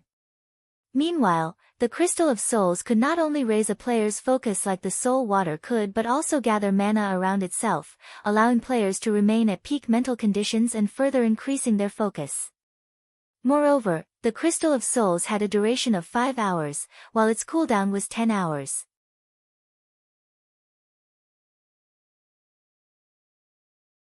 In God's domain, the Crystal of Souls could rank within the top 10 among the various support items for combat players. Normally, the crystal could only be found in ancient ruins. Now that the Soul Orb had gained such an ability, Shifeng could not help but wish he could immediately set out and massacre a bunch of great lords. Moreover, even if he died now, the Soul Orb would not drop from his bag.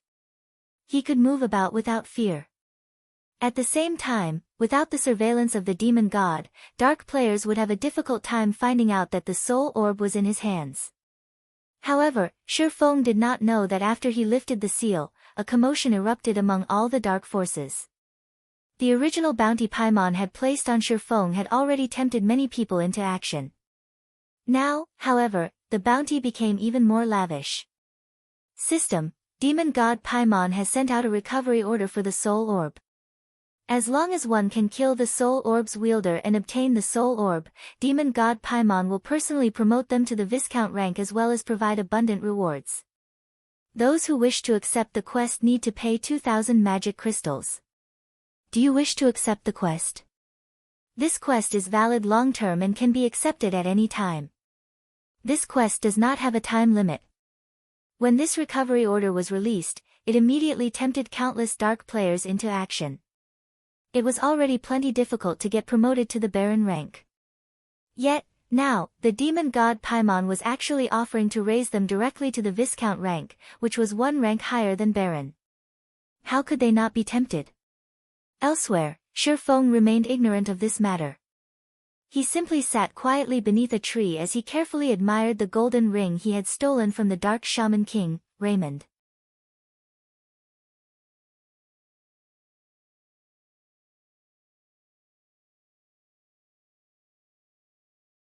Chapter 13-12, Madness Among the Dark.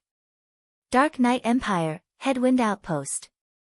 Headwind Outpost was a level 50 to level 70 high-resource map located close to the imperial capital Dark City. Strong winds blew here all year round, but due to the wind's dark corrosion effect, very few people were willing to level up or quest here. However, a 100-man team currently fought a large group of Cyclopes in the area.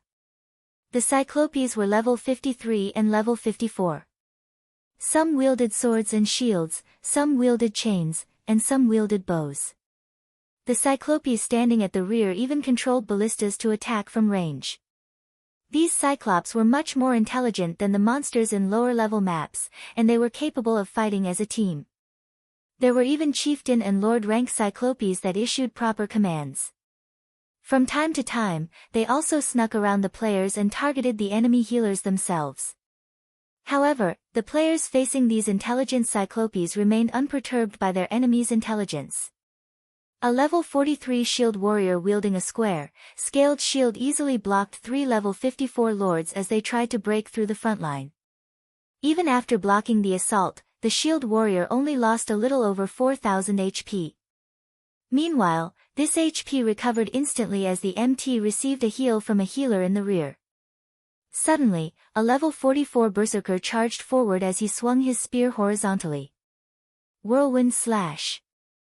Immediately, a violent gale knocked the 3 level 54 Cyclops generals back, forcing them to retreat by 3 steps. A damage of -15,000 also appeared above each of their heads. The 3 lords were enraged as they swung their massive stone axes at the berserker from 3 different directions. Scram! Roaring, the berserker relied on a mysterious body technique to avoid the incoming attacks. His spear spun as he reacted. Cleave! With a single attack, the berserker threw all 3 Cyclops generals to the ground, a damage of over -20,000 appearing on each of their heads. The 3 Cyclops generals' ambush attempt was thoroughly foiled. Boss Brute is so strong. He dealt with 3 Cyclops generals all by himself, someone on the team exclaimed. This is nothing for Boss Brute. Boss Brute is the number 2 berserker in our Sin of Pride. If Boss Brute transforms, he can easily handle 10 Cyclops generals at once, much less 3, a black-clad ranger boasted. Many of the team members looked at Brute's spear with reverent gazes.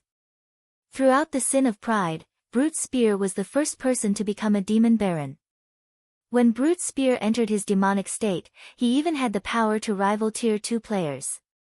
If he completed his promotion and became a Tier 2 player himself, his prowess would be unimaginable. He might even rank within the top 10 in the Sin of Pride. In a super guild, he would be peerless aside from those old monsters. Stop chit-chatting and finish these Cyclops off. We're not here to grind monsters. Brute's spear reprimanded his people in the team chat. Hearing Brute's spear's words, everyone refocused as they began to attack in a frenzy. Suddenly, they all heard the sound of a system notification. System, Demon God Paimon has sent out a recovery order for the Soul Orb. As long as one can kill the Soul Orb's wielder and obtain the Soul Orb, Demon God Paimon will personally promote them to the Viscount rank as well as reward them with an abundant amount of rewards. Those who wish to accept the quest needs to pay 2,000 magic crystals. Do you wish to accept the quest? This quest is valid long-term and can be accepted at any time. This quest does not have a time limit. Crap. Am I seeing things? A Viscount? The notification stunned every member of the team. Throughout the Sin of Pride, only Brute's spear had become a baron. There wasn't a single Viscount among all of the players in the Flower of Seven Sins, much less the Sin of Pride.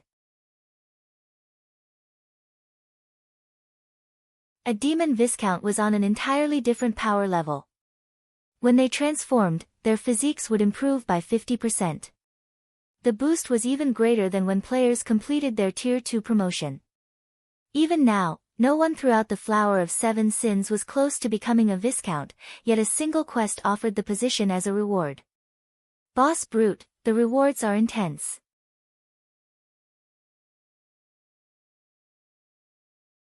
Should we accept the quest? The black-clad ranger, Chen Su, quietly asked Brute's spear. Only a few of them knew that Frost Eye currently had the Soul Orb. Previously, the demon god had only stated that those who recovered the Soul Orb would earn a reward. At most, the quest awarded some reputation. This was of little use to Brute's spear, who was already a baron. However, the situation had changed. If the Sin of Pride had a demon Viscount, it would gain an edge over the other 6 sins. A Viscount? Even Brute's spear was tempted. Immediately, however, he shook his head and said, "We're talking about taking on Frost Eye. I think we should inform Big Sis and let her decide." Chen Su nodded in agreement. Chen Su had witnessed Frost Eye's strength personally. Frost Eye was an expert capable of killing Hell Fiend, someone who held the title of Adjudicator in King's Return, and he had gotten away safely.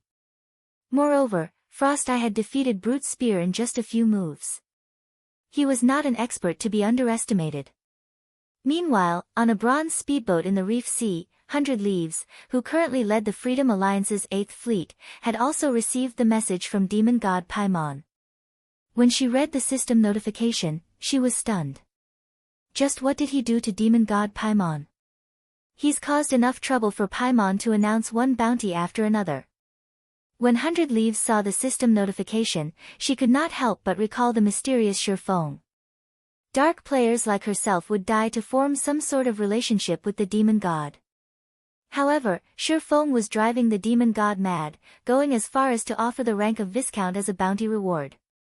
This is going to be interesting. The guild leader might even decide to stop ignoring the guy. 100 Leaves could not help but smile. She had been greatly displeased when her guild leader had told her to give up on pursuing Shurfeng. However, the situation had changed. If the sacred temple had a demon Viscount, it would greatly help the guild's future plans. For a time, demon god Paimon's bounty tempted many dark experts, and many of them accepted the quest. They also began to research the Soul Orb and its wielder's identity. Meanwhile, Shurfeng was wholly ignorant of this matter as he inspected the golden ring. The more he inspected it, the more excited he became. Everything was as he had guessed. The golden ring was indeed the ring of gospel. Meanwhile, it was because of this ring that Raymond had obtained the confidence to contend with God's domain's various countries. In the past, the various super guilds had been helpless against the NPC individually. Only after working together and sacrificing tons of expert and elite players had these super guilds destroyed the ring and defeated the Dark Shaman King Raymond. Ring of Gospel, unfinished product, epic rank item. Crafted by the Dark Shaman King after gathering the world's energy, this ring contains a miniature world. The ring can suppress an area's space, granting the wielder absolute dominance over the space. Additional skill 1 dash.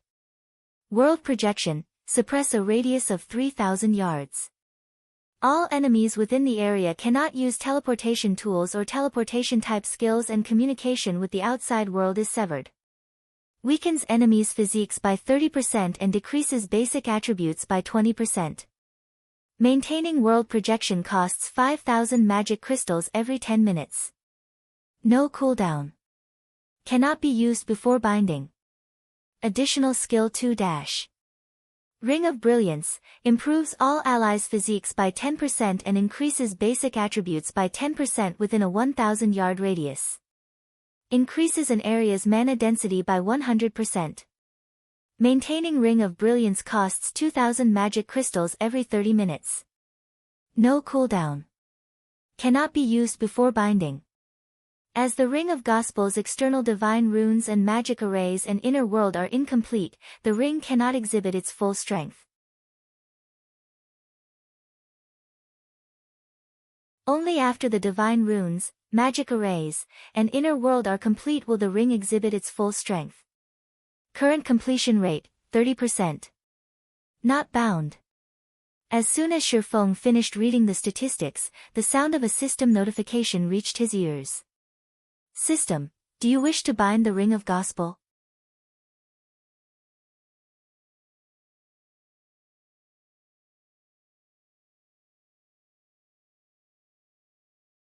Chapter 13:13, World Barrier. Seeing the system notification, Shifeng immediately thought to click the Bind button. In God's domain, some weapons and equipment needed to be bound before they could be used. Once bound, the item could no longer be traded, and only the player it was bound to could use it. The item's value would reduce significantly. When bound items became outdated and players no longer needed them, they would become utterly worthless. Unlike non-bound items that could be sold to other players for a low price, bound items could only be stored in a warehouse or destroyed. However, the Ring of Gospel was clearly not in the same category. It was neither a weapon nor armor. It could even be used from within a player's bag. Moreover, according to the description of its skills, the Ring of Gospel was incredibly powerful. It wouldn't become less useful as time passed. Binding it was definitely worthwhile. However, as soon as the first system notification faded, another followed. System, due to the miniature world's extremely unstable nature inside the Ring of Gospel, if you wish to bind the ring, you must expend 30,000 magic crystals every 7 days to stabilize the miniature world. If you do not meet the requirement within 7 days, the Ring of Gospel will crumble. You will also receive a backlash, permanently decreasing your physique by 30%. What a steep price. Even current first-rate guilds wouldn't be able to keep this thing well fed. Shifeng could not help his astonishment when he saw the second system notification. Magic crystals had already become a daily necessity for the various large guilds. They expended a frightening amount each day despite only accumulating a small number. The majority of God's domain's first-rate guilds only had a stock of around 60,000 magic crystals. It had taken them a long time to accumulate so many, yet it was only enough to sustain the Ring of Gospel for 2 weeks. The Ring of Gospel was practically a crystal-devouring beast. Armed with this new information, Shifeng decided not to bind the Ring of Gospel for now. After all, he couldn't feed it as needed at the moment. Following which, Shifeng stored the Ring of Gospel. He decided to bind with the ring only after Zero Wing was capable of earning a sufficient amount of magic crystals. After all, Zero Wing was still in its development phase and urgently needed magic crystals. After a short rest, he decided to explore the moon god space. His Tier 2 promotion quest's goal was to seal the Demon King. The moon god space was vast. It could even rival the game's large-scale maps. Since Shifeng didn't know the Demon King's exact location, he had to search the map bit by bit. More demonic patrol squads are showing up. Shifeng frowned quietly, observed the patrolling demons from the treetops. He had spent several hours exploring the moon god space. Initially, he had only occasionally encountered a patrol squad in the outer edges of the moon god space. However, the deeper he ventured, the more patrol squads he came across. Now, after reaching the map's inner area, he wasn't able to proceed.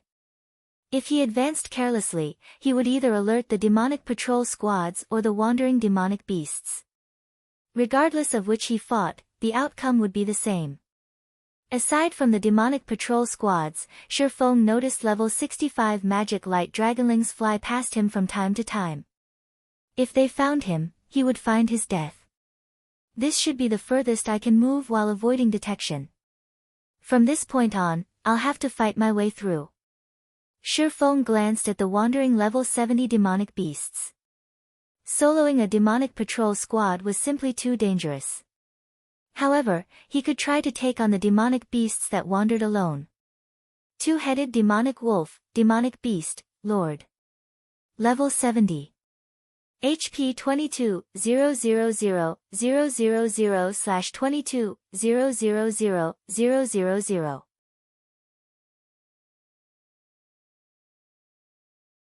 After another demonic patrol squad moved past, Shifeng retrieved blazing meteor from his waist and threw it at a two-headed demonic wolf that was currently sleeping on the grass. Flame God's Fury. A dazzling explosion smashed into the demonic wolf's back. Minus 62,197. Not bad. It seems the demonic wolf's defense isn't particularly high. With my damage, I should be able to kill it quickly. Shifeng evaluated.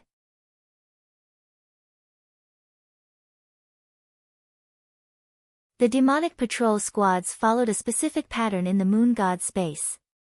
However, the demonic beasts did not. If the fight dragged on, he would likely attract a pack of lord-ranked demonic beasts. At that time, even escape would be difficult. As the two-headed demonic wolf whimpered, it turned to Shifeng with a chilling gaze. It then dashed towards its attacker. Shifeng turned and fled, luring the demonic beast away from the path of the demonic patrol squads. The two-headed demonic wolf was very fast. Despite activating Windwalk, it caught up to Shifeng quickly. Its two heads then bit at the swordsman from two different directions. Turning his feet, Shifeng spun, his head only centimeters away from the demonic wolf's right maw as the latter moved past him. With the demonic wolf's side exposed, Shifeng activated Phantom Kill and Nine Dragons Slash. Working with his doppelganger, he then launched a series of attacks at the two-headed demonic wolf's soft belly, both dealing over minus 10,000 damage with each attack. Although the two-headed demonic wolf tried to turn and retaliate, Shifeng's physique rivaled that of a Tier 2 player. Both he and his doppelganger remained at the demonic wolf's side. The demonic wolf was too massive to defend itself or counter the attacks. After 10 minutes or so, the level 72-headed demonic wolf collapsed before Shifeng's feet. From start to end, it hadn't even scratched Shifeng. This place is quite good. Not only do the monsters here award EXP, but they also drop 7 luminary shards. Shifeng rejoiced when he noticed an inconspicuous crystal shard beside the two-headed demonic wolf's corpse. Previously, to reach the research area, he had spent 507 luminary shards. The expenditure had been painful. Now that he knew that the demonic beasts gave EXP and 7 luminary shards, he regained his motivation. After picking up the shard, Shifeng proceeded to lure more monsters. Time passed quickly. While Shifeng grinded demonic beasts, the battles in the Asura mode regional dungeon Frozen Scar were unceasing. However, these battles were not between players. Rather, they were battles between players and snow giants. As more time passed, the commanders leading the teams from the various large guilds discovered something: the snow giants were growing stronger. After fighting repeated fights with the players, the snow giants had begun to learn the players' combat techniques, becoming increasingly difficult to deal with. This slowed the various large guilds' progress through the frozen scar. In contrast, Heaven's Burial's team rested leisurely in the frozen scar. Not a single snow giant could be seen. Logically, this shouldn't be possible. This was all due to the dozen or so one-horned humanoid monsters not far from the team. Hundreds of snow giant corpses littered the ground around these humanoid monsters. It's about time. Blood, tell Abandoned Wave that he can make his move now. I don't want the Frost King to fall into the other guild's hands, Singular Burial instructed after glancing at the system clock. I'll notify him right away. I believe he is eager to get started, Flame Blood said as he tasted his lips. The various guilds thought that they could kill the Frost King. However, none of them knew that they were no more than a sacrifice. The frozen scar's inner region was slightly special. An ancient magic array suppressed the area. Players couldn't use teleportation scrolls here. This just so happened to provide Abandoned Wave with the opportunity to devour these guilds' elites. Elsewhere, Shurfeng killed demonic beasts in the forest relentlessly. After grinding for more than a day, his level had risen from level 51 to 23% of level 53. His leveling speed was astonishing. With Divine Providence's luck bonus, Shurfeng killed a two-headed demonic wolf and obtained a 7 Luminaries shard and a piece of equipment.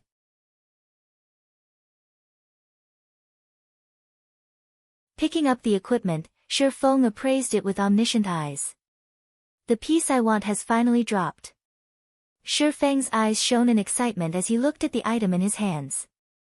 This piece of equipment was none other than the belt for the Shadow Moon set that he needed. Now that he had the belt, he had finally completed the Shadow Moon set equipment. As Shurfeng was about to store the belt in his bag, a beam of black light shot into the air a short distance away, piercing through the clouds.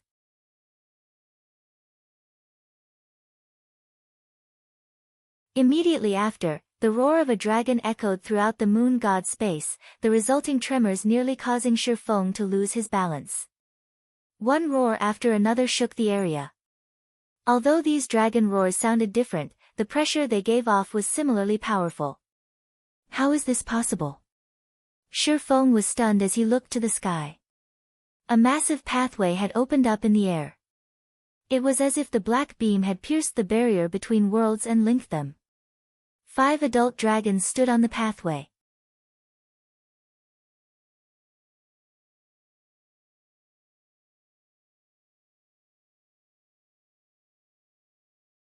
Chapter 13-14, Challenging the Limit.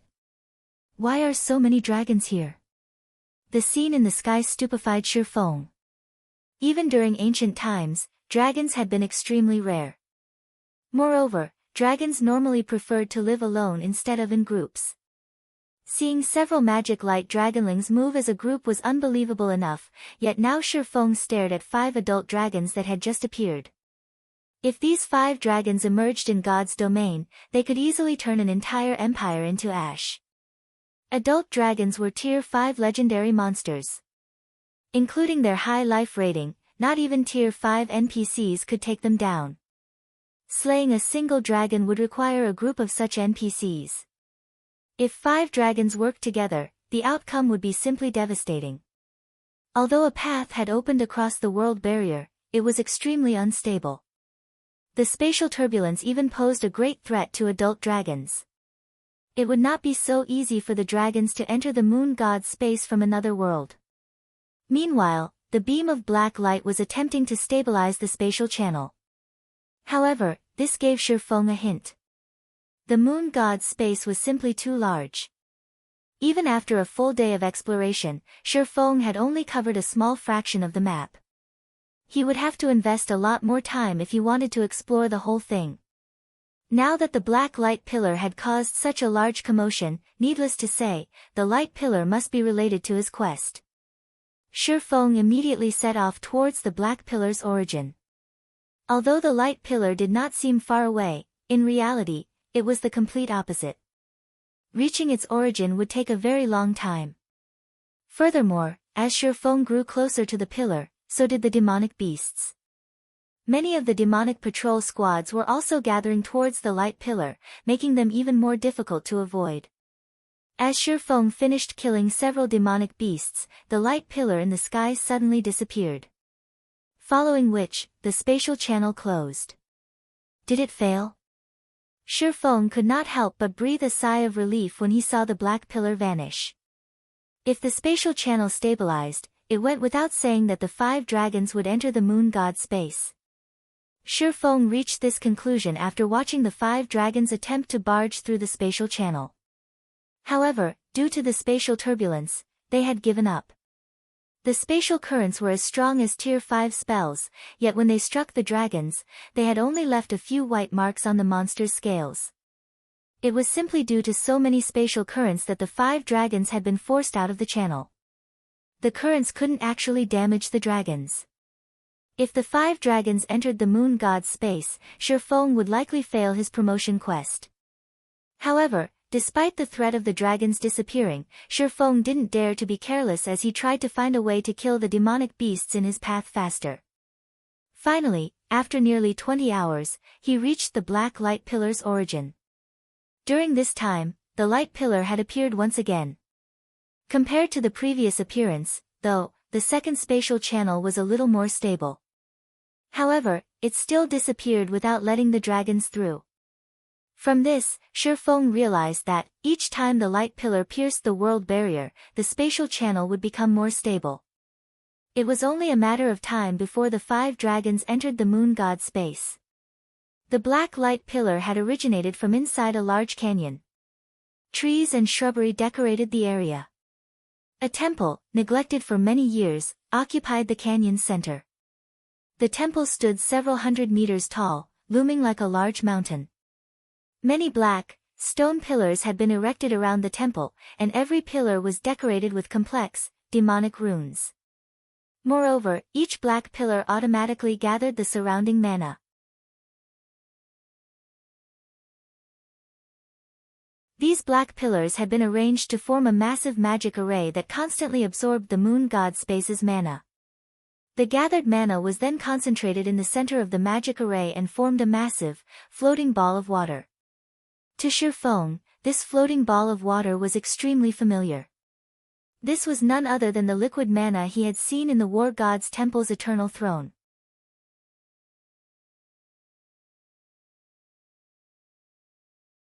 However, the 9 balls of liquid mana the 9 lords had conjured had only been as large as a house. In comparison, the ball of liquid mana before him was the size of a 7-story building. Hundreds of Tier 3 demonic wizards stood below the ball of water, chanting incantations.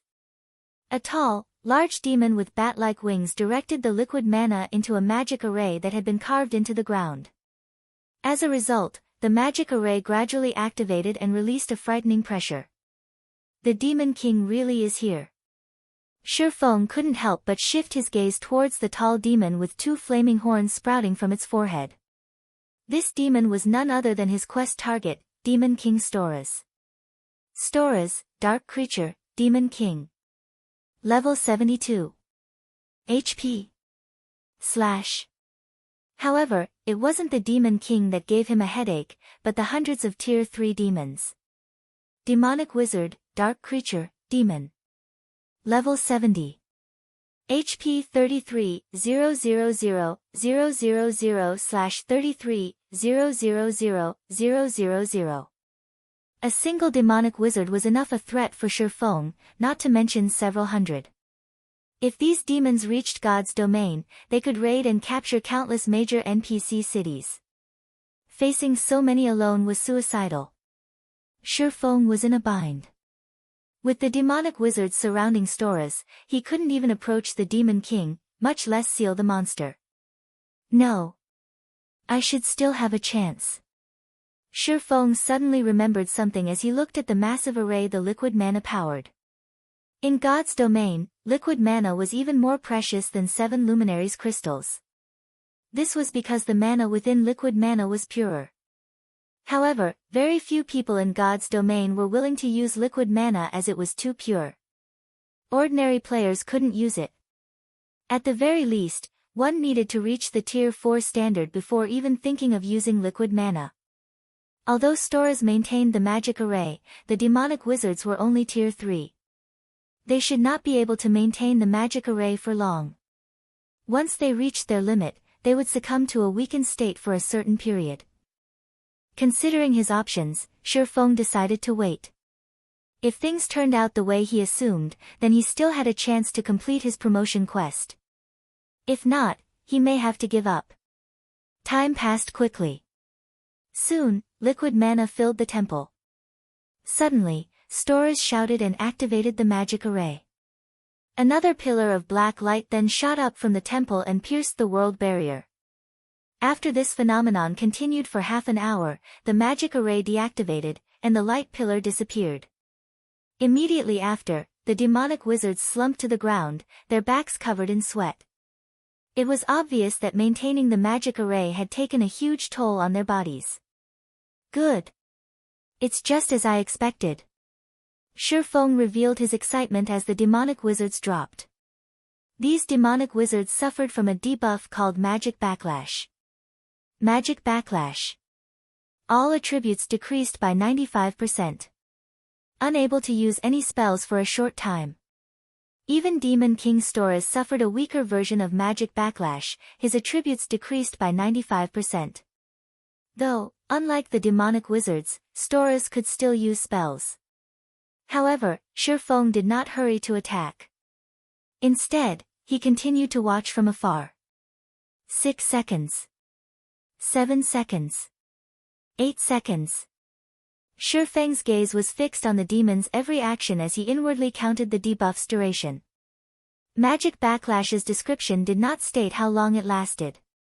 He would only have one chance to seal a Tier 5 Demon King. He needed to be prepared when he took action. There's only a 10-second gap. This quest is harsh. Shifeng smiled bitterly as he watched the system clock. After 10 seconds, the demonic wizards began to stand up. Although they were still in a weakened state, their attributes had recovered to 50% of their totals. Moreover, they could cast spells again. The Demon King Storas had already fully recovered.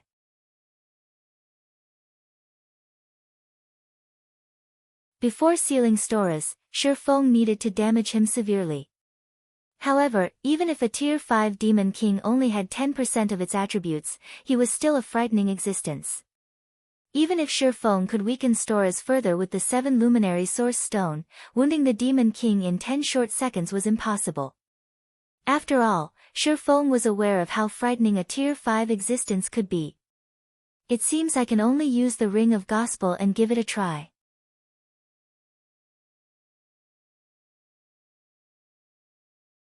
Shifeng retrieved the Ring of Gospel and bound it to himself.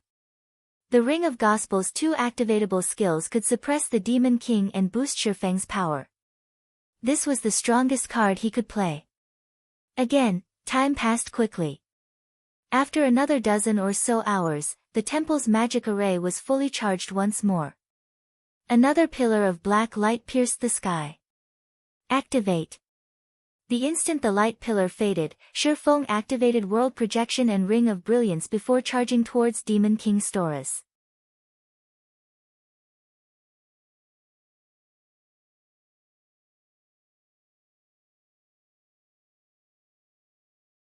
Chapter 13-15, Asura vs. Demon King. The instant the black pillar disappeared, the demonic wizards and Demon King Storas breathed a sigh of relief. In the next moment, however, a powerful pressure descended on them. The demons, weakened from the ritual, succumbed to yet another attribute decrease. In the blink of an eye, the demonic wizards, who originally had 33 million HP, only had 1,320,000 HP remaining.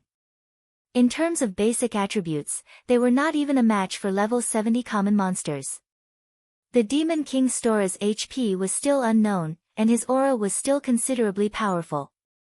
Any normal player bathed in this aura would feel as if they had just stepped into a muddy swamp as their movements grew sluggish. A Tier 5 Demon King really is powerful. Shifeng inwardly celebrated the fact that he had the 7 Luminary Source Stone. If he had only relied on the Magic Backlash debuff and the Ring of Gospel skills, Storas would have killed him. Following which, Shifeng activated the 7 Luminary Source Stone, the stone releasing a dazzling, red glow. Miniature, golden magic arrays began to form around Storas. Golden chains then emerged from the magic arrays, the chains sapping away the Demon King's power. Now, Shifeng no longer saw Storas as an unreachable opponent. Despicable human. Why do you have that? Storas's blood-red eyes turned to Shifeng in rage. However, upon seeing Shifeng's tear, a human-like sneer appeared on his face. Do you think that a puny Tier 1 swordsman like you can kill me just by suppressing my power? Foolish mortal, you'll pay for your foolishness. Storas stretched out his hand and summoned a bone spear. He then lightly tossed the weapon at Shifeng, who was still over 40 yards away. Shio! The spear shot towards Shifeng like a meteor, so fast that Shifeng could barely see it. So fast. Shifeng was surprised. Storas had been weakened 3 times over. World projection alone had reduced his physique by 30% normally. This was a massive disadvantage for both high-tiered monsters and players.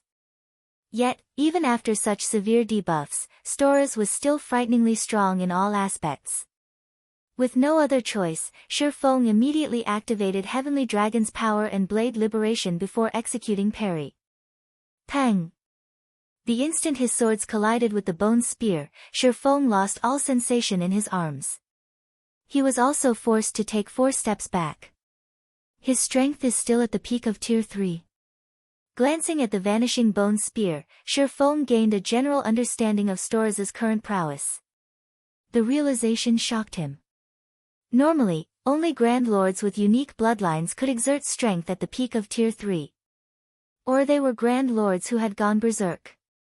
This was also the maximum power he achieved in his previous life.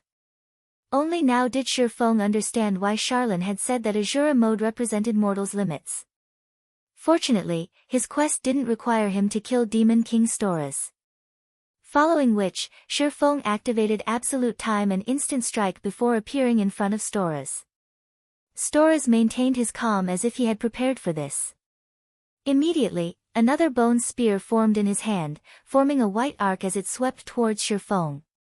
The white arc was accompanied by a faint, black line, proof that the attack had cut through space itself. Although Storas couldn't use skills or spells, he was still capable of executing advanced combat techniques. Instinctively, Shifeng executed Sword's Orbit. In the blink of an eye, countless sparks flew around Storas and Shifeng. As the weapons met, the clash sounded like an explosion, echoing throughout the temple. Although Shifeng had an advantage with his speed, Storas easily predicted Shifeng's movements, reacting nimbly to every attack by either blocking or dodging. The difference between the combatants' physiques was obvious at a glance. Shifeng couldn't inflict even the slightest damage.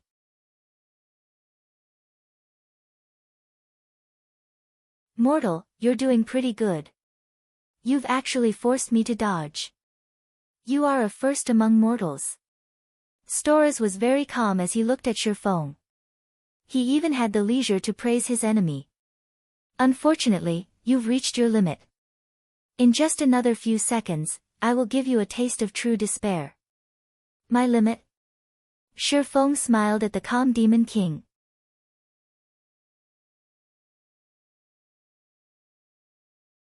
Who said this was my limit?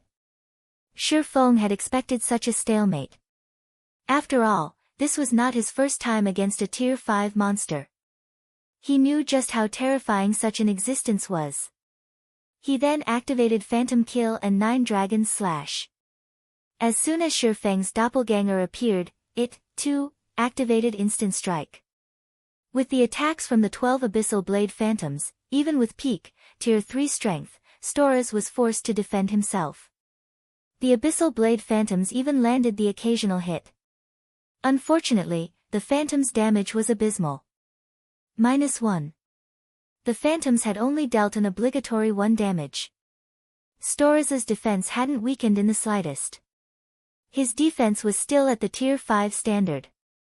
Just scratching Storrs was impossible, much less inflicting heavy injuries. Stop wasting your energy. A measly mortal like you can't harm me even if I stand here and do nothing. Ridicule filled Storrs' gaze as he looked down at Shifeng. No. That's not right. As Shifeng began to despair, he realized something. If Storrs had the defense of a Tier 5 existence, why had the Demon King defended himself? If his attacks had been useless to begin with, Storrs wouldn't have had to dodge or block his attacks. The Demon King could have stood there as he waited for 10 seconds to pass. Moreover, his promotion quest's clear condition was to seal Storrs. This showed that Storrs had some sort of weakness. As long as he found that weakness, he could seal Storrs. Hence, Storrs defended himself. Omniscient eyes. Sure enough, there is a weakness. Shifeng immediately discovered a hidden magic array over Storrs' heart. Currently, some kind of power suppressed the magic array. It resisted the golden chains around Storrs' body, preventing the chains from exhibiting their greatest power. Damn it. Has he found it? Storrs' gaze turned chilly when he noticed the magic array's surface in Shifeng's eyes. Hurriedly, he pulled away from the swordsman. As long as he survived for 10 seconds, he could deal with this pest even with the magic array's suppression. You want to run? As Storrs retreated, the Demon King confirmed Shifeng's suspicion. Divine steps. Immediately, 10 doppelgangers surrounding Storrs. With Shifeng in the lead, the 10 doppelgangers swung their swords at the Demon King, their target being the magic array over his heart. Die! Suddenly, Storrs went berserk as he thrust his spear at Shifeng and his doppelgangers. The spear had a longer reach than one-handed swords. Before Shifeng's swords could reach the magic array, his spear would penetrate Shifeng. With Shifeng's attributes, he only needed one attack to kill the swordsman. Very quickly, Storrs stabbed Shifeng and all 10 of his doppelgangers, revealing a vicious smile. However, the doppelganger directly behind Storrs, which had already been stabbed numerous times, revealed a smile, the killing ray in its hand abruptly piercing Storrs' heart. Illusory shadow. Killing ray passed through Storrs' heart and destroyed the crystal that suppressed the sealing magic array.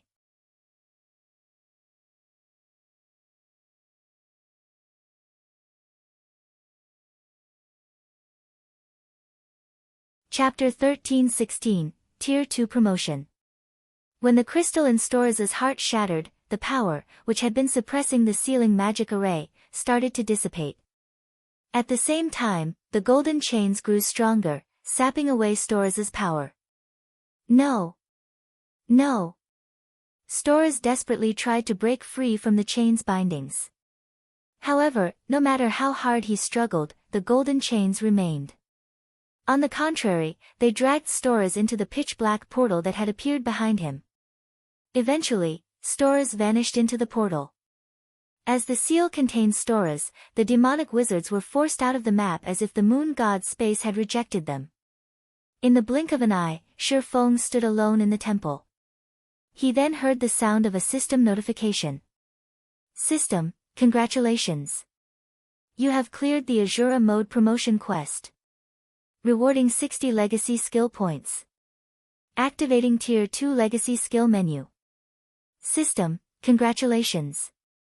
You have been promoted to a Tier 2 Blade Saint.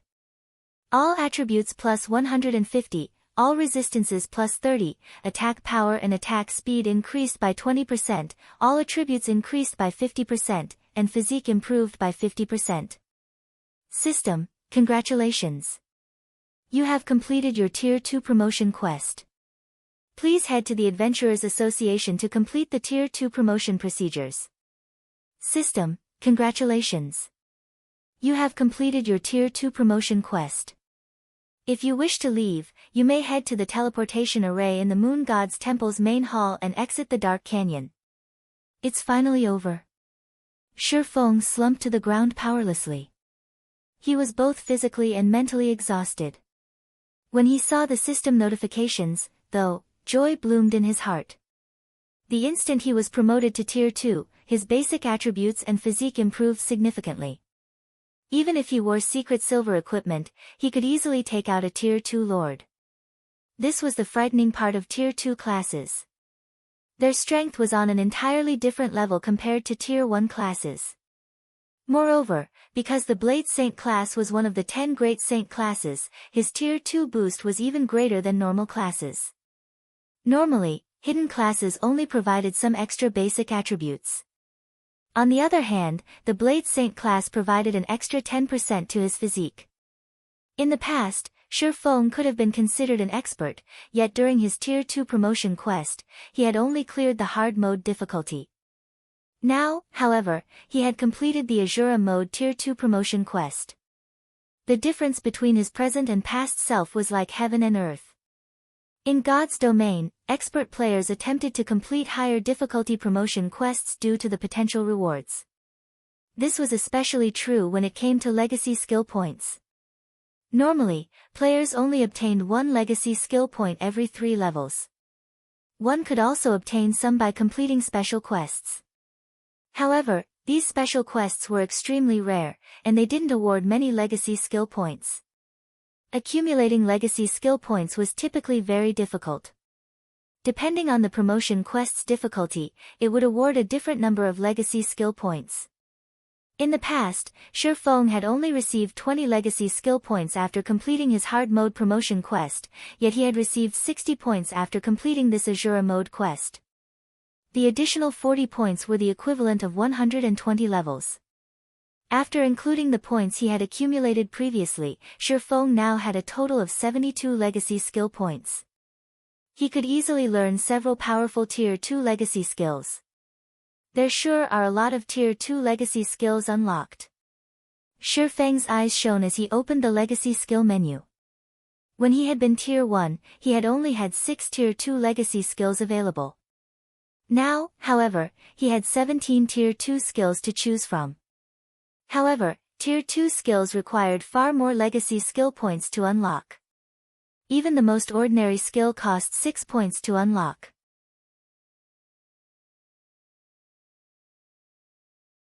That was 3 times more than ordinary Tier 1 skills.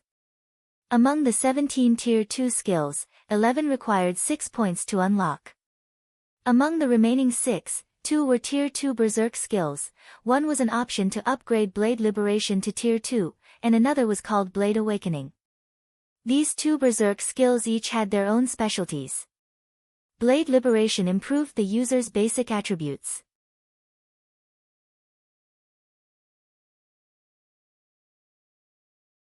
As for Blade Awakening, although it provided a much lower bonus to the user's basic attributes, the skill improved the user's physique.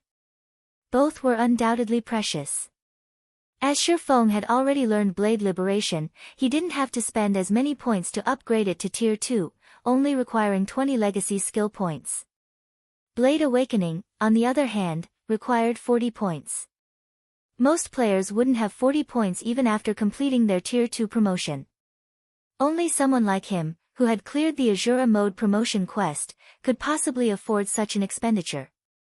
Without hesitation, Feng learned both Berserk skills, spending all 60 legacy skill points he just earned instantly.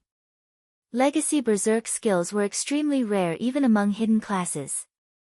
Not many hidden classes possessed such skills. Moreover, legacy Berserk skills could stack with non-legacy Berserk skills. They were must-have legacy skills as they could save his life during crucial moments. Blade Liberation had already saved his life many times. He had decided to spend the points to upgrade it due to how much time it took to increase his proficiency with the skill. He did not have the time to wait for the skill to reach Tier 2.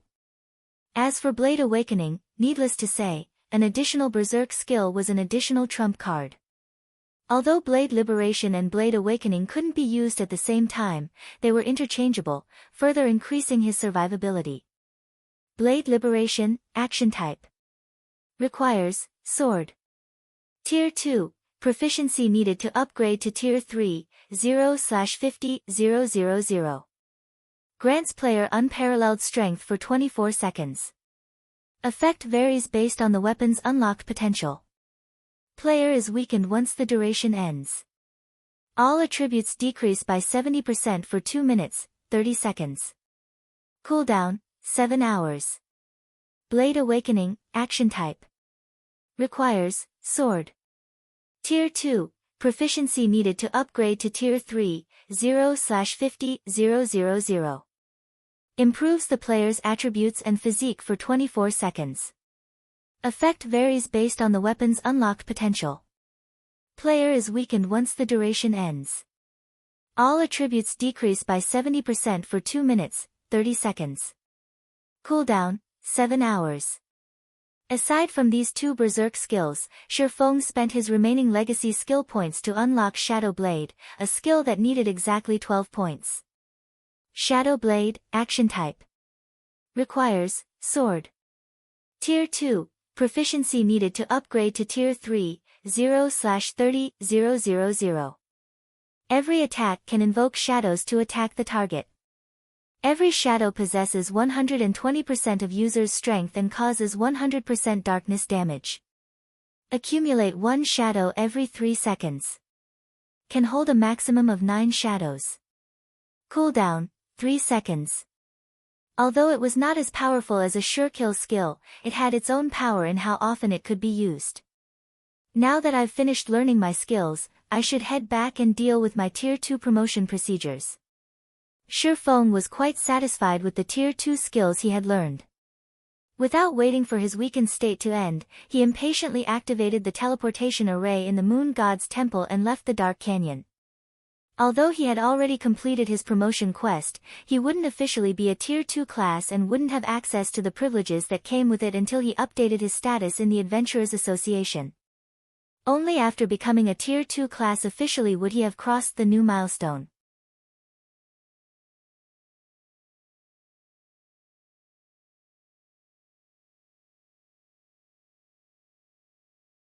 Chapter 13-17, White River City Promoted. White River City, Teleportation Hall. Shortly after Shifeng arrived in the teleportation hall, the system notified him of a communication request from Blackie. Guild leader, you're back. Have you completed your promotion quest? Blackie asked eagerly. Only a few people in the guild knew that Shifeng had challenged his promotion quest.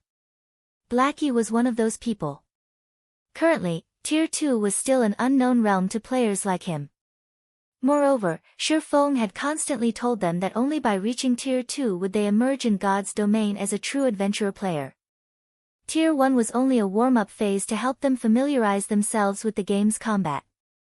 Unlike the Tier 1 promotion, not every player would complete their Tier 2 promotion. The fact that Shifeng's class was a hidden class meant that his Tier 2 promotion quest would be all the more difficult. Although Blackie trusted Shifeng's strength, the guild leader had previously mentioned that he would need at least 5 days to complete his quest. However, Shifeng had emerged long before those 5 days were up. Hence, Blackie was surprised to see his friends so soon. I just need to register with the Adventurers Association, Shifeng said, nodding. But since you've contacted me, has something urgent happened? Yesterday, a particular group of people showed up in the battle arena, and they've been challenging various experts constantly. Even now, those players are undefeated. They even defeated the previous champion. The group then issued a public challenge against Zero Wings experts. But we've run out of qualified experts already, Blackie awkwardly explained. Run out of qualified experts? Shifeng asked, did you lose as well? Hmichum. The group's assassin defeated me. That player was too fast. Even I had trouble keeping up with him. Eventually, the assassin whittled me down, Blackie said reluctantly. This is interesting. Do you know their in-game IDs? Shifeng asked curiously. Blackie might not have much combat talent, but after training for so long, he had become extraordinarily strong. With his powerful weapon and equipment, ordinary peak experts should not be a match for Blackie, yet he had been defeated. Clearly, their opponents couldn't be underestimated. The assassin must be a well-known expert in God's domain. We only found out one of their IDs. You've met the player before. It's that evil fire kid that fought in the friendly competition. His in-game ID is also Evil Fire. He's the group's leader. As for the others, they've been wearing black cloaks, keeping their names hidden, Blackie said. Evil Fire? No matter how hard Shifeng racked his mind, he couldn't remember an expert named Evil Fire from the past. However, the fact that even Evil Fire's companions could defeat Blackie proved that they weren't a bunch of noobs. I got it. Notify Aqua and have her deal with the group for now. I'll head over once I'm done here. Understood. Blackie then disconnected the call and contacted Aqua Rose. Meanwhile, Shifeng rode an advanced horse carriage to the Adventurers Association. Adventurers Association. As more leveling maps were discovered around the White River City region, the Adventurers Association had become one of the 4 most frequented spots in White River City. Countless players gathered in the association every day to pick up quests that increased their reputation with the association and offered high rewards. Upon entering the splendorous building, Shifeng was greeted by the sight of long lines of players queuing up for the quest counters. Plenty of players also loitered as they formed parties or drank and chatted in the association's bar.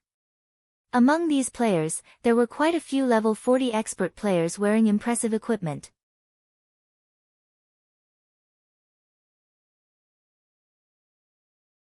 Even the most inferior piece these experts wore was level 40 secret silver equipment, with the majority being level 40 fine gold equipment. Normally, one only encountered such a commotion in the Adventurers Associations in Empire's capitals. The quests in the Eclipse Gate this time are awesome. Did you know, my party made a huge profit from a single quest. It's a pity that the team from the Rhine Kingdom snatched the rare herb stalks.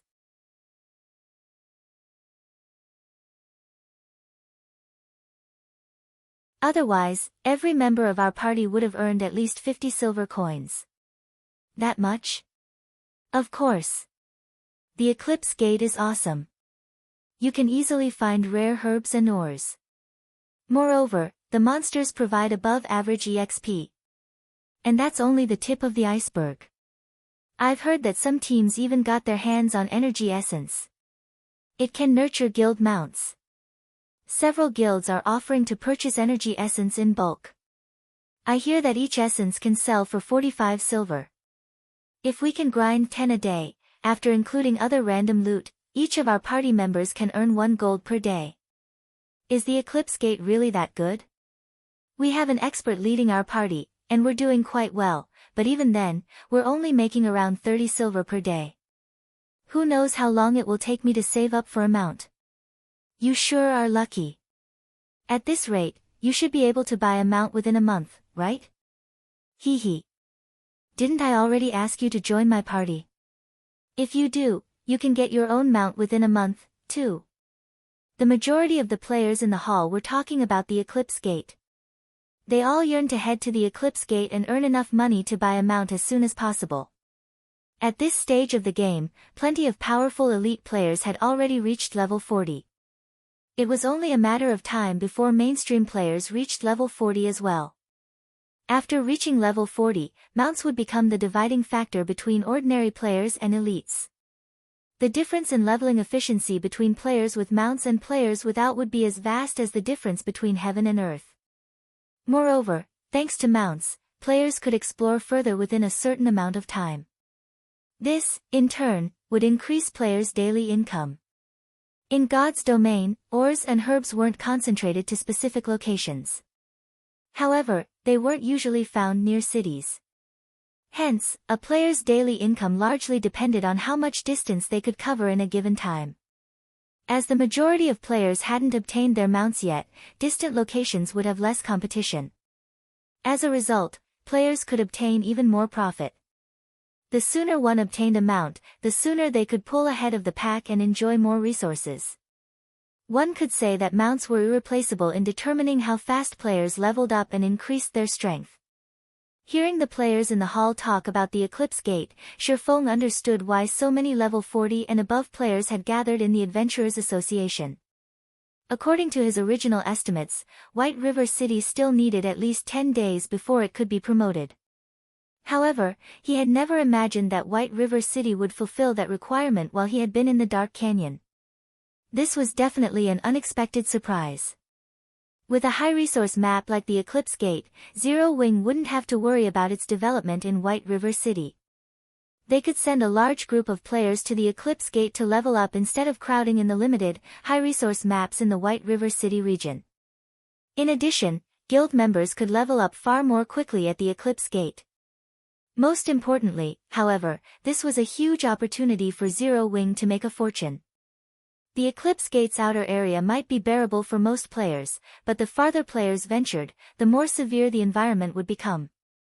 At the same time, players would encounter more resources and bosses. The drop rate for energy essence would also increase. If players wanted to obtain these resources easily, they first needed to increase their ice and fire resistance. After activating the Eclipse Gate, Star Moon Kingdom descended into madness in the past as players delved farther into the area. The various large guilds had frantically purchased various potions and equipment that increased ice and fire resistance. These items' prices had inflated crazily.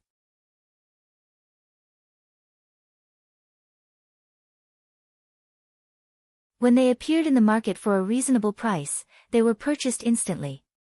Shortly after Shifeng reached the Adventurers Association's second-floor VIP lounge, an elegant NPC senior administrator entered the room. "Lord Protector, how may I serve you today?" the middle-aged man asked Shifeng respectfully. "I wish to complete my Tier 2 promotion procedures," Shifeng quietly announced. "You're tuning in to the Blissful Bookshelf YouTube channel. We're so grateful for your support, and don't forget to subscribe to join us on this incredible journey through captivating stories. Your generosity through donations truly makes a world of difference, as it's the primary source of revenue that allows me to expand and enhance this channel for you. Thank you from the bottom of my heart for being a part of this adventure."